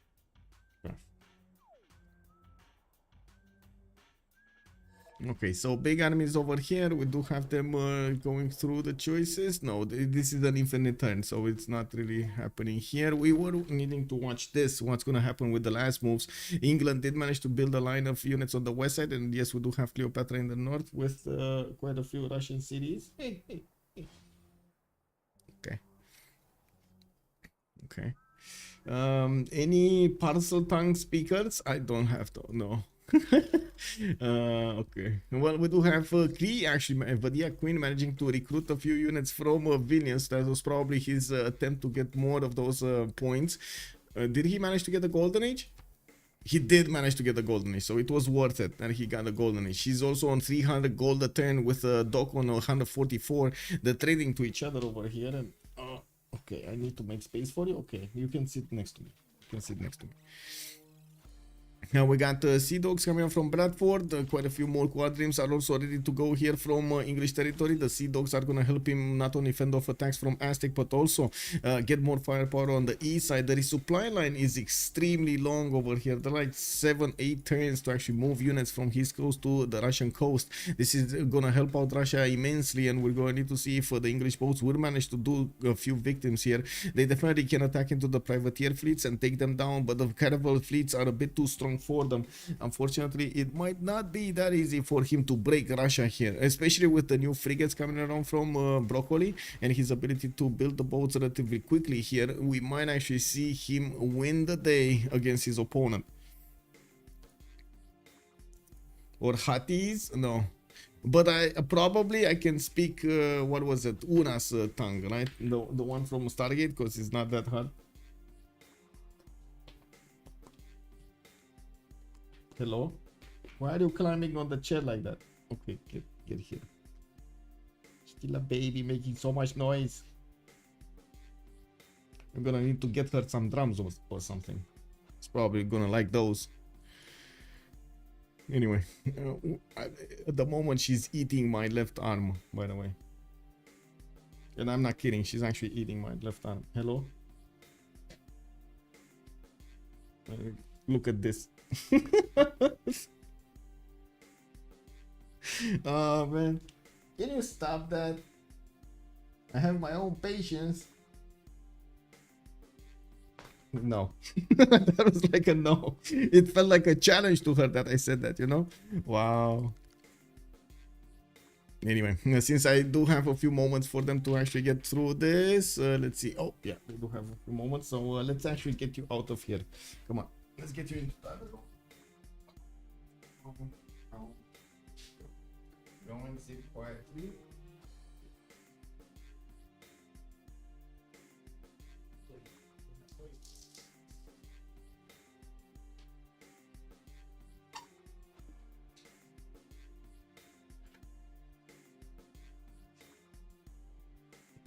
Okay, there we go.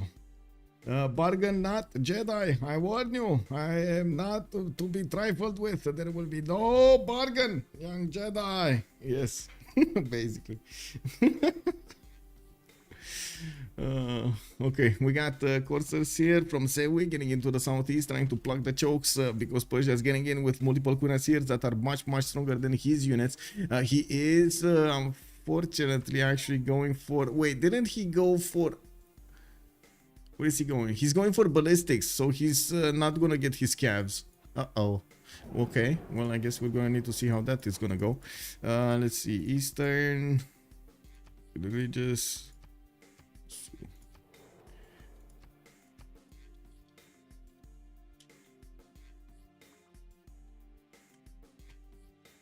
Kick.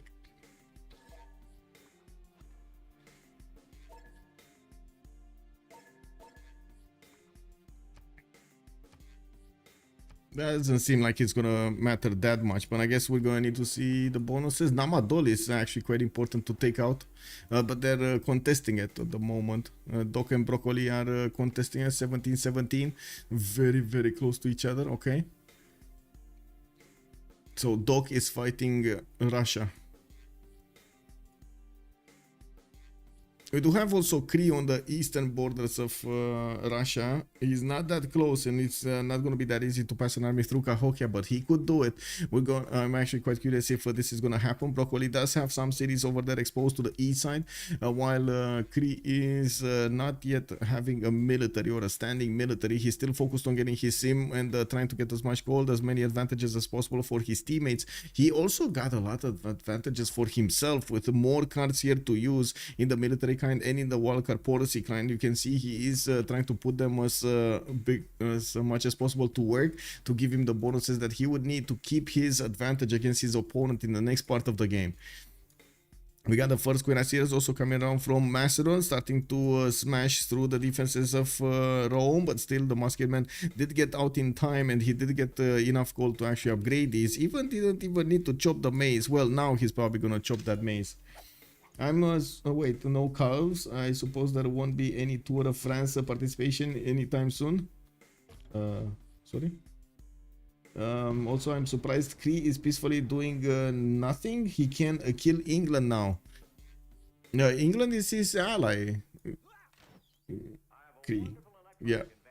Kree with England are allies. They're fine. He could kill Rome, though. Nizia, he could kill Rome. I'm pretty sure he wants to get fighters. He wants to get his full free, how to say, factories with his coal power plants in his cities, while he is gonna need to figure out what's going on with his teammates also. We do have Persia's bombards getting in the range of the cities of thieves, and I do see they're starting to knock on the doorstep. Yes, we do have a few of these cuirassiers upgraded, and a cuirassier corps right in the city center, beefing that defense up. We do need to see if Persia's gonna keep on going. He can definitely take out the scout, and I think even the Corsair. We do have has joined the round table. no, not the Corsair, actually. We do have him getting the gold for his teammates. This is something they desperately need. Every little bit of gold they desperately needed. He's just upgrading the units with the gold he's ripping apart from Egyptian territory. Oh, McKay, hello there, sir, and welcome. What's wrong with killing an ally? KW, yeah, it happens. Mr. Brenzi, also thank you so much for the follow, sir, and welcome. We do have industrial zone setups here from Mashhad. He's putting them to the east, and as you can see, +4s there before the aqueduct is finished. That's going to be easy +6, +7 actually when he's going to finish it. We do have another one that did finish to the north of Hagmatana, which is at the moment only a +5, soon to be a +6. And these cuirassiers are going to need to keep on moving towards the northwest to keep on hugging the units of Egypt here. While England has been fighting off Russia, actually didn't really fight Russia. He just put him on the back foot, and that's about it.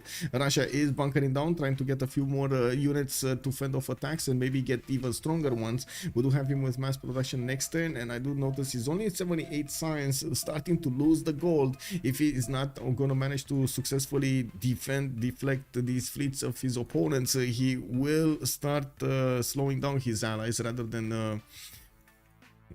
giving them an advantage. But the first musician has also been taken, 160 tourism a turn. That's pretty good.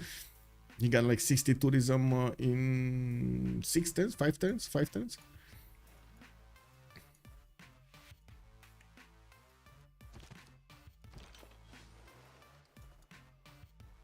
The level 2 field cannon corps of Egypt are gonna be deadly over here against Persia. It doesn't seem like Persia did manage to deploy them, deploy his own field cannons in a way that he could affect his opponent defenses. And by the looks of it, these Persian units, yes, can do a lot of damage against the field cannons, but they're not one-tapping them. This is a problem.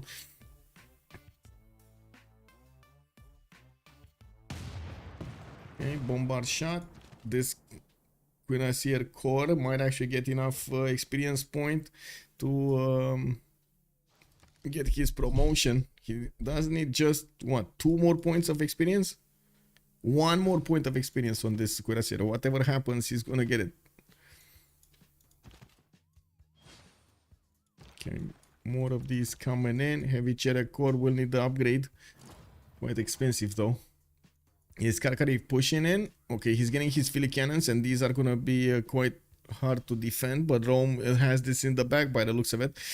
We do have Macedon also with a core here. Okay, there should be more than enough of these field cannons to start shooting down the musketmen, especially the ones in the corners.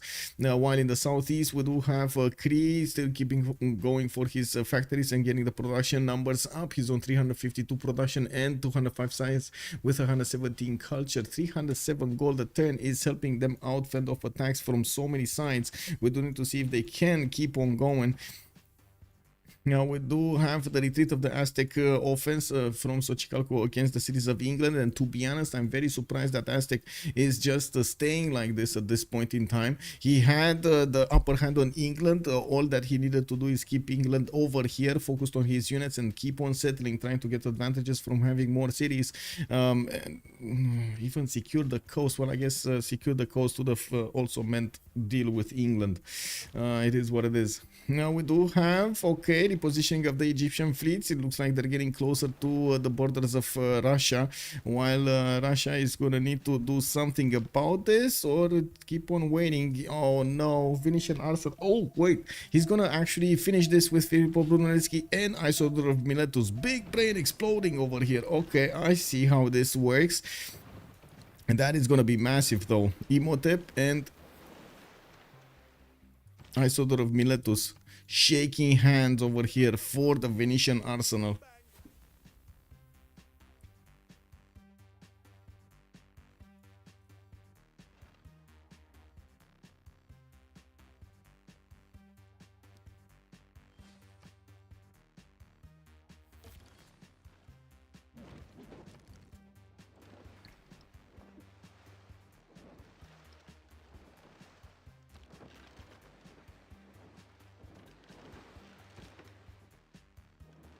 Okay.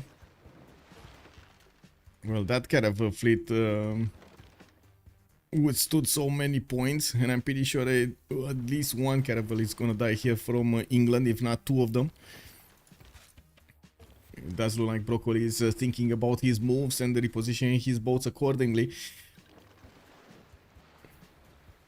Yeah, that's one down. Oh wait, is that gonna be a second one down? No. No. Not enough. Anyway, why couldn't Aztec get the job done on Vicky? More of a timing position over there. Trojan Man, hello there, sir, and welcome. Also, Lukang, Venetian Curse returns. That's a very good question. He will get it much faster than it would have been on other players, but I gotta say that's only 2 cities that he's actually gonna get the bonus into. He's actually getting the harbor. Oh, from St. Petersburg. He put it down, but we do have Cree with a single galley denying the harbor. Wow, I guess Yatsuhashi Kengyo will need to figure out what is the sonic weapon he can use to dismantle that galley. Seems a bit science fiction, doesn't it? More Sea Dogs coming out from England. He did get a frigate fleet to fend off attacks here from Aztec. We do have Macedon also starting to get his field cannon cores and field cannons to attack into the Roman defenders. It does seem like he's chewing through quite a few units here, and still we don't have any kind of attack from Rome or even pre-builds to use.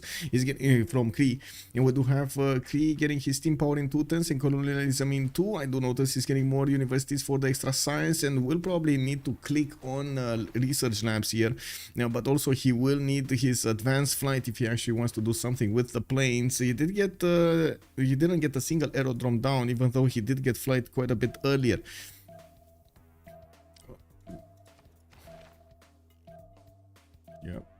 Yep. Oh well, it is what it is. Here, west side, what do we have here? Okay, Russia coming in with the frigates in the north, getting pushed, body pushed here by England. He just took out another one of these caravels and will need to retreat this caravel up. He does have, no, he doesn't actually have the shift enter activated on it. That is a bit unfortunate. This one does have a promotion, and it will be weaker since it is not one of these caravel fleets. Broccoli, shift enter, no shift enter. Oh, that's taken down. Okay, well, I guess he's gonna trade that for 2 of the caravels of England. That sounds like a good trade, not gonna lie.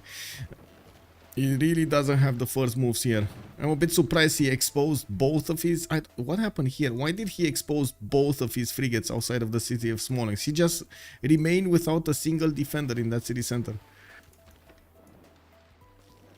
Oh well, I guess it might have been a misclick. And he probably realized it, but yeah. Couldn't do much about it.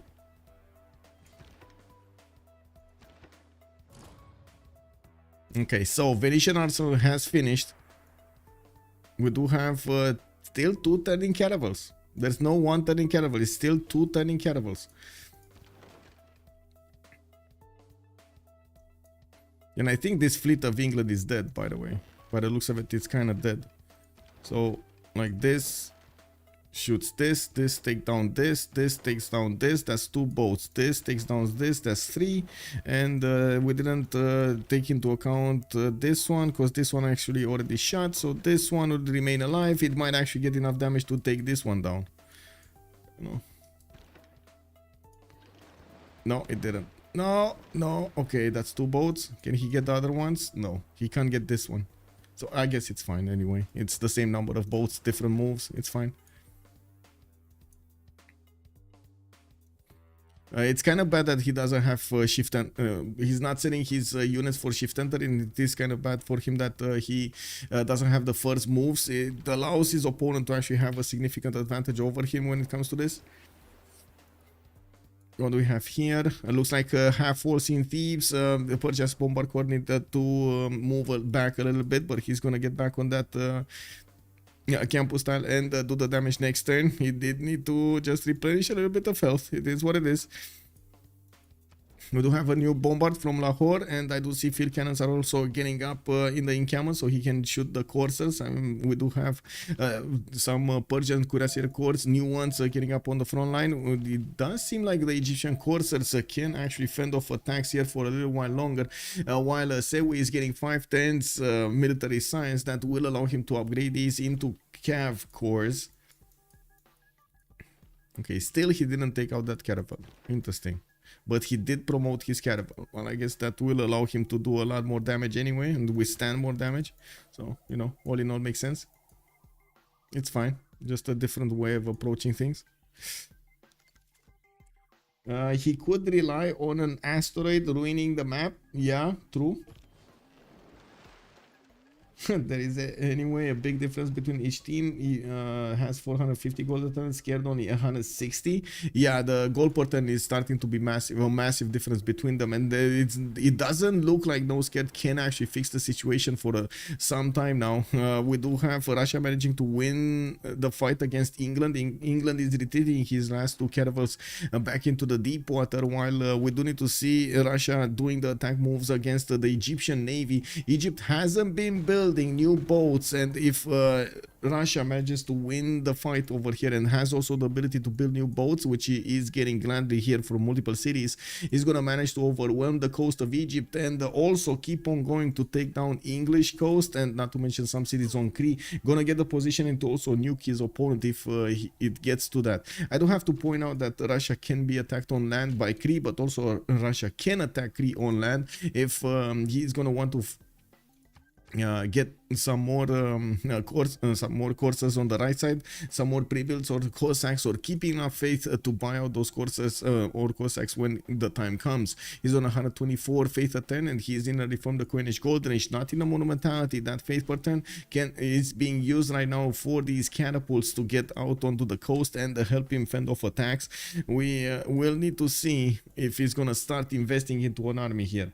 Yeah, we do have the city of Thebes almost getting taken down here. It looks like the Persian army can take that city down, and that is, I should say, the big bastion that Egypt was relying on closing the choke. If Persia does manage to get this, it's not going to be that far from for Persia to get into the main cities of Egypt. It looks like all of the sacrifices that Mac did manage to get throughout the game are starting to bear fruit over here.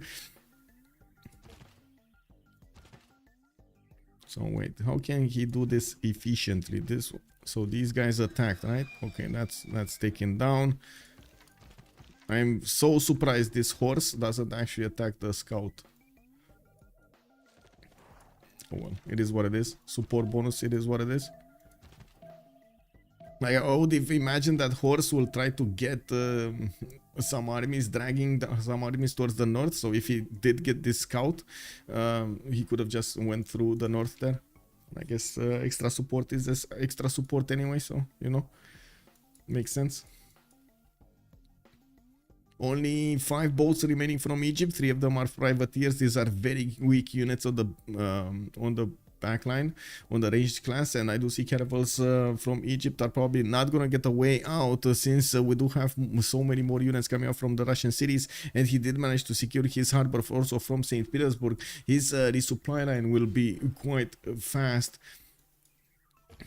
Okay, first moves here. Is Maki gonna get the Thebes? It kind of looks like he's gonna get Thebes, doesn't it? It kind of looks like that city's dead. And that's exactly when Egypt got his upgrade on coursers. His upgrade on coursers just came 1 or 2 turns too late. Like 2 turns too late, probably. Cree levy to help out Egypt. Cree levy to help out. Yeah, I mean, I think he levied more to get his golden age than to help out Egypt, you know.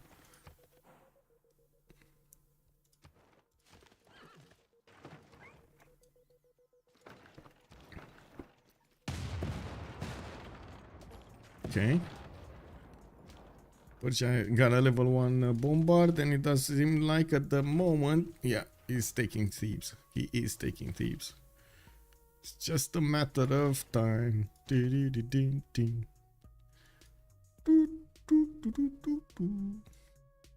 Anyway, this horse, why is this horse still not moving here? Oh well. New cuirassier course, new cuirassiers are coming from his territory, and he's getting some builders going. We don't have Russia actually going on the offense or deciding in which unit of Egypt he will attack into. There are some Russian privateers getting ready in Smolensk to jump, and I do see finally 1 turn for Voronezh to get a caravel out. We do need to see how quickly these are gonna get into the front line and what kind of plans is he gonna have. He's not aware of what kind of fleets Egypt is making or how many boats from England are coming from the west side. He does know those are coming, but he doesn't know how many or where. England is trying to get to gunpowder, and I do see Aztec did manage to get to line infantry. These are very strong units if he is gonna get to attack them into knights, but I gotta point out at the moment the gold is a problem. Quert is also waiting for the ballistics so he can upgrade his crossbowman corps and crossbows right behind these line infantry corps, and it does seem like England is gonna be so late on this. 2 turns gunpowder while he's gonna need more. I don't know about this, boys. I don't know about this. Getting to cuirassiers, he's gonna need metal casting, he's gonna need ballistics. Is this also his own continent, right? London is on the white continent, so he doesn't have red coat extra damage here.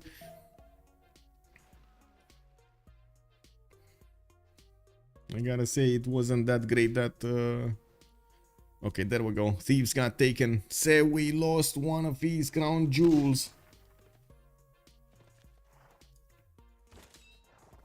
We do have a general also from Persia, Gustavus Adolphus, managing to get onto the front line, while there are some more field cannons to take care of.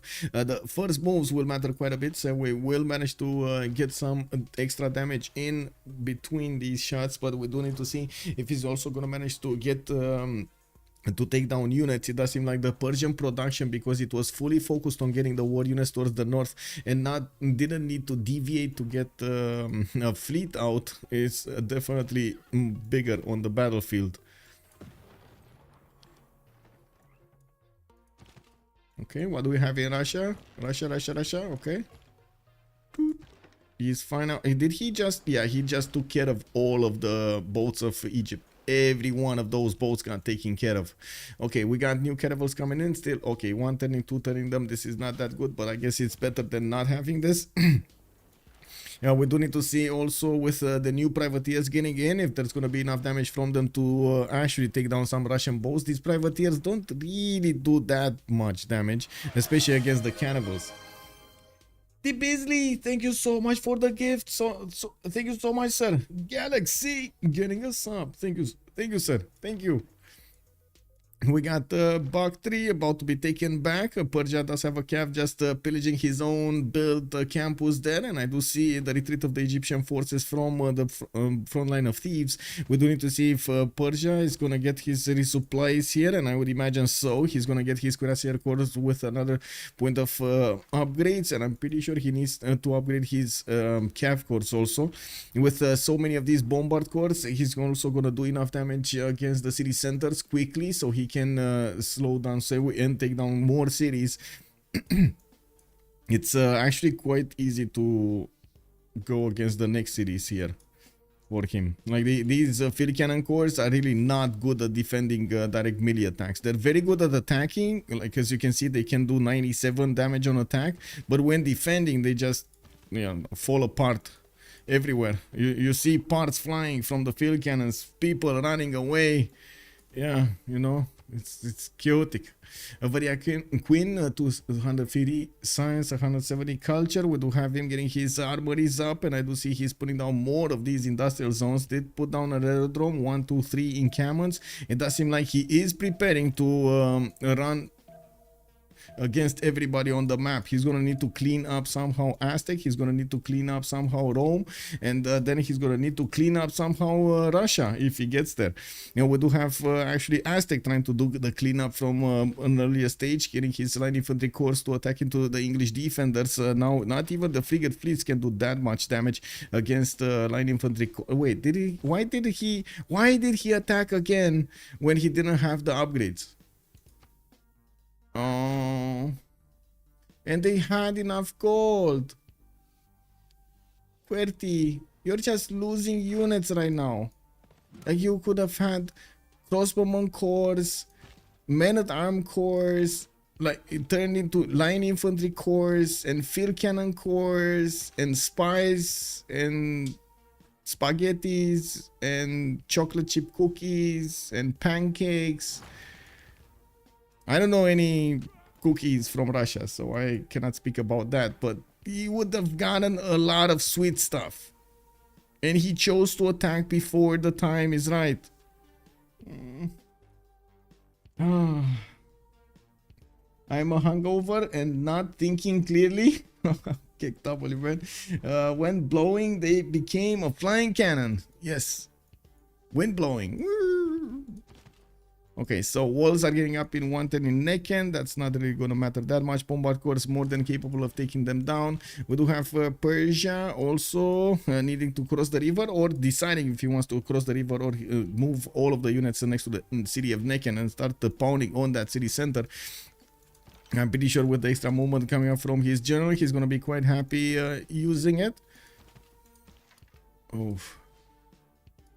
I gotta say, this scout over here is sitting on my head right now. I would have, how to say, I would have killed him so many times. That's incredible. Anyway, Mimar Sinan, great engineer. We do have Russia deploying more fleets out, and I do see he is going to get definitely a lot more frigates. Only one single frigate with his navy. I do see caravels coming in, and wait, is this a flood? This was a flood, right? This was a flood, but that's a Liang protected city, so that's fine. Frigates coming up from St. Petersburg getting one turn, and he's getting some libraries in the north. Definitely needs a lot more science to fend off attacks here soon.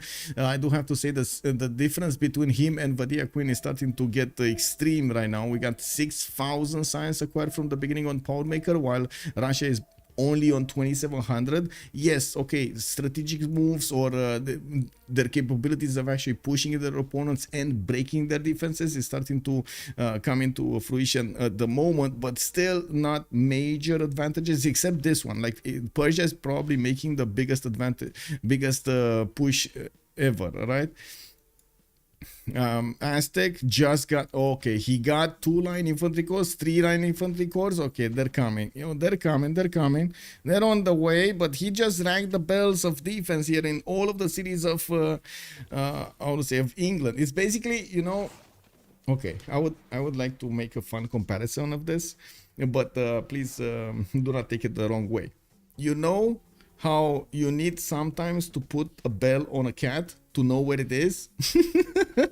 you know how sometimes you want to put that bell over there? This is basically him coming with all of his armies with a fanfare, with a symphony in front of his opponent and saying to his opponent, hey, we're coming to you. You know, it's anyway, announcing his entrance into the fight scene. Maybe that's exactly what he wanted.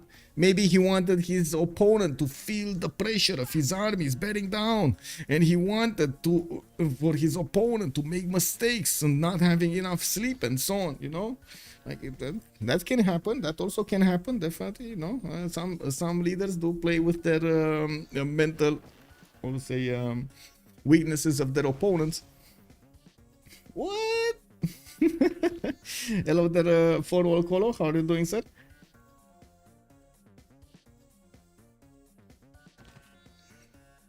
Okay, so CD walls in Necken, rifling in 5, mobilization in 1. Not enough units to army up though, even if I'm pretty sure that would be quite a strong unit. Still not enough units.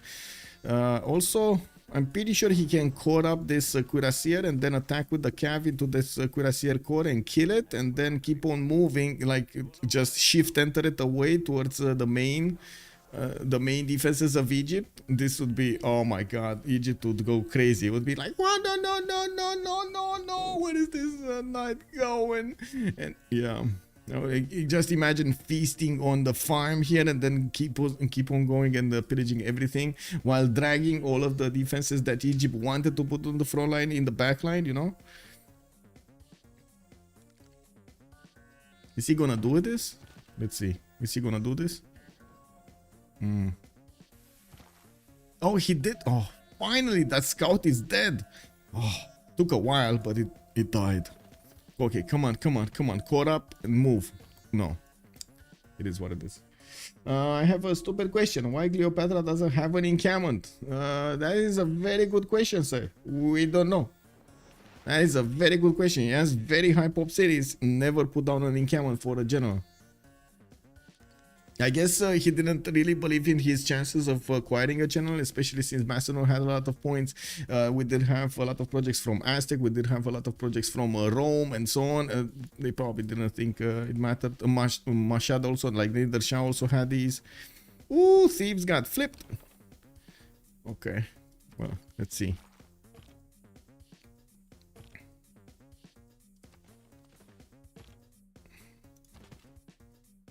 Well, that cav is dead. But I would say kill the cuirassier first. The cav can definitely be taken next. It's fine. Okay, there is a position for these Persian bombers to actually start attacking the city borders of Necken and taking down those fortification points. We do need to see the cuirassiers move one step forward, where unfortunately there is a field cannon army, and oh my god, it can actually one-shot the Persian cuirassier. If it's not a cuirassier corps, that's a very big problem. That is a very big problem. Anyway, I do have to point out this city can be attacked from 1, 2, 3, 4 tiles with frigates, so that is going to be all up to Russia to actually attack there. And I do notice England has brought a secondary fleet to fend off attacks, also getting an ironclad on the way, while Russia has kept on going with his bonuses. We do have him 2 turns out from getting military science for his Cossacks, while he is getting a few new quadrims. He hard built as many of them, trying to get harbor shipping projects, while I do see Francis Drake is going to be recruited by Egypt. Russia is very far away from getting one of these ones. I guess he's still gonna try. That's not gonna stop him from trying. Petra, Machu Picchu on Cree. Oh my god, he's trying to get everything here. Look at that. Petra, Machu Picchu, getting Oxford University, coal power plants, everything. Man, this is like free sim galore over here. This is like the best thing that could happen to him, right? Oh, wait, he's actually getting redcoats? And all of the Aztec line infantries have fallen back. Oh my god, wait. I have to ask the serious question. Is England gonna kill Aztec?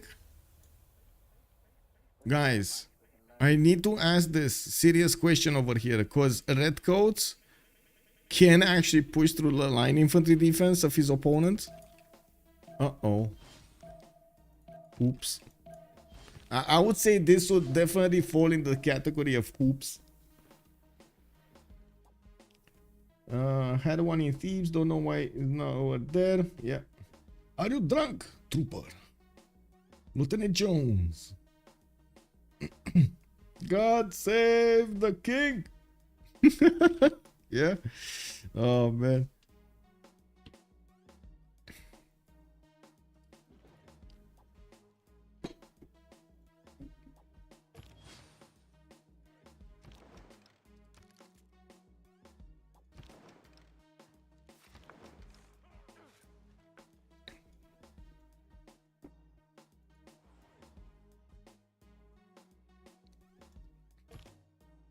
Oh, we got some trades going on finally between Rome and Persia. Maybe that's actually gonna shake up their economy. No, it's not.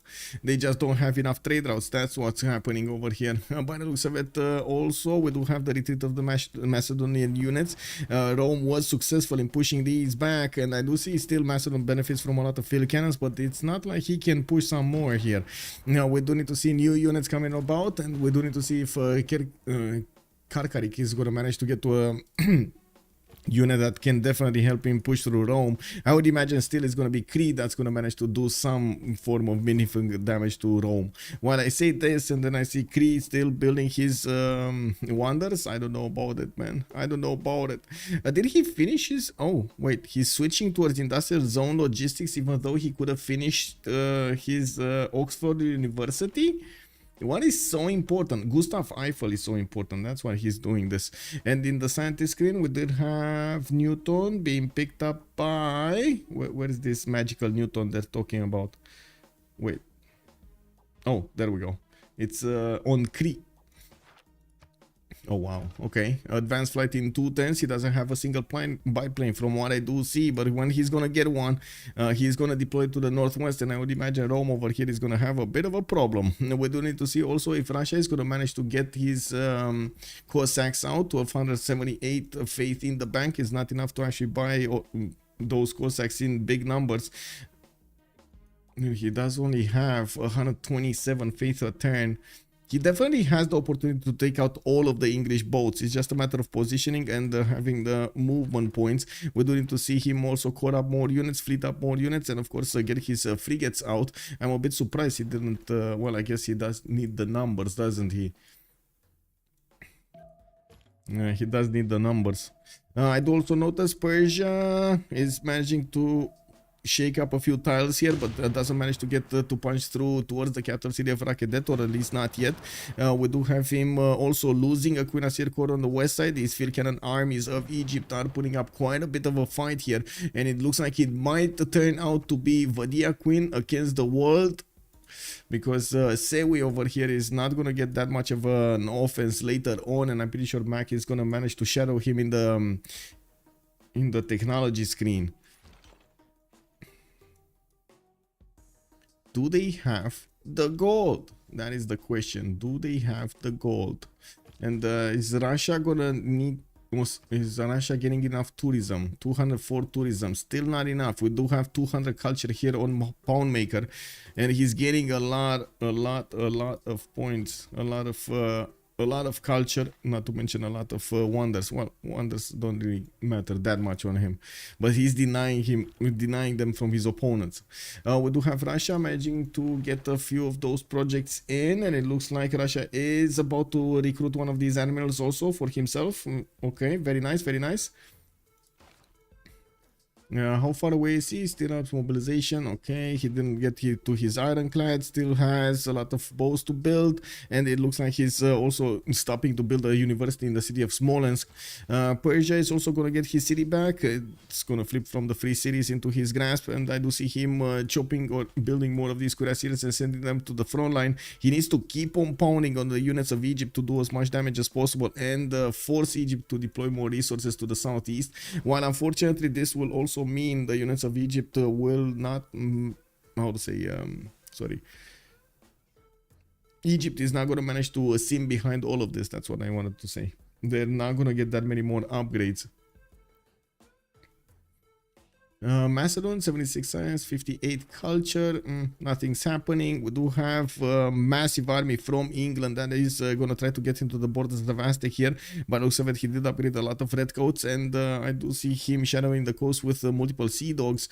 There are trebushes defending the city of Tracopan, so I wouldn't imagine he's gonna go through there.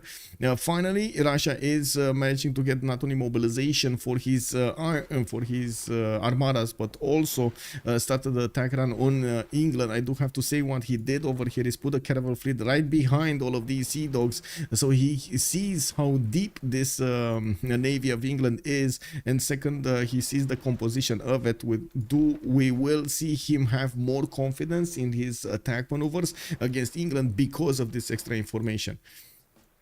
And I do see that redcoats of England did not manage to capture that Russian boat. It went down with all hands. With all hands.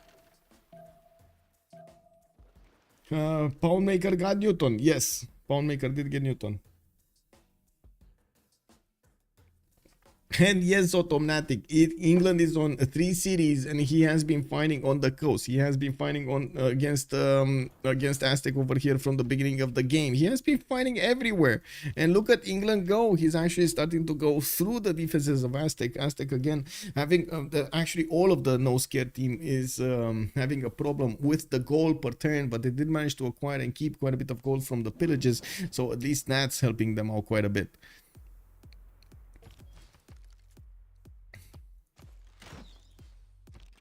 That was a former crossbow.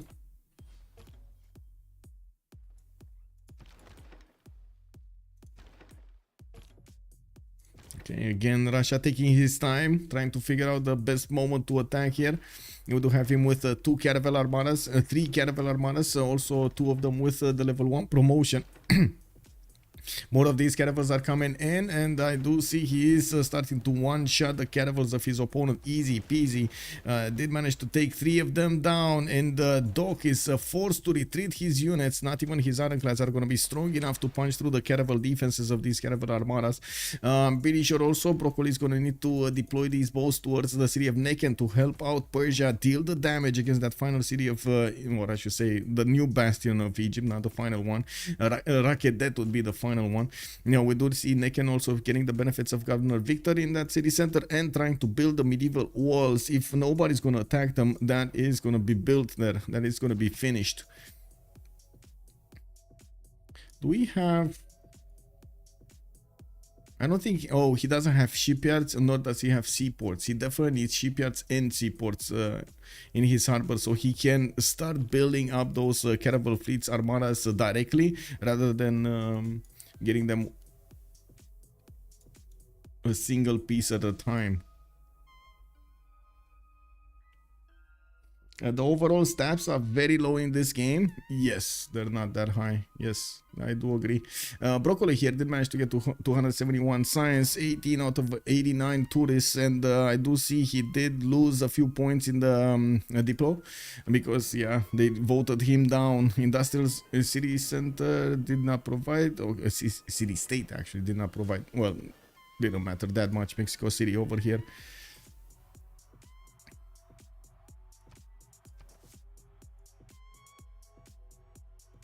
Okay, Oxford University next turn. Vadia Queen was successful in taking Gustav Eiffel. He can finish his Taj Mahal, and now putting the production into his fighters. It will take him quite a bit of time to also build the Potala Palace to deny that extra point from his opponent. While I do notice Macedon is starting to get his cuirassier corps to attack again into the Roman defenses.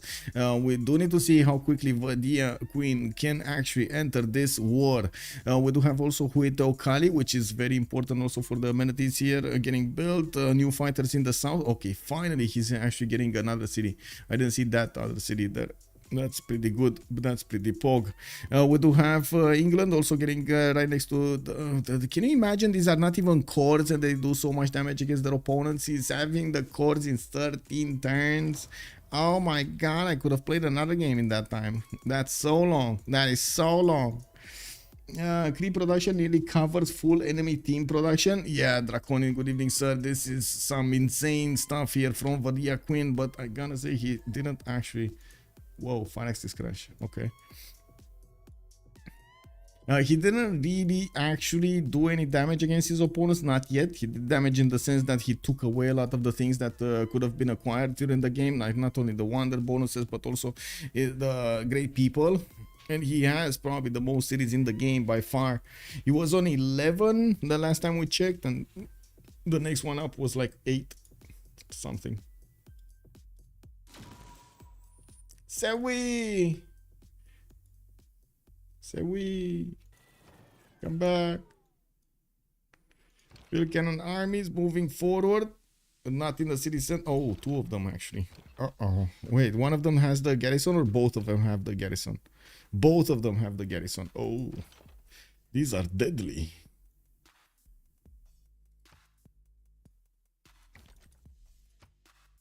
Okay, Persia will have tanks in 5 while Cleopatra. Wait. Still in 5. Oh, Cleopatra is very far away from tanks.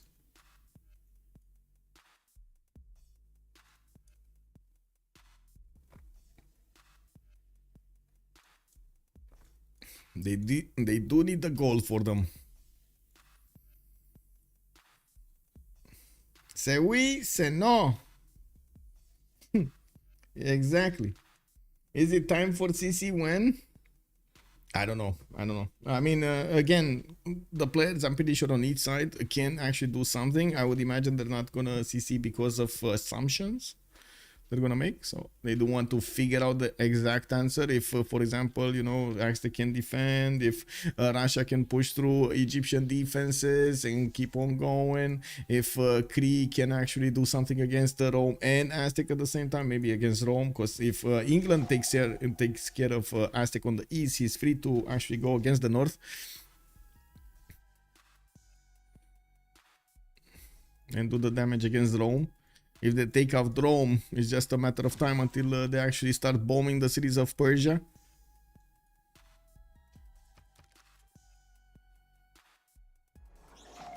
"13 things I could watch Das Boot twice in that time."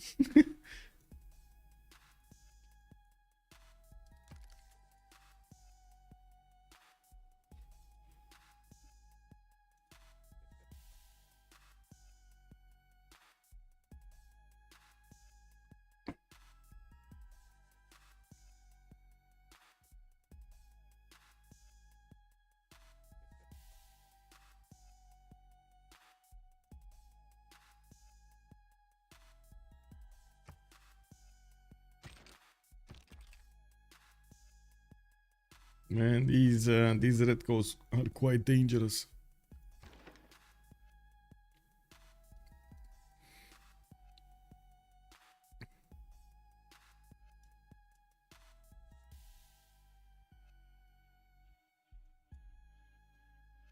Okay, more frigates. Krakatoa still exploding, adding more points. Very nice. So many units now from Russia. Still needs to finish the university in the city of Smolensk to actually get to work on something else like boats. You would definitely need more. I would say he needs more because he need more to actually take out all of the English cities and try to help out Aztecs survive here. It's still gonna take him a lot of time to get to the borders of his opponent, but I'm pretty sure it should be how to say, it should be fine. I don't think he can get a second fleet going. So, and I'm actually quite curious if he wants to wait for battleships or not. He's gonna have fascism over his opponent pretty soon. Ideology in 2 turns. What I do see, Varia Queen is still on mass media. We do have also Broccoli, half of the production capabilities of Vadia Queen. All together, Escape Posel do have a lot of production capabilities on their empires, but unfortunately, they're also starting to lose a bit over here. For example, losing cities. Egypt is starting to lose cities. So we do have Aztec in very big trouble here. Now, these English units are still getting positioning, but I'm pretty sure if they do start to get three tiles to attack, like 3 units to attack one single light infantry corps, they're gonna start winning, massively winning.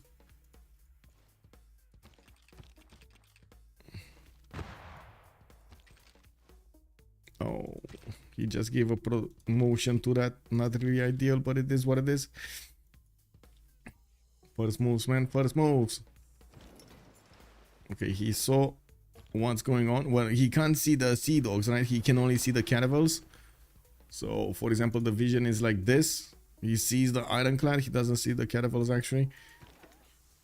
He can push forward from the south and see them.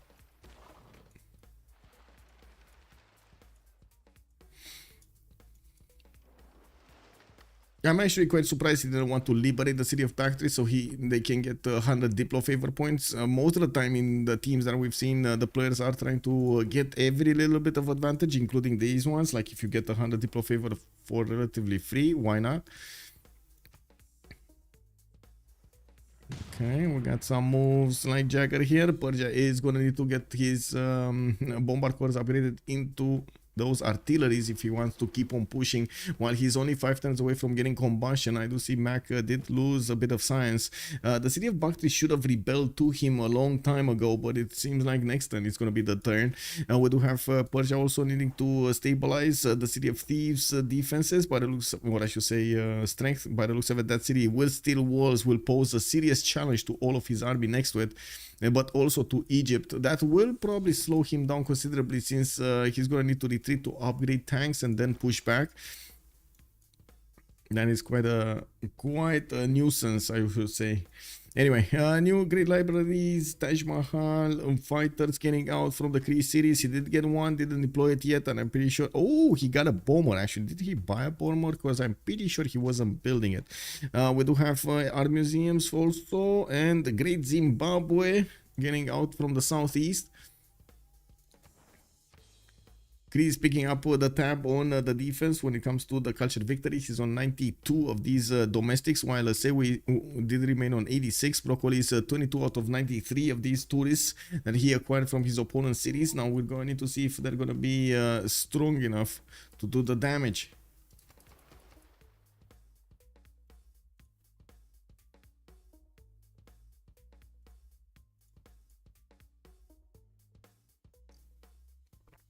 Royal Dragons, hello there, sir. How do they have so much gold for the armies? Pillages, probably some spies going around the cities, and so on and so forth. I would imagine there are quite a few spies moving around. So, for example, Aztec is spying on Kree in the city, in the capital city. There must be some spies getting out there, and also pillages, like pillages on the mines, pillages on city-states. You do see. We did see the harbor pillage over here to the southeast of Necken. All of these are gonna matter a lot. Okay, redcoats needed to retreat. Wait a second, what happened here with these? Were actually line infantries attacking into them, or did they get hit by a flood again? Oh my god, they got hit by a flood again, didn't they? Okay, never mind. I think attack is over. England is gonna be fine. Sorry, Aztec is gonna be fine. It's all good. We got some caravels coming around from England trying to build up a fleet before his opponent is gonna get there. Also clumping up his sea dogs a little bit here. While I do see Russia is gonna reach out to attack the city of Necken from the south. He only has a single frigate fleet, which is not gonna help out that much. He needs a lot of boats there. All 4 of these towns need to actually be covered with units if he wants to go against Necken and successfully take it down before steel walls.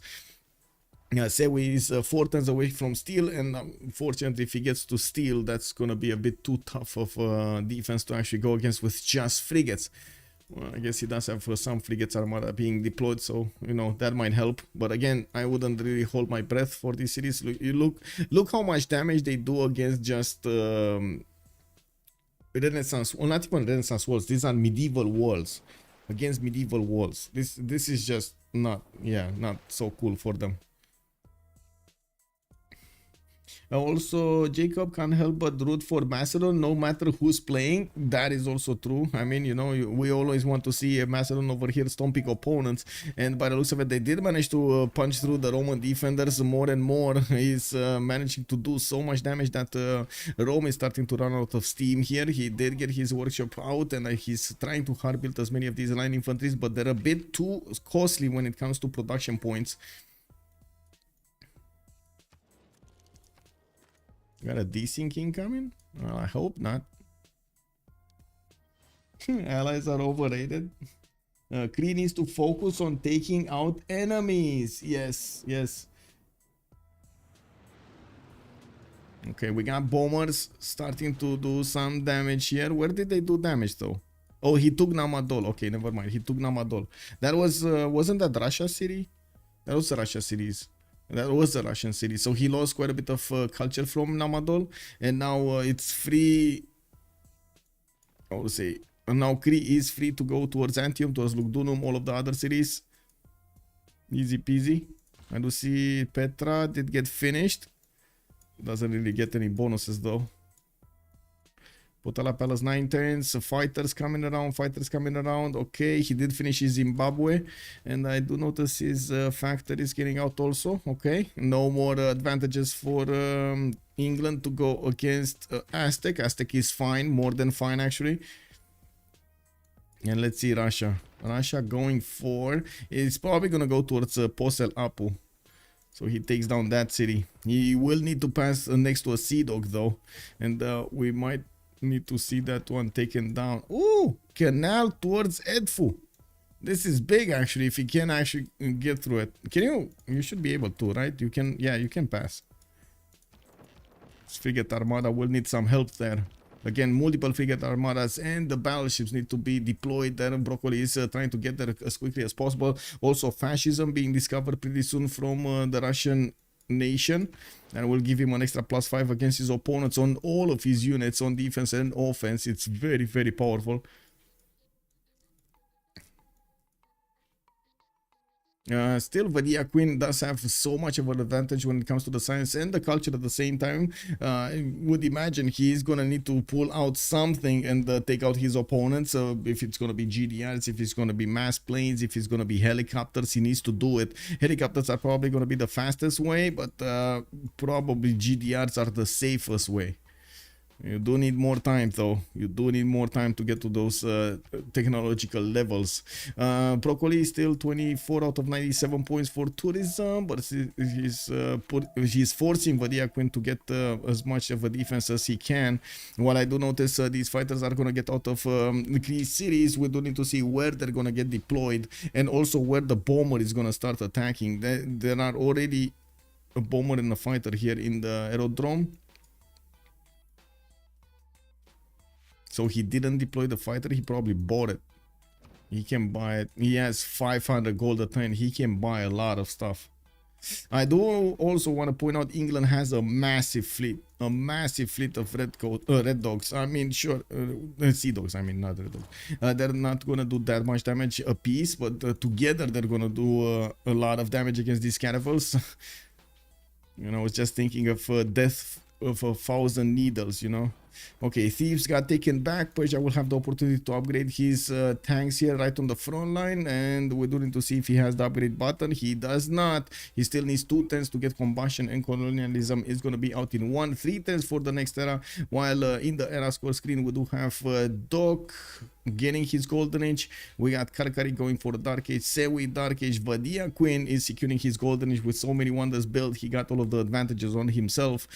We got Mac here also 5 points out. He might actually get it. He might get it. Let's see what is he gonna get in the next turns. I mean, he's gonna upgrade the tanks anyway. That's gonna be at least 1 point there. Did he ever get a boat? I don't think he ever got a boat, right?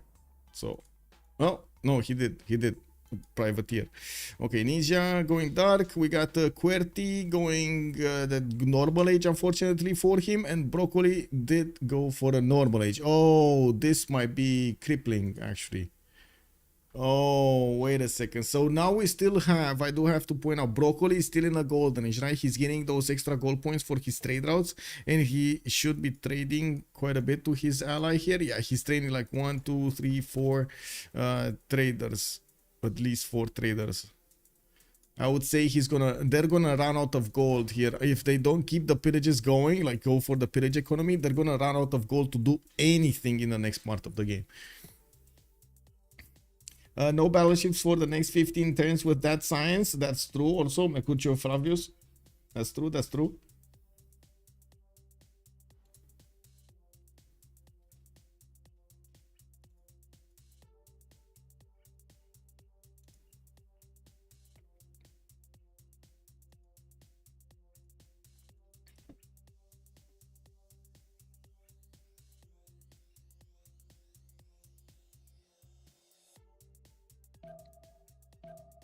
Oh, they're getting through towards the city of Edfu. We do have the frigate armadas getting into the range of the field cannon armies of the great Egyptian defenders.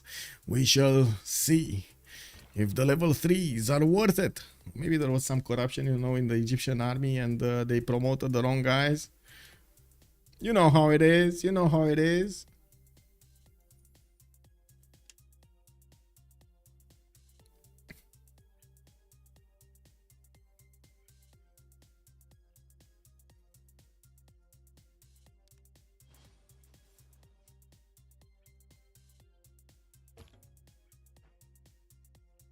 Yeah, I would imagine this is gonna hurt quite a bit. Again, not enough frigate armadas to actually do enough damage against the Egyptian defenders. Edfu did manage to get that, but anyway, I guess Russia is still not gonna give up on this.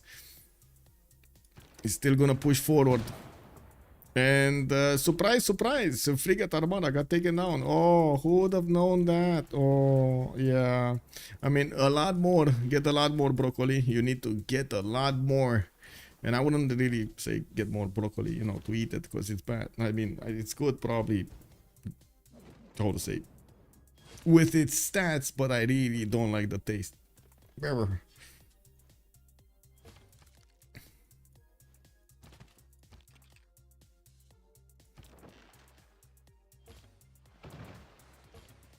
Okay, England got pushed back a little bit. Then it looks like Aztec changed his mind.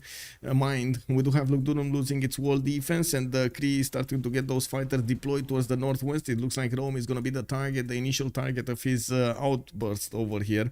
We do need to see a lot more units, actually, a lot more planes being deployed, and a lot more bombers if he wants to get this quickly.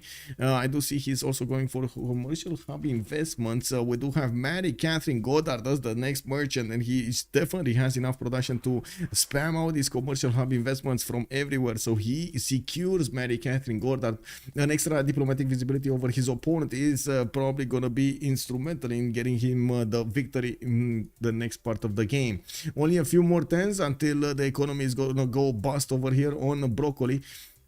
We do have him right now with 37 gold a turn, and I gotta say a lot of that gold per turn is coming from these trade routes that are going towards his allies. And if he is, and he will probably lose the golden age, only 155 points out of 166 necessary, 11 points in the next few turns. I doubt that's gonna happen. I doubt that's gonna happen. Maybe, I don't know, maybe it will, some form of amazingness was gonna happen here. And fascism is just one turn too late. Oof, one turn too late. Everything is one turn too late for him. I don't think he's gonna do anything about Edfu, by the way. These caravels armadas are dead. He's just gonna get the pillage on the harbor, and that's about it. He's gonna need to retreat. Yeah, that's it. Okay, tanks upgraded from Persia. They're gonna do now, gonna two-tap these Egyptian cuirassier armies while Egypt is gonna get his steel walls. He's still trying to get his ideology for the fascism. We do need to see if these Persian tank corps are gonna go directly for the city centers and to take out these Egyptian field cannon armies. Finally, they can do enough damage against them. The artillery corps of Persia will also require a bit of time to go against Necken, but first they're gonna retake Thebes and then keep on going. I do have to point out that there are more tanks to be upgraded in the city of Lahore, and he's still trying to get a general for them. I don't think he has a general, but he will have one. But it looks like Jose de San Martin is still available. Macedon is probably going to get one. Rome is probably going to get one. And then Persia should make enough points from these. Oh, wait, he's trying to get commercial hub investments also? Wait a second. Wait a second. He might actually take Mary Catherine Goddard from Cree because Cree did not pay attention to this. Well, that might be a problem. Yeah, anyway, it's fine. I guess we'll see. Lugdunum losing units, losing strength in the city center. Looks like Rome is slowly getting taken down. We do have settlers getting on the other side of the coast of the inner seas here to try to get into a safe position. We're going to need to see how they're going to be underneath the helpful wing of Mac.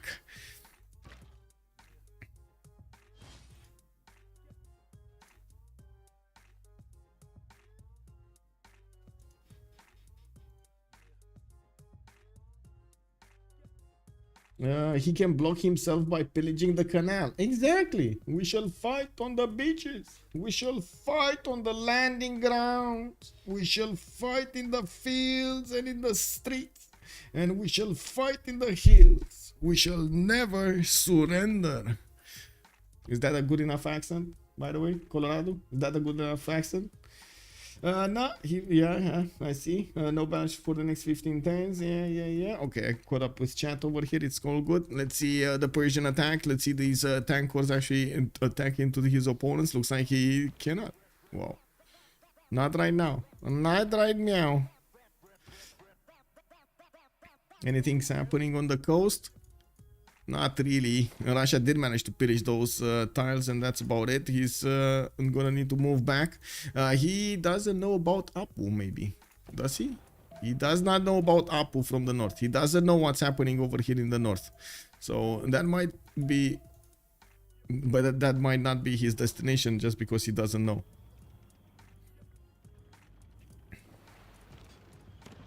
Oh, finally, an attack on Necken, but that's a steel wall city, and you can see the frigate armada is barely scratching the defenses of that city center.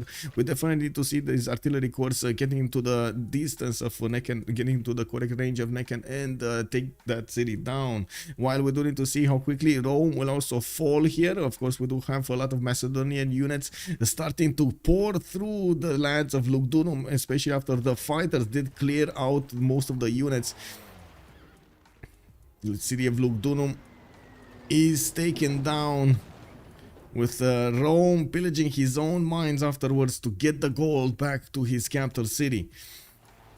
It does seem like Rome is gonna start losing his borders extremely quickly here. But is he gonna be quick enough? Is he gonna get these settlers quickly enough? I think so, right? He's still gonna remain on probably Nazca and Ostia. Yeah, it's fine. Okay, no more attacks here. England sitting down. We do have him deploying the majority of his fleet on the east side. I do have to point out, if he chooses to fight here in the middle of the ocean, he's not going to have the ability to resupply that quickly, nor is he going to actually have the ability to upgrade his units. Yes, 75 science, but you never know.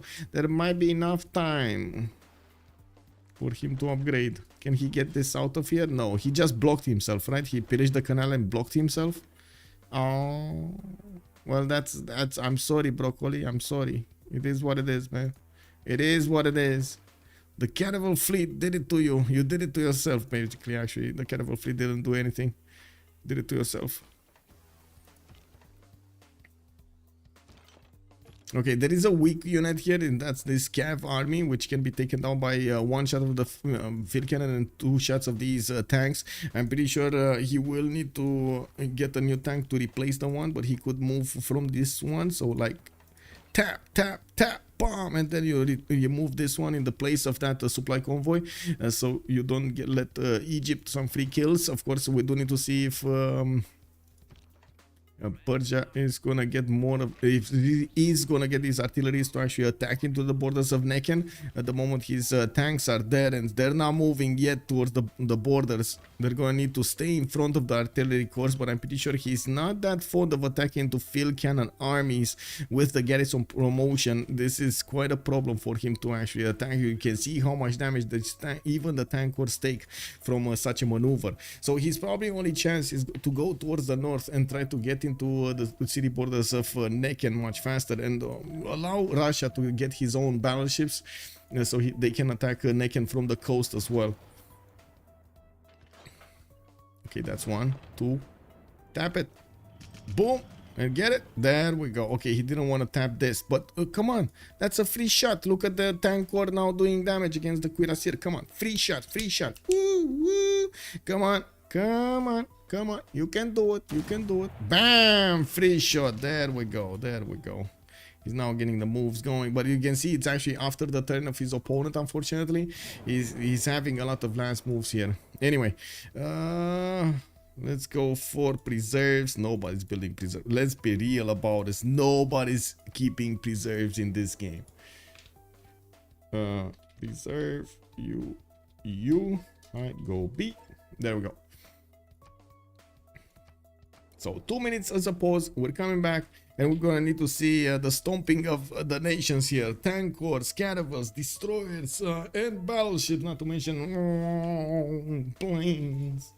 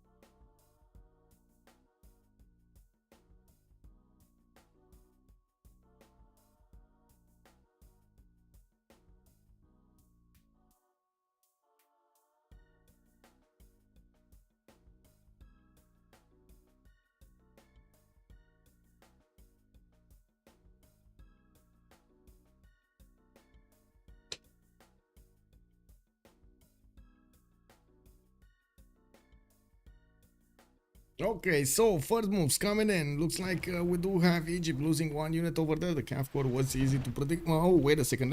Wasn't that a tank from Persia? I think that was a tank from Persia, actually. Anyway, we do need to see really quickly what happened here with the districts. Campuses 100%, so labs are going to be quite amazing. International trade route sent to the chosen plan.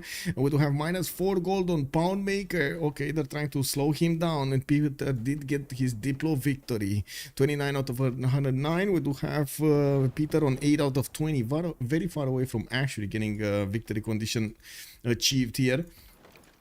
And I don't see Broccoli having that many of these frigate fleets to upgrade into battleships, frigate armadas to upgrade into battleships. He has a few of them, but not that many. I do see Lugdunum has been taken down. Rome is going to fall quite quickly. We do have Macedon with a helicopter moving forward, and I do see him having enough damage to, well, do some damage, but he's not having enough damage to take over cities. Anyway, Cuirassier Corps, field cannons, trade route, planes being deployed from Cree on the front line, taking out all of the units that are in the middle. And we do need to see how quickly he's going to start doing the damage against the other cities. Walls are not going to matter that much. They're just going to get one shot by the bombers, and then of course the Macedonian units will take that city down anyway. We do have Rome about to be extinct here. This is a problem. He has these settlers moving towards the south, and he needs 1, 2, 3, 4 turns to actually get that going. He has also tank strength cities, so that's pretty good for him to defend a little bit better, but still not strong enough to fend off attacks. We do have also England, okay, doing stuff here, okay. Tenochtitlan, Cuirassiers.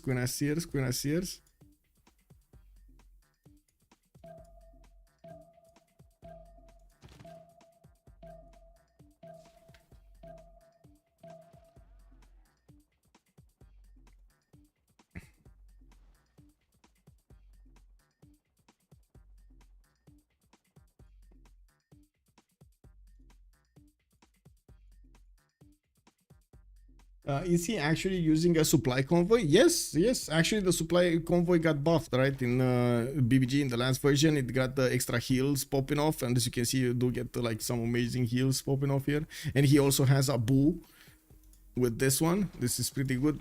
Don't you get like extra movement and heals, I believe? Supply convoy, right? Gives one bonus movement if movement started. Oh no, sorry, it doesn't get the heals.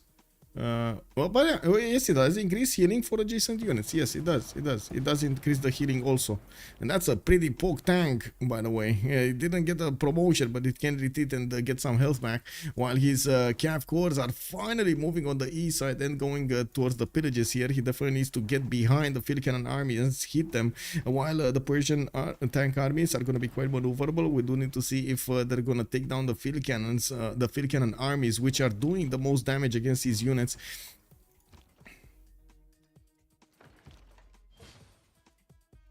Okay, more artilleries. John Monash also appearing on the front line. That's going to help him get that extra +5 on his tanks. And finally, his tanks are strong enough to go next to the city of Necken and not worried about the counterattack that much. You do see the artilleries are starting to get their extra movements also and starting to do the damage against that city center.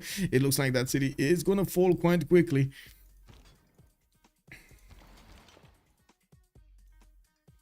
Okay, what's going on here? Capital city got taken over. Ostia is next. Ancient walls in 4. A bit too late. We do have Kree sending some pillages, some units to pillage his opponent's territory while he's repositioning his fighters on the west side.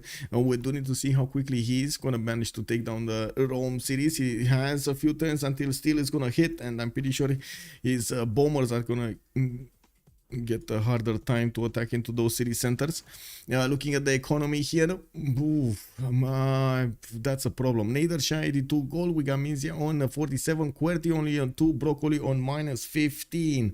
There just isn't enough gold over here on No Scared to upgrade their units, but they are going to manage to punch through their the defenses of Egypt and also managed to rip apart the gold pattern from his tiles over here. Those mines are going to be extremely good for him to pillage.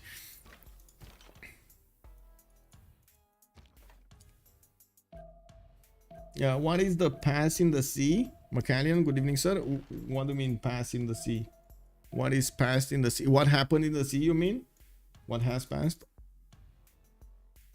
Nothing much, to be honest. It's just England getting more units, clumping them up and fleeting them, while Kree is putting more pressure on Aztec with his fighters. He's definitely going to take down quite a few units here with those fighters and acquire experience.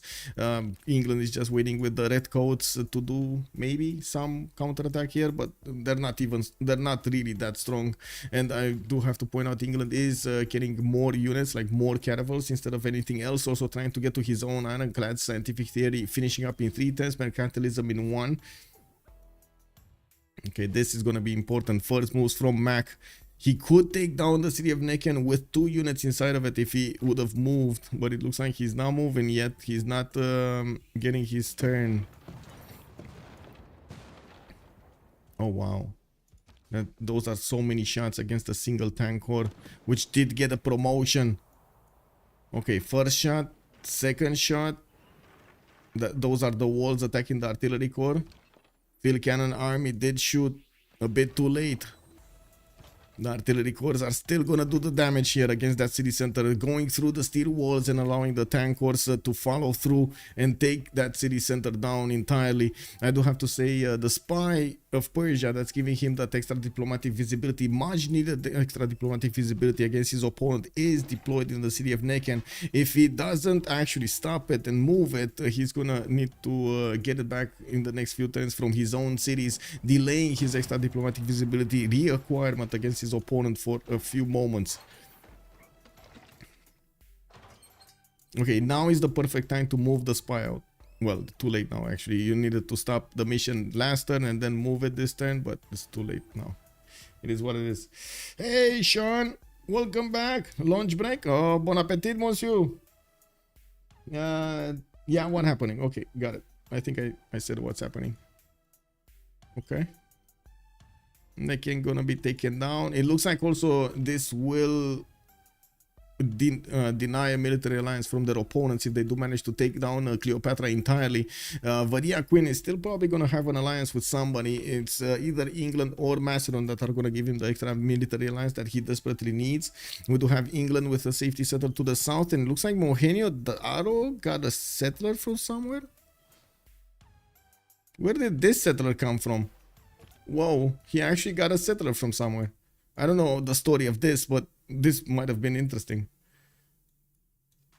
Okay, we got Rome settlers starting to get in next to the cities of Persia. They do need to traverse all of this land, of friendly land, to get into safety. So we do need to see if he's going to settle a city here and keep on going, and how quickly can his opponents actually get through the defenses that he put up in his former cities, so he can actually stay alive in the game.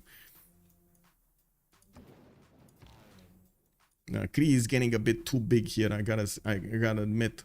435 science, more than double for a long time than his opponent's science, and not to mention he does have 315 culture. There's no way somebody's gonna get the culture victory next to this. 709 production, more than double the production capabilities of Russia's empire, for example, and this 500 points per turn is just incredible. Okay, we got also Egypt starting to lose his field cannon armies. Yes, he's gonna shoot a bit more with them, but Persia is gonna get his promotions and gonna get the opportunity to shoot back with his own tanks. Oof, that was quite okay. Well, that was a trade. Tank corps for a cuirassier army makes sense, doesn't it?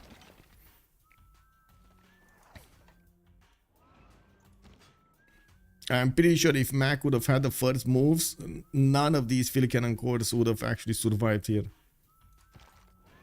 They would have been dead a long time ago.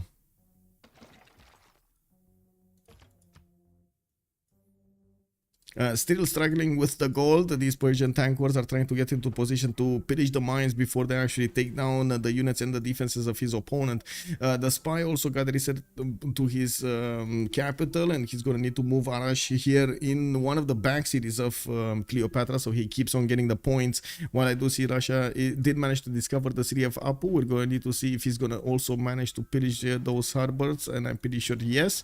We do also need to see what kind of units Russia is going to get afterwards, since I do notice Mexico City is gonna be a staging location for Doc's fleets to actually get upgrades. Well, that's still not there yet. Like, Doc is just scientific theory in one turn. He's gonna need his steam power afterwards if he has the other ones. So he is scientific theory, he needs steam power. If he has industrialization, of course. And the big question is, yes, he does.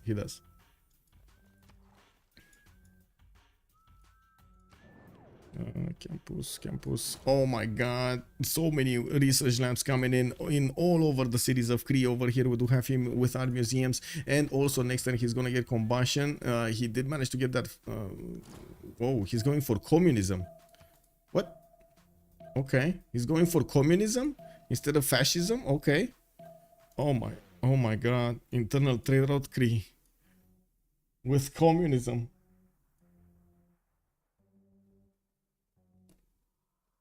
I think that's a bit of a big bubble.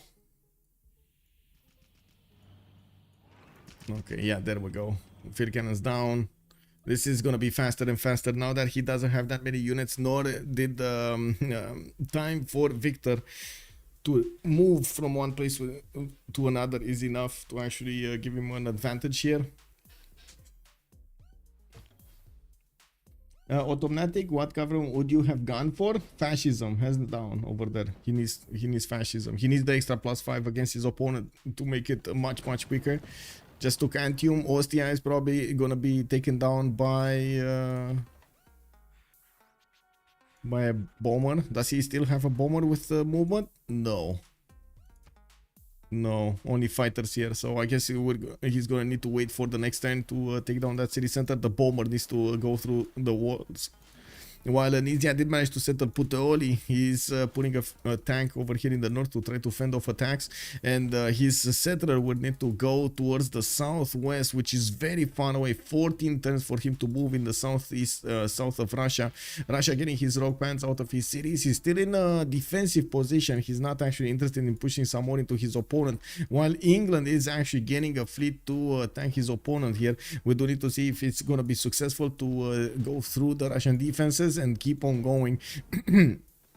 Dock is 3 turns away from getting steam powered, and he is going to require quite a bit of gold. Not a problem for Vadia Queen to provide that with the amount of production that Vadia Queen is benefiting from. I'm pretty sure nukes are not that far off from happening here, and of course he does have the bombers to deploy them in his opponent's cities if he needs to.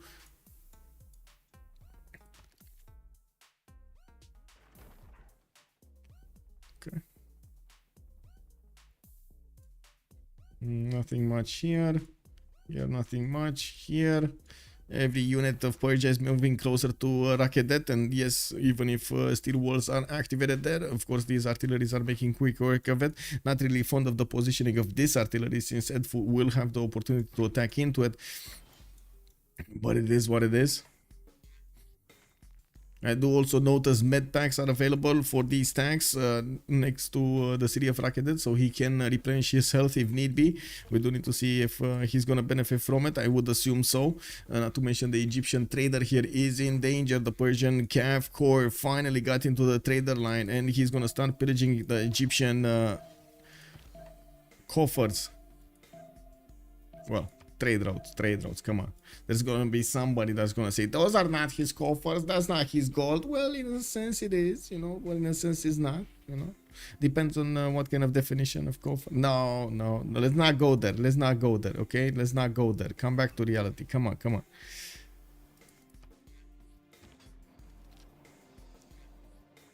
Nitpicking for the win. Okay, Ostia, is he gonna get attacked next turn immediately by the bomber? Vadia Queen definitely needs to do the damage. Yeah, there we go. Ostia got taken over. Rome pillaged his own campus there. It is what it is. Let's see what's going on here. We'll see Mac needing to reposition his units and also pillage as many traders as possible. It looks like we do have a retreat here. Egypt is actually retreating towards the city of Memphis to the north. His remaining units.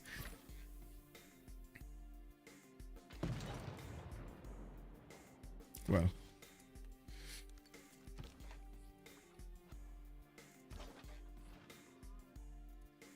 It's gonna take a few turns to go through the defenses of Rakedet by the looks of it.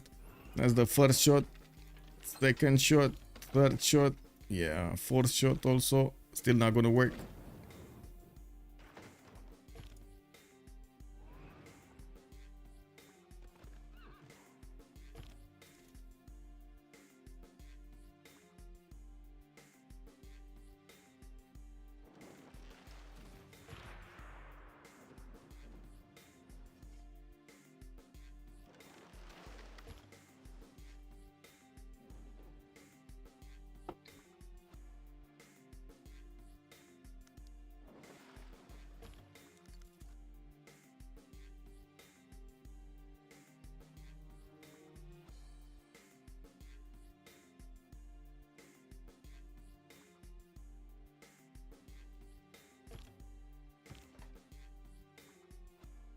Okay.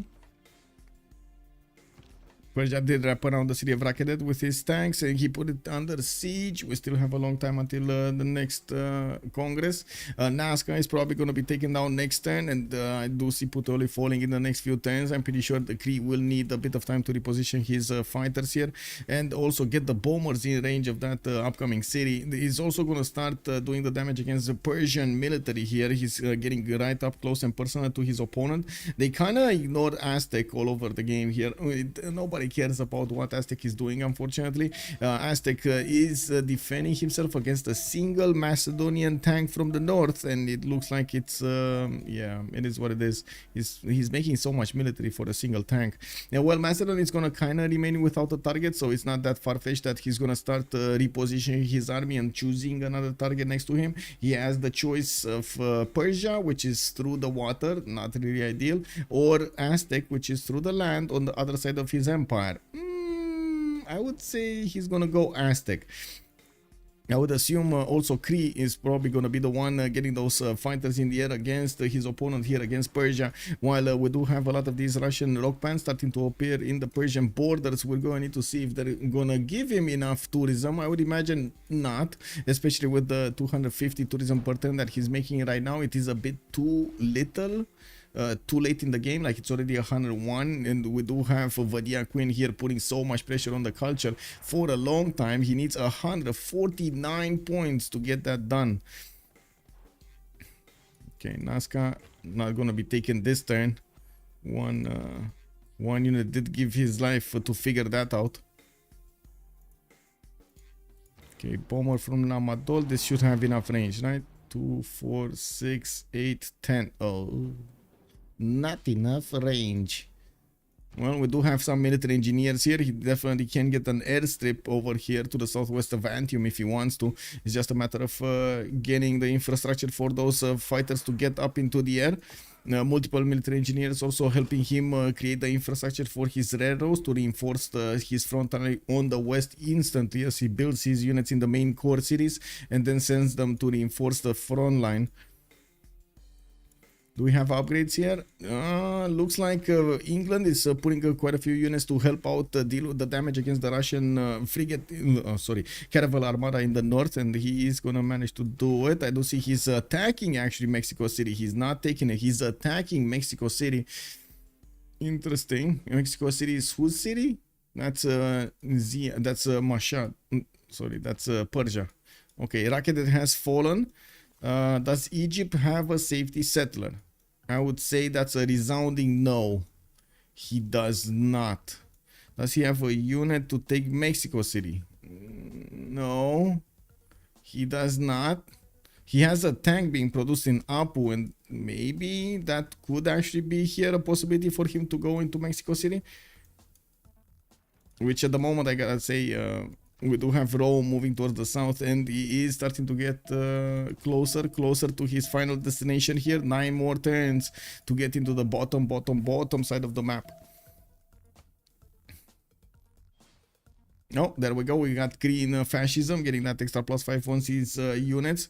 He's gonna make quick work of the remaining units of Rome, and then gonna get the opportunity to go face first into Persia. Persia is gonna be quite late on his own fascism. Mass media is barely coming out in 2 turns, and in the Eels tab we do have him on barely 102 culture a turn, but he does have 305 production. He's trying to build a few more of these encampments and get the benefits from them, while the majority of his army is already deployed very far into the northwest, so he deals the damage against Cleopatra, trying to take down Sewi. We do have on the other side Macedon getting quite big here. He did manage to get 160 science, 80 culture, and the cities of Rome, quite a few of them, at least 3 of them. He might actually get Nazca also. Now we do have him starting to push into the Aztec defenses with a few tanks, and multiple cavs are going towards the east. I would imagine Macedon is going to want to get to his helicopters and then push through Aztec defenses.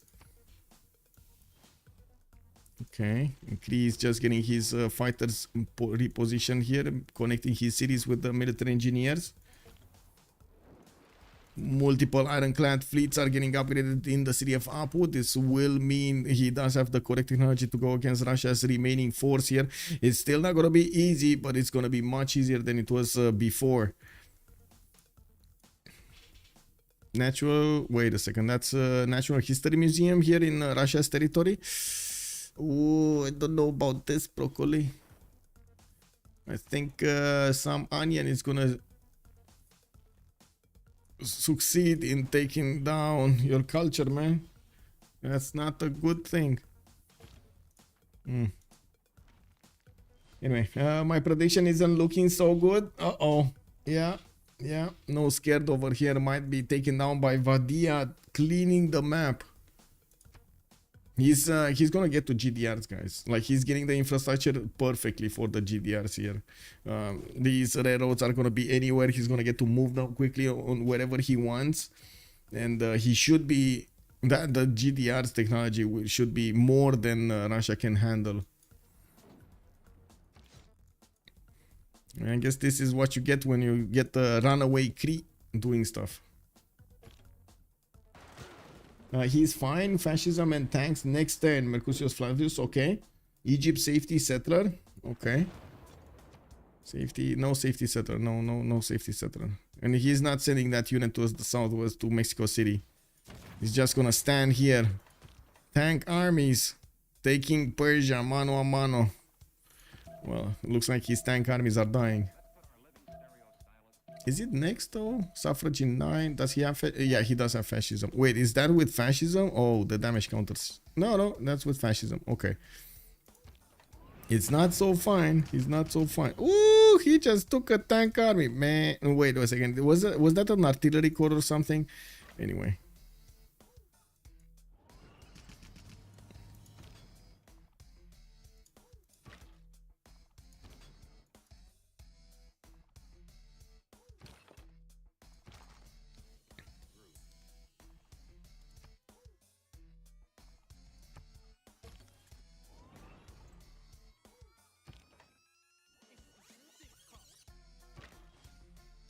Definitely needs to take care of these tank armies next to the city of Rakedet.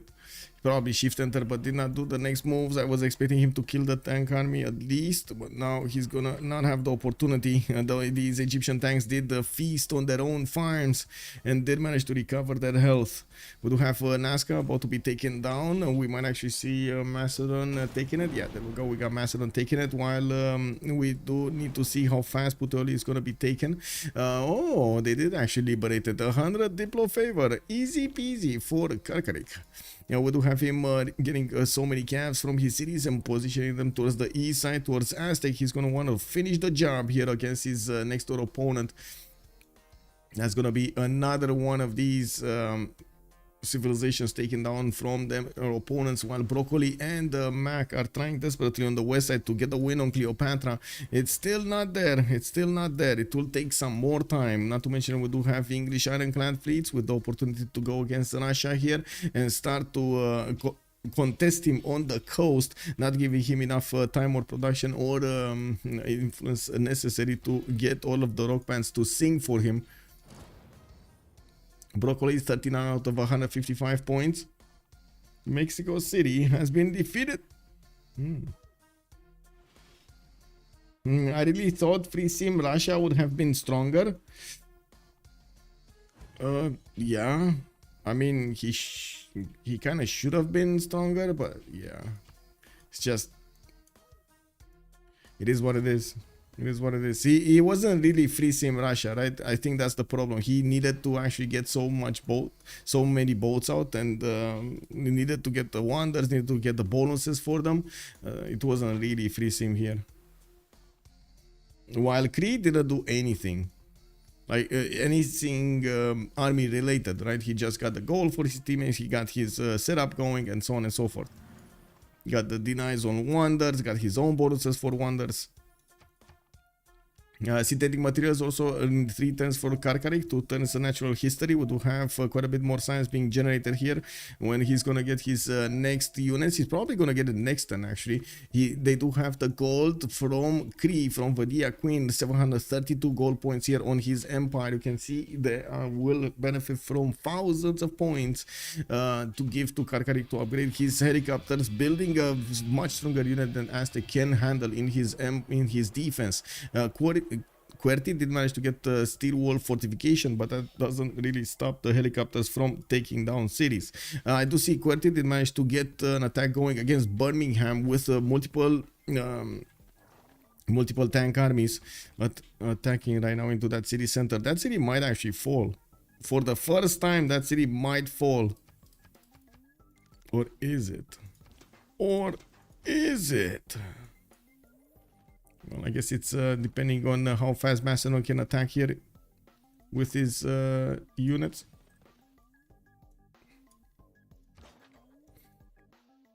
I do see Russia's tempo on the war on Egypt is slowing down considerably. It's not as great, and we do have the Egyptian ironclads making their presence felt, and of course they're gonna take on the Russian battleships and armadas. This is gonna be not that easy actually. 95 strength battleship on the defense. The ironclad fleets have minus 13 sufficient coal. Oh, I think that's a problem. I think we were a bit overestimating how much Victoria can do here. With that much of a penalty, that is a problem. Well, we don't have Kree with that much problem to get closer to the city of Puteoli. It just takes time. While I do notice Rome is going to get probably his safety settler, it doesn't seem like Kree at the moment will get the opportunity. Or will he? Wait a second. Will he get the opportunity? No, there's no way to get a unit there in time. Like, he can do the damage against the city of Puteoli, but he probably cannot get a unit to take it out entirely. Let's see, we got fighter that needs to be deployed. The fighter is deployed here. He can one-shot the Legion, can two-shot the line infantry. I'm pretty sure the bombers are going to start attacking the city of Puteoli, but it's only one bomber, so it will need at least... oh, that's a steel wall city now. Well, it will need quite a few hits.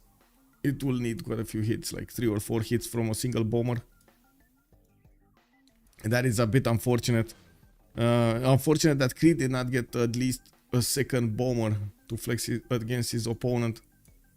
Oh well, it is what it is. We got some more fighters being deployed on the east, and yes, they can actually help out deal the damage against the Aztec defenses, while we're waiting for Macedon to receive the goal from his teammates so he can get his upgrades going. It does look like at the moment, yeah, he did get a decent amount of gold, but he didn't choose to upgrade at the moment. What is he? Oh wait. Oh, next turn. Next turn. I thought it's actually this turn, but I was mistaken. It's fine.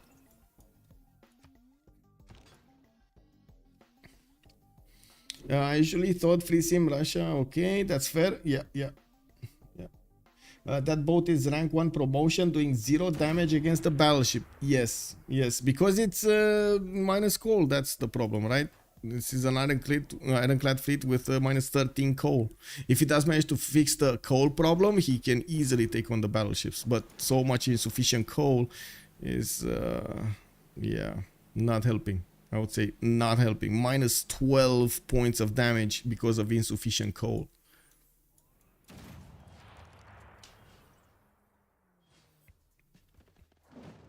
Okay. Okay, we got helicopters. Helicopter corps coming up from Macedon. They will face on the Aztec tanks, but it doesn't look like it's going to be that big of an issue. Looks like Aztec is also pounding on the doorstep of Birmingham. And we do need to see next turn if he's going to manage to punch through. There is a level 2 spy in that city center that he is going to lose if he's going to be put back into his own cities and gonna lose the extra deploy visibility. We do have Kree deploying more tanks and starting to do the damage with his bomber against the city center of Puteoli, while yes, only one single bomber will take quite a bit of time to get there. We do need to see if he's gonna manage to rock some Persian units to the ground here. I still don't see actually Russia getting his rock bands to play some songs here. Is he actually waiting for industrialization, environmentalism or something? Okay. Environmentalism, computers. Yeah, I don't know about that. There are quite a few of them. 2, 4, 6 of these rock bands. 6 rock bands. Okay, I think we need to ask the big question. Where GDRs or where nukes? Because we do have Varia Queen getting his nuclear fission in 2 turns, or he just finished it. I think he just finished it. 918 points of production, and I'm expecting him to actually click on, how do you call it? Robotics, right? Click on robotics over here and get it. He shouldn't be that far away. He already has advanced flight rocketry. I'm pretty sure it's not that far away. Satellites not going to be far away, and then just, you know, oh, guidance systems might be a problem here. I'm not sure exactly where he is on that part. Laser is in 2 turns, so he's close. If he's getting lasers, he's close. Laser in 2 turns. There we go. Big band getting built in Misanabi. I do see another airdrome from Namadoodle, and his units are trying to get closer to the city of Puteoli. We do have a tank here from Macedon, which is gonna need to get in there, but I'm pretty sure Rome is gonna get the opportunity to settle his city. He's gonna need at least 2 more turns. Wait, 2 turns? Oh, if the tank gets into the water, he might actually get the city of Puteoli in the next 2 turns. Oh no, he can't, because there's only 1 bomber. Oh, is it enough damage from the fighters maybe? No, doesn't doesn't seem like there's enough damage. It's like they barely scratched the city of Puteoli. That's a bit unfortunate. Like the timing is gonna save out Rome. Okay, and the city of Edfu is getting attacked one more time. We do have the artillery armies of Persia starting to get into position and gonna slowly take down those defenses. While I do see England is still trying to get into a fight with Russia. Unfortunately, his ironclads are gonna be made out of paper when they're gonna start shooting each other. We did have Birmingham getting burned to the ground. Aztec did successfully take out that city center, and finally, that took a while to happen. We do have Macedonian helicopter corps getting into the borders of Aztec from the north, and it looks like they are starting to do a lot of damage here. We do need to see him pillage those tiles and get the resources for himself and for his teammates, while I do see Marina is deployed to the north. Not really gonna help that much. We do have multiple units also coming out from Aztec, and he's trying to GTFO out of there with 2 settlers on the tiny island in the north. They're gonna just try to clump together to survive during the next part of the game. And I think where nukes? Okay, did Kree attack? No. Okay, we need to see this attack on Puteoli. We need to see how he's gonna approach this attack. Oh, he's attacking Roman units. He's not attacking the city center. Oh no, this will slow it down a little bit more. Well, I guess, you know, it is what it is. He's gonna keep that military alliance alive, and kudos to Rome that he managed to get into the south over here. It's still not gonna be far off from being taken. It's just a matter of time until those GDRs are gonna come out from Cree cities. Manhattan project in 6 turns. I'm pretty sure he has, with this amount of territory, he should have enough uranium throughout. And it is a problem that we do have Aztec on the northeast. Well, he's taking care of Aztec with multiple fighters. And Macedon is doing a big invasion here against Aztec. Don't really think cities are gonna fall, but definitely units and tiles and damage points are gonna fall here. Hypothetically, if Aztec could kill England but Kree liberated their cities, would the player be able to continue playing?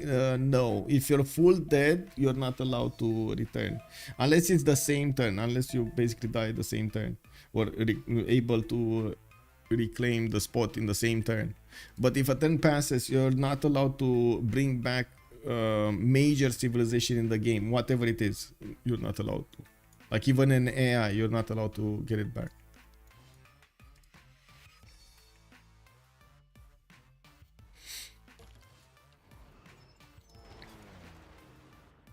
Okay, looks like Aztec units are getting torn apart. Macedon is managing to get next to the city of Yerevan, and yes, he's starting off on his pillages of the mines and everything. We do have a counterattack here from Egypt into the units of Persia, and he almost took down an artillery here. And of course, the artillery can get a promotion and recover its health, while we do need to see if Persia is going to manage to clean up. He does have actually the opportunity to take out all 3 of the tanks, I believe, actually. Yeah, he should be able to take out all 3 of the tanks, like this one, this another one, this one here, and this one here. Yeah, he just doesn't, like, if he upgrades the artillery core, he's not gonna get all 3 units. If he does upgrade it, he's gonna take yeah, okay, he upgraded it, so 2 units will die.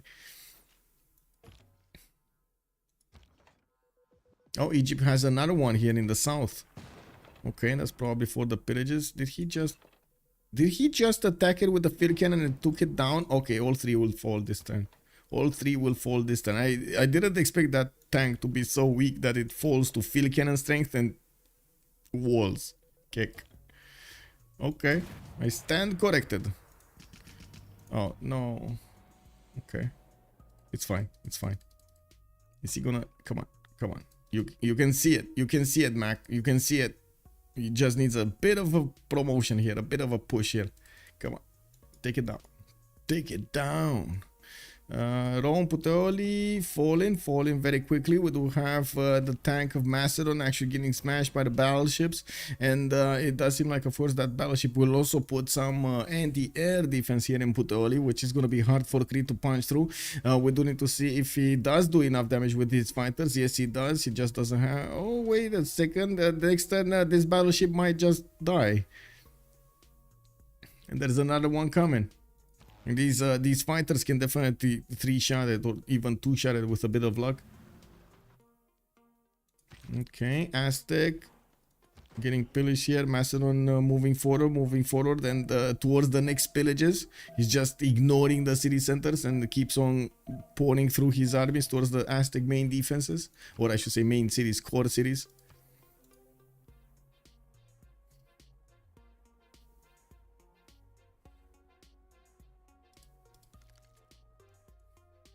Okay, Rule Valley coming up from POC Vavasis, stock exchanges and theater squares getting built in the Greece territory.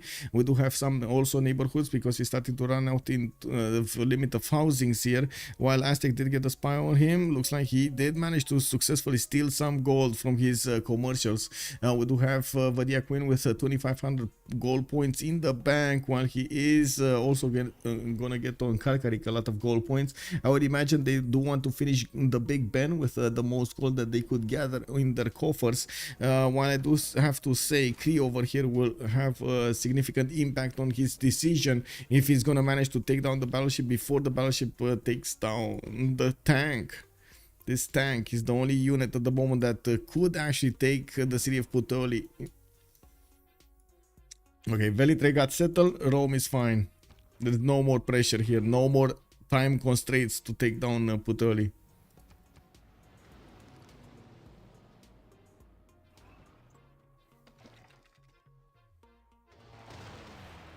Okay, yeah, fighters are taking down the battleship. What did these fighters shoot that they didn't have enough to take down this battleship? Lol. Anyway, I guess he split his moves in between weirdly. Anyway, we do have helicopters coming up from Macedon on the east side of Russia, and it looks like they're just waiting to get their promotions here. We do have to see what kind of follow-up will be from Kree. Yes, he's gonna get his Manhattan approaching in 3 turns. That's probably gonna mean a nuke is gonna come out in at least 6 or 7 turns. We do need to see if there's gonna be enough uranium to build them en masse, and if there will be enough uranium left for some GDRs at the same time. Vadia Queen is on 49 in the bank right now. Karkarik is also 7, and I'm pretty sure he's gonna get some mines throughout this immense territory that they benefit from. Yeah, I see at least 1 mine.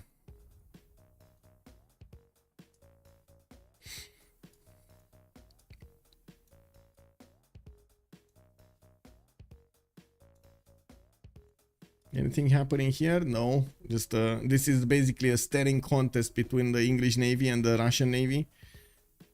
Even though the Russian Navy could definitely overwhelm all of the units of England. Yeah.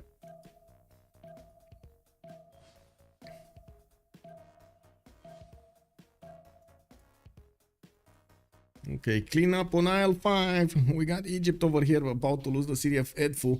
And yes, we do have England trying to use the borders of the city of Edfu to get his submarines. The submarines are going to be actually very important here because they don't require a resource, which is kind of stupid, not going to lie. We do have submarines here trying to get into the fight, and I'm pretty sure the ironclads will require to reposition towards the north or try to get into the borders of Mexico City to get their upgrades going. England will have the necessary gold from his teammates, no problem for this, since Kree has started making more than 1,000 gold per turn. Oh my god, he's 1,000 gold per turn and almost 1,000 production. Ooh, that's tough to deal with. Macedon, yeah, just, you know, casually pillaging everything he can get his skids on and just keeps on going. Look at the gold. Look at the gold, man. It's just incredible here on Karkarik. Yeah. And on Vadia Queen. Oh my god, with Big Ben, this is gonna be a big bang. Okay, helicopters. We got military academies. Yeah.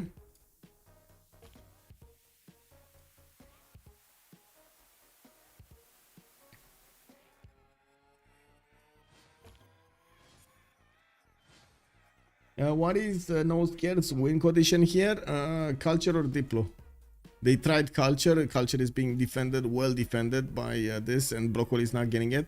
He did get his rock pants, but it doesn't look like he's gonna wait to play them. And I assume he's waiting for environmentalism and computers to start playing them with the biggest effect. But I think this is a bit too late in the game for that to happen. Rapid diplomacy is gonna finish in one turn, and he just barely has 387 tourism right before a massive helicopter core or army, I think it's core, right, core attack from Macedon. Yeah, helicopter core attack from Macedon with the Kree bearing down on him with fighters and bombers and so on. I think we're coming up to that CC point pretty soon.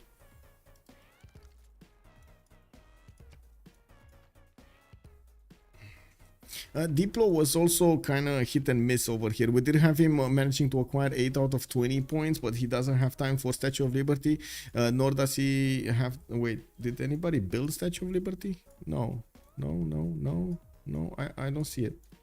Did anybody actually build Statue of Liberty? No, nobody. Okay, so he just didn't have the production to get the Statue of Liberty alongside everything he got over here. Yeah, that's a bit unfortunate.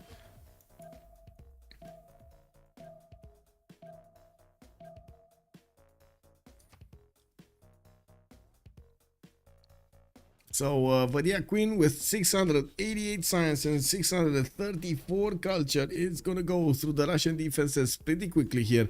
We got Kree needing to redeploy his bombers towards the south, also get a few more airstrips, not to mention more bombers in the air. He's trying to also synchronize the build-up of his gold per turn, his coffers, with the finishing of the Big Ben, so he gets a massive amount of gold really quickly. We do also need to see Macedon receiving some oil because he is losing oil per turn here on his helicopters, while we did have also quite a few of these English boats getting the submarine promotions. Well, they're now gonna be good enough, definitely gonna be better than the ironclads attacking into the battleship armadas. Kick W. Kree's science as well production is more than the whole other team combined. Yes, Kree is just one-man army, man. One-man army.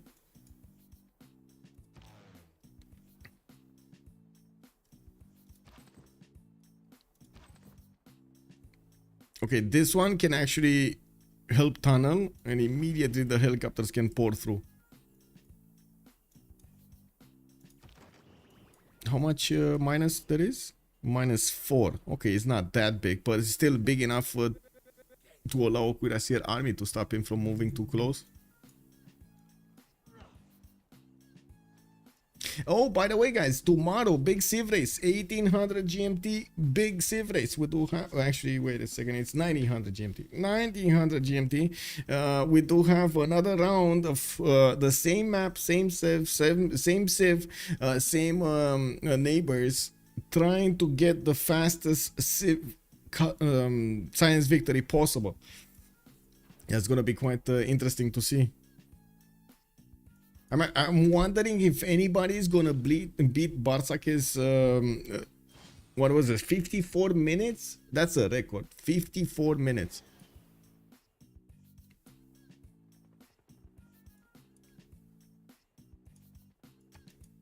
Okay, rocketry in 2, turn space race in 2. I'm pretty sure Kree is going towards robotics. He will get the Manhattan Project and probably a few nukes in between. We do have him finishing up Big Ben next turn, and I would imagine he's switching those gold points around. 5,300 gold. Ooh. Okay. I think we need something else.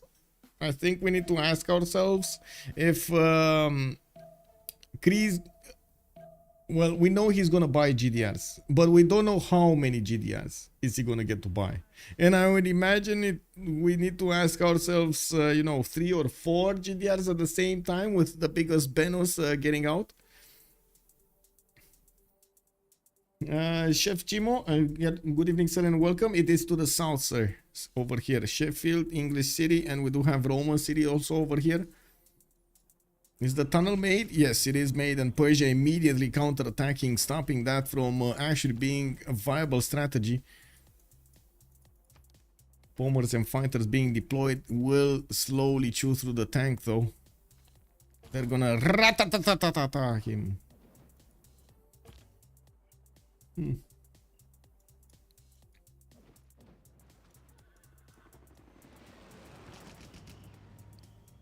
Okay, we got the planes moving. Planes being redeployed. Looks like these tank armies are quite strong to defend. Garrison commander with fascism, with defender of the faith, with oligarchic legacy. That makes it for a very powerful tank, much powerful than the helicopter corps of Macedon. Again, GDRs are going to be the solution here. What is that gold? 9,200 gold and 70 points on Varia Queen.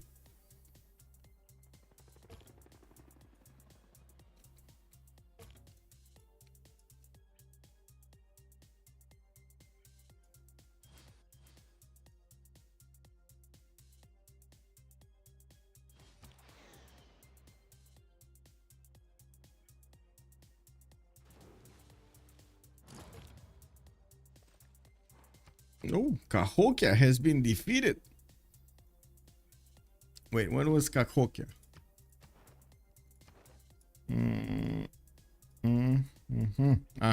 Okay, here.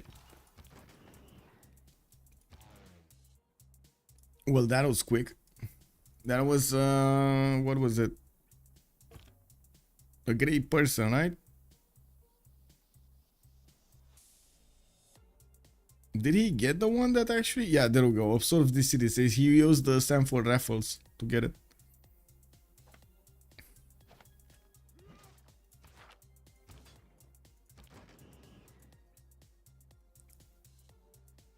Okay, nukes in 5 turns here from Ixivuacic. We do have Aktakakup also getting another one in 5 turns, so 2 of them at the same time, while he's putting quite a few in the other cities. We're gonna need to see if he's gonna manage to get defended here by Russia, and I'm pretty sure he's going to click GDRs after this, with Rocket finishing up in 1 turn and Space Race finishing up in 1 turn. He's very close to getting robotics. He did finish up lasers earlier. He did get also quite a few fighters deployed to the southwest, but not upgraded them into jet fighters yet. That's going to be a significantly stronger unit to attack into the Persian tank armies and his defenses, not to mention the Russian defenses.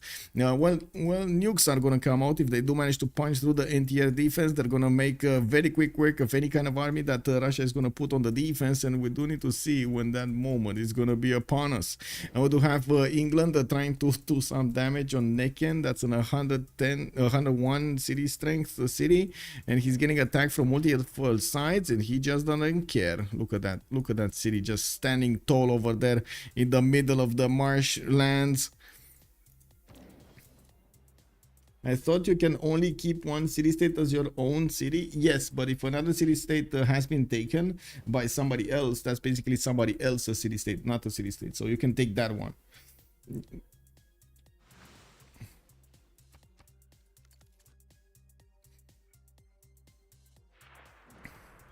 And also Stanford raffles, was made exception for this. The Stanford raffles is an exception for this.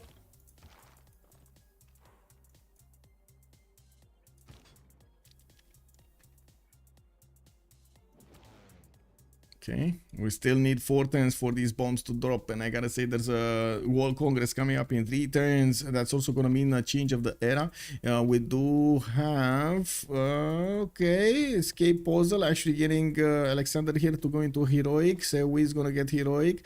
Varia Queen is gonna keep his golden age, while Doc is gonna be in a dark age. While Doc has stabilized his bleed here, and he might actually fall on the doorstep, on the footsteps of Macedon, and do some more damage here against the cities of Macedon. While Macedon is scrambling to take care of these tanks, these helicopter corps, he's finding it extremely hard to do so.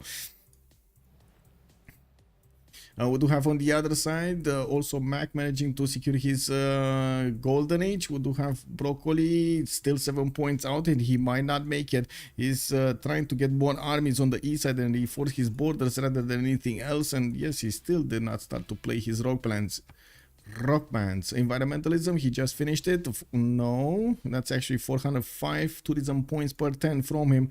That is not closer. That is not closer than he was before. He took Namadol already. How he can hit Cahokia? Because it's time for raffles. Is the exception.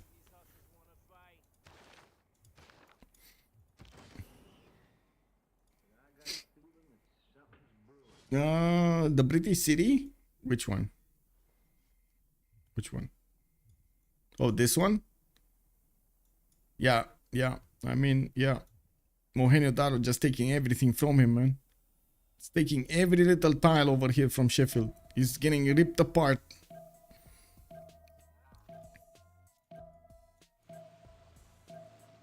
So many nukes in production. I like. Okay, something's happening here. No, looks like Russia did get to do some damage here, but then got back. Lost a few units. I would imagine he did actually lose a few units here. There aren't that many available anymore. And yes, he can two-shot the submarines, but also the submarines can two-shot his battleships.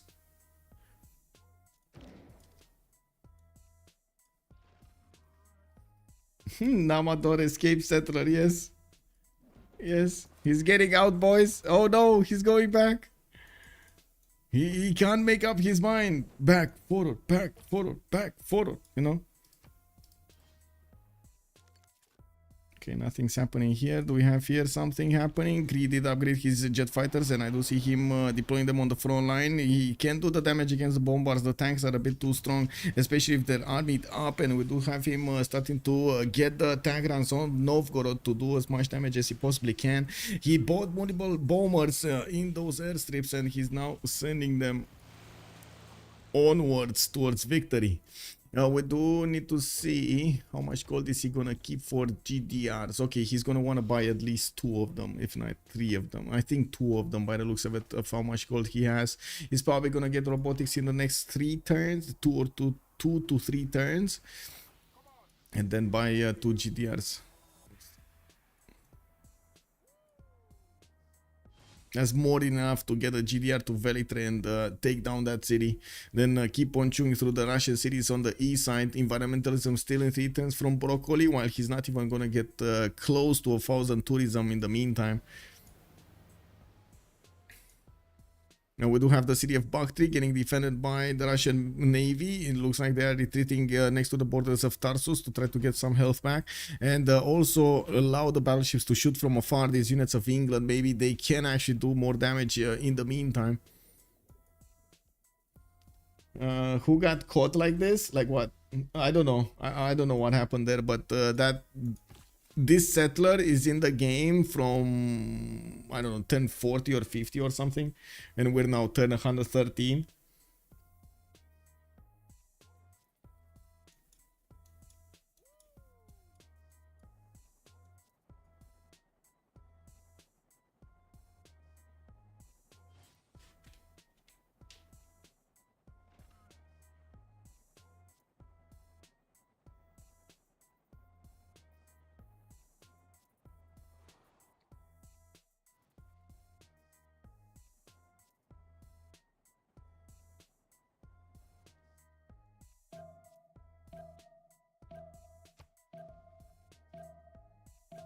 Okay.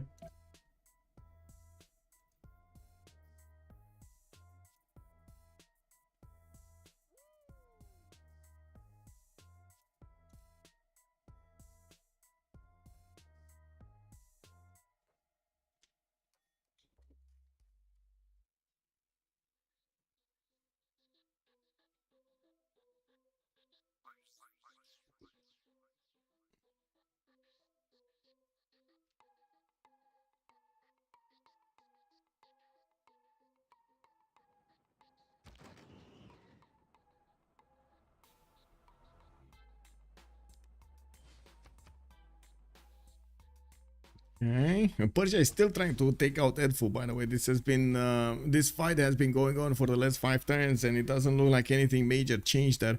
We do have Macedon retreating or putting down new helicopters in the south, and we do need to see if the jet fighters are gonna help push through the Russian tank defense. Persia is trying to get a few of these helicopters out, also getting the pre-builds for his calves, and well, I guess he still needs a bit more time until he gets there. Oh no, he does have the helicopter upgrade. It's just a matter of gold. While Russia did manage to take care of the helicopters in the south, we do have his city of Novgorod getting attacked, but also just got an anti-air gun, so he can fend off attacks from those bombers. We do have the first nukes getting out in 2 turns, and I do notice this one got delayed 1 turn, unfortunately. Okay, it is what it is, but we do have like so many of them coming at the same time. We got like 1 in 2 turns, then another 1 in 3 turns, right? This is gonna be 2 in 3 turns, and then we got 1, 2, 3, 4 in the turn thereafter.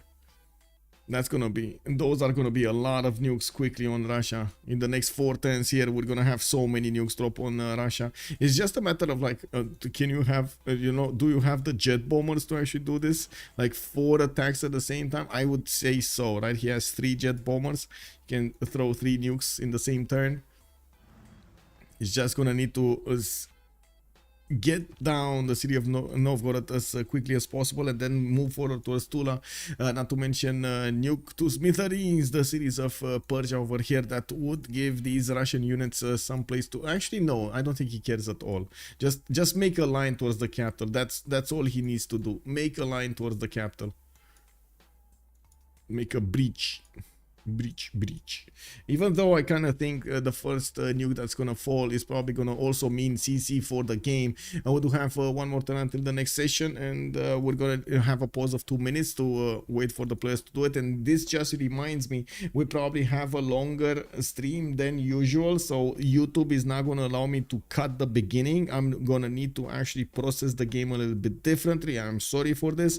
I'm gonna need to download it from Twitch and then cut it myself, process it on my own computer, let it through the night, and then upload it back on YouTube tomorrow, so you guys have the VOD saved separately with all of the settings, the chapters and the details and so on and so forth that you guys like over there on YouTube. I do like to beg for your forgiveness. I cannot change it. Unfortunately, this is the only method that I could actually get the VOD up with all of the changes that would be required.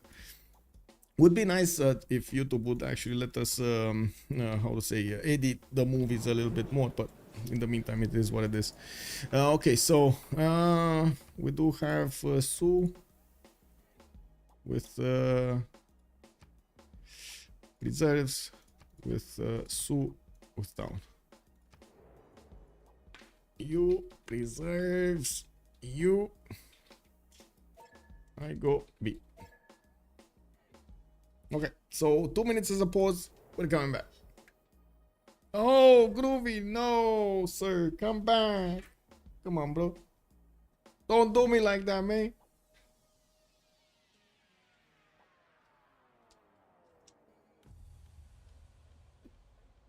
There's so much we can learn in the universe.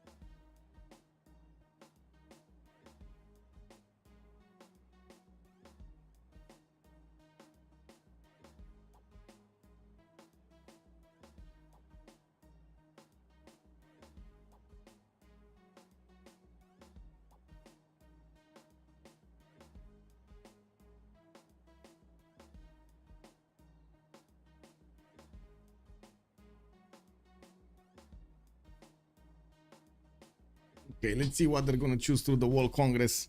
And let's see the first nuke. It's gonna be 2 turns.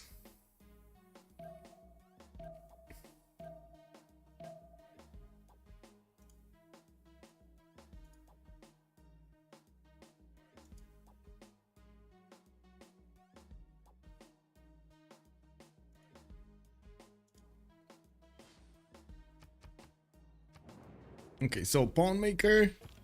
All players have their nukes as pawn maker. Okay, well, he didn't have any, so it's 0. He's gonna get one next turn. It's fine. The Congress just came a bit too late. Aerodromes, no buildings can be created. Oh, that might be a problem. He definitely needs a lot of aluminium. Peter did get the 2 Diplo points, but I would imagine this is a bit too late for his Diplo victory, isn't it? He only has 12 out of 20. He will need 8 more points. That's a bit too much. Even if he does manage to get somehow, you know, Statue of Liberty in the coast on the west side, still gonna be a major problem. And it looks like actually England is taking down the Russian fleet. Oh my god, the Kurds is coming alive. Venetian arsenal is not able to save Russia from the total demise of taking over, guys, I need to say this out loud, of a 3-city England. I'm not kidding, that was a 3-city England. Like, look at that guy. He's fighting off with like a few fingers, and he's managing to take out the Russian Navy. What is going on? Unbelievable. Unbelievable. Look at this. He even lost a city, and he's still doing that. Oh my god. Anyway, we do have Kree here deploying some more units, some more of jet fighters, of course, so he can deal the damage against these tanks. Whenever he's finding them alone, he's taking them down. We do have also Rome from the south trying to fend off attacks here with his own tanks. That also revealed to his opponent where his city is. Let's actually take a look. Yeah, they know. They know. They definitely know. They know where Velitre is. Oh, Macedon getting attacked in Ostia by a Persian couple of battleships. Okay. And what's going on here? We do have Macedon managing to, oh my god, not only rip apart the Aztec city, like, oh my god, all of the tiles, man. He pillaged every mine that he could get on. Unbelievable. And he still has some of these lumber mills to go on, some more mines next to Tenochtitlan. He just keeps on taking what Aztec has and putting it into his allies' coffers. Okay, bomb next turn, bomb next turn. Woo, woo. We got the guidance systems also coming up next turn from Varia Queen, and I do hear the rock bands are starting to play, so we do need to take a look next turn when environmentalism is gonna hit, what Broccoli's tourism is gonna look like. 417, he should be on like what, 600, and then ooh, he's getting quite a bit here from his rock bands, but he just lost at least one. He does need to get 231 to get the victory condition, and this is a bit too far off right now, especially since he's gonna start losing cities relatively quickly. I would say actually very quickly. He doesn't have anti-air here, or not enough anti-air to fend off attacks from jet bombers, and I'm pretty sure GDRs are right on their back, right behind them, I should say, right behind them.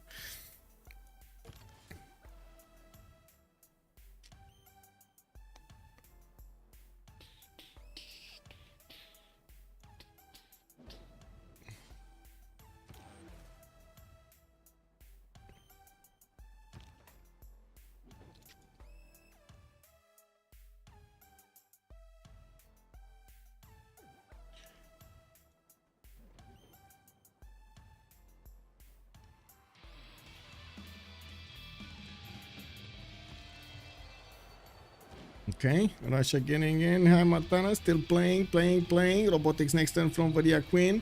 He does have 4,500 gold points as he's making 1,000 per turn, so I would imagine he is going to buy quite a few of them. Russia did get a lot of tourism, don't get me wrong. He played a lot of these and got quite a bit of it, but it's still far off from actually getting a victory. And Broccoli says, GG! We do have Varia Queen 1 versus 4. with 4 guns against everybody, taking them down under the that umbrella of the nuclear power. He was getting those GDR soon and would have taken over everything on the map, but no, they said we had enough. And in the last moments, Escape Posel is GGing this game to their opponents. We did have no, Escape Posel is winning. Sorry, Escape Posel wins, gets a good game. No Scared did need to concede this. Yeah, they did it. It is what it is. A big fight going on between the players. I don't think we're gonna have a post-game chat. I'm pretty sure it's gonna be a lot of talking language that we don't understand. But it is what it is. I do want to say this is the first game we have covered from the CivCIS qualifiers, and we're going to need to cover quite a bit in the next weeks. I'm going to try as much as possible to cover the multiple qualifiers, but of course there's only so much time in the day and so many games in the day. There will be a lot of games at the same hour, I'm pretty sure. Also, I do want to say thank you for everything, much appreciated, for the follows, for the joins on the subscriptions, the joins, the follows, the bits, and everything. You guys are helping me out with so many amazing things over there. I do also want to point out I did change a little bit the membership levels on YouTube, which are available right now. You can use the join button to actually subscribe to the channel and show me some support over there. Thank you so much. I do hope you enjoy them, and of course every kind of feedback is important to me to see what does bring value and what does not, so I can focus on the valuable things. Thank you so much also for the follow, Kev Maestro, much appreciated, sir, and have a good evening, everybody. See you next time. Don't forget to follow and subscribe and join the channel, and let's see each other tomorrow for the Civ race 1900 GMT. We're gonna have the players racing for that space victory. Have a good evening and have a good Saturday. Bye bye.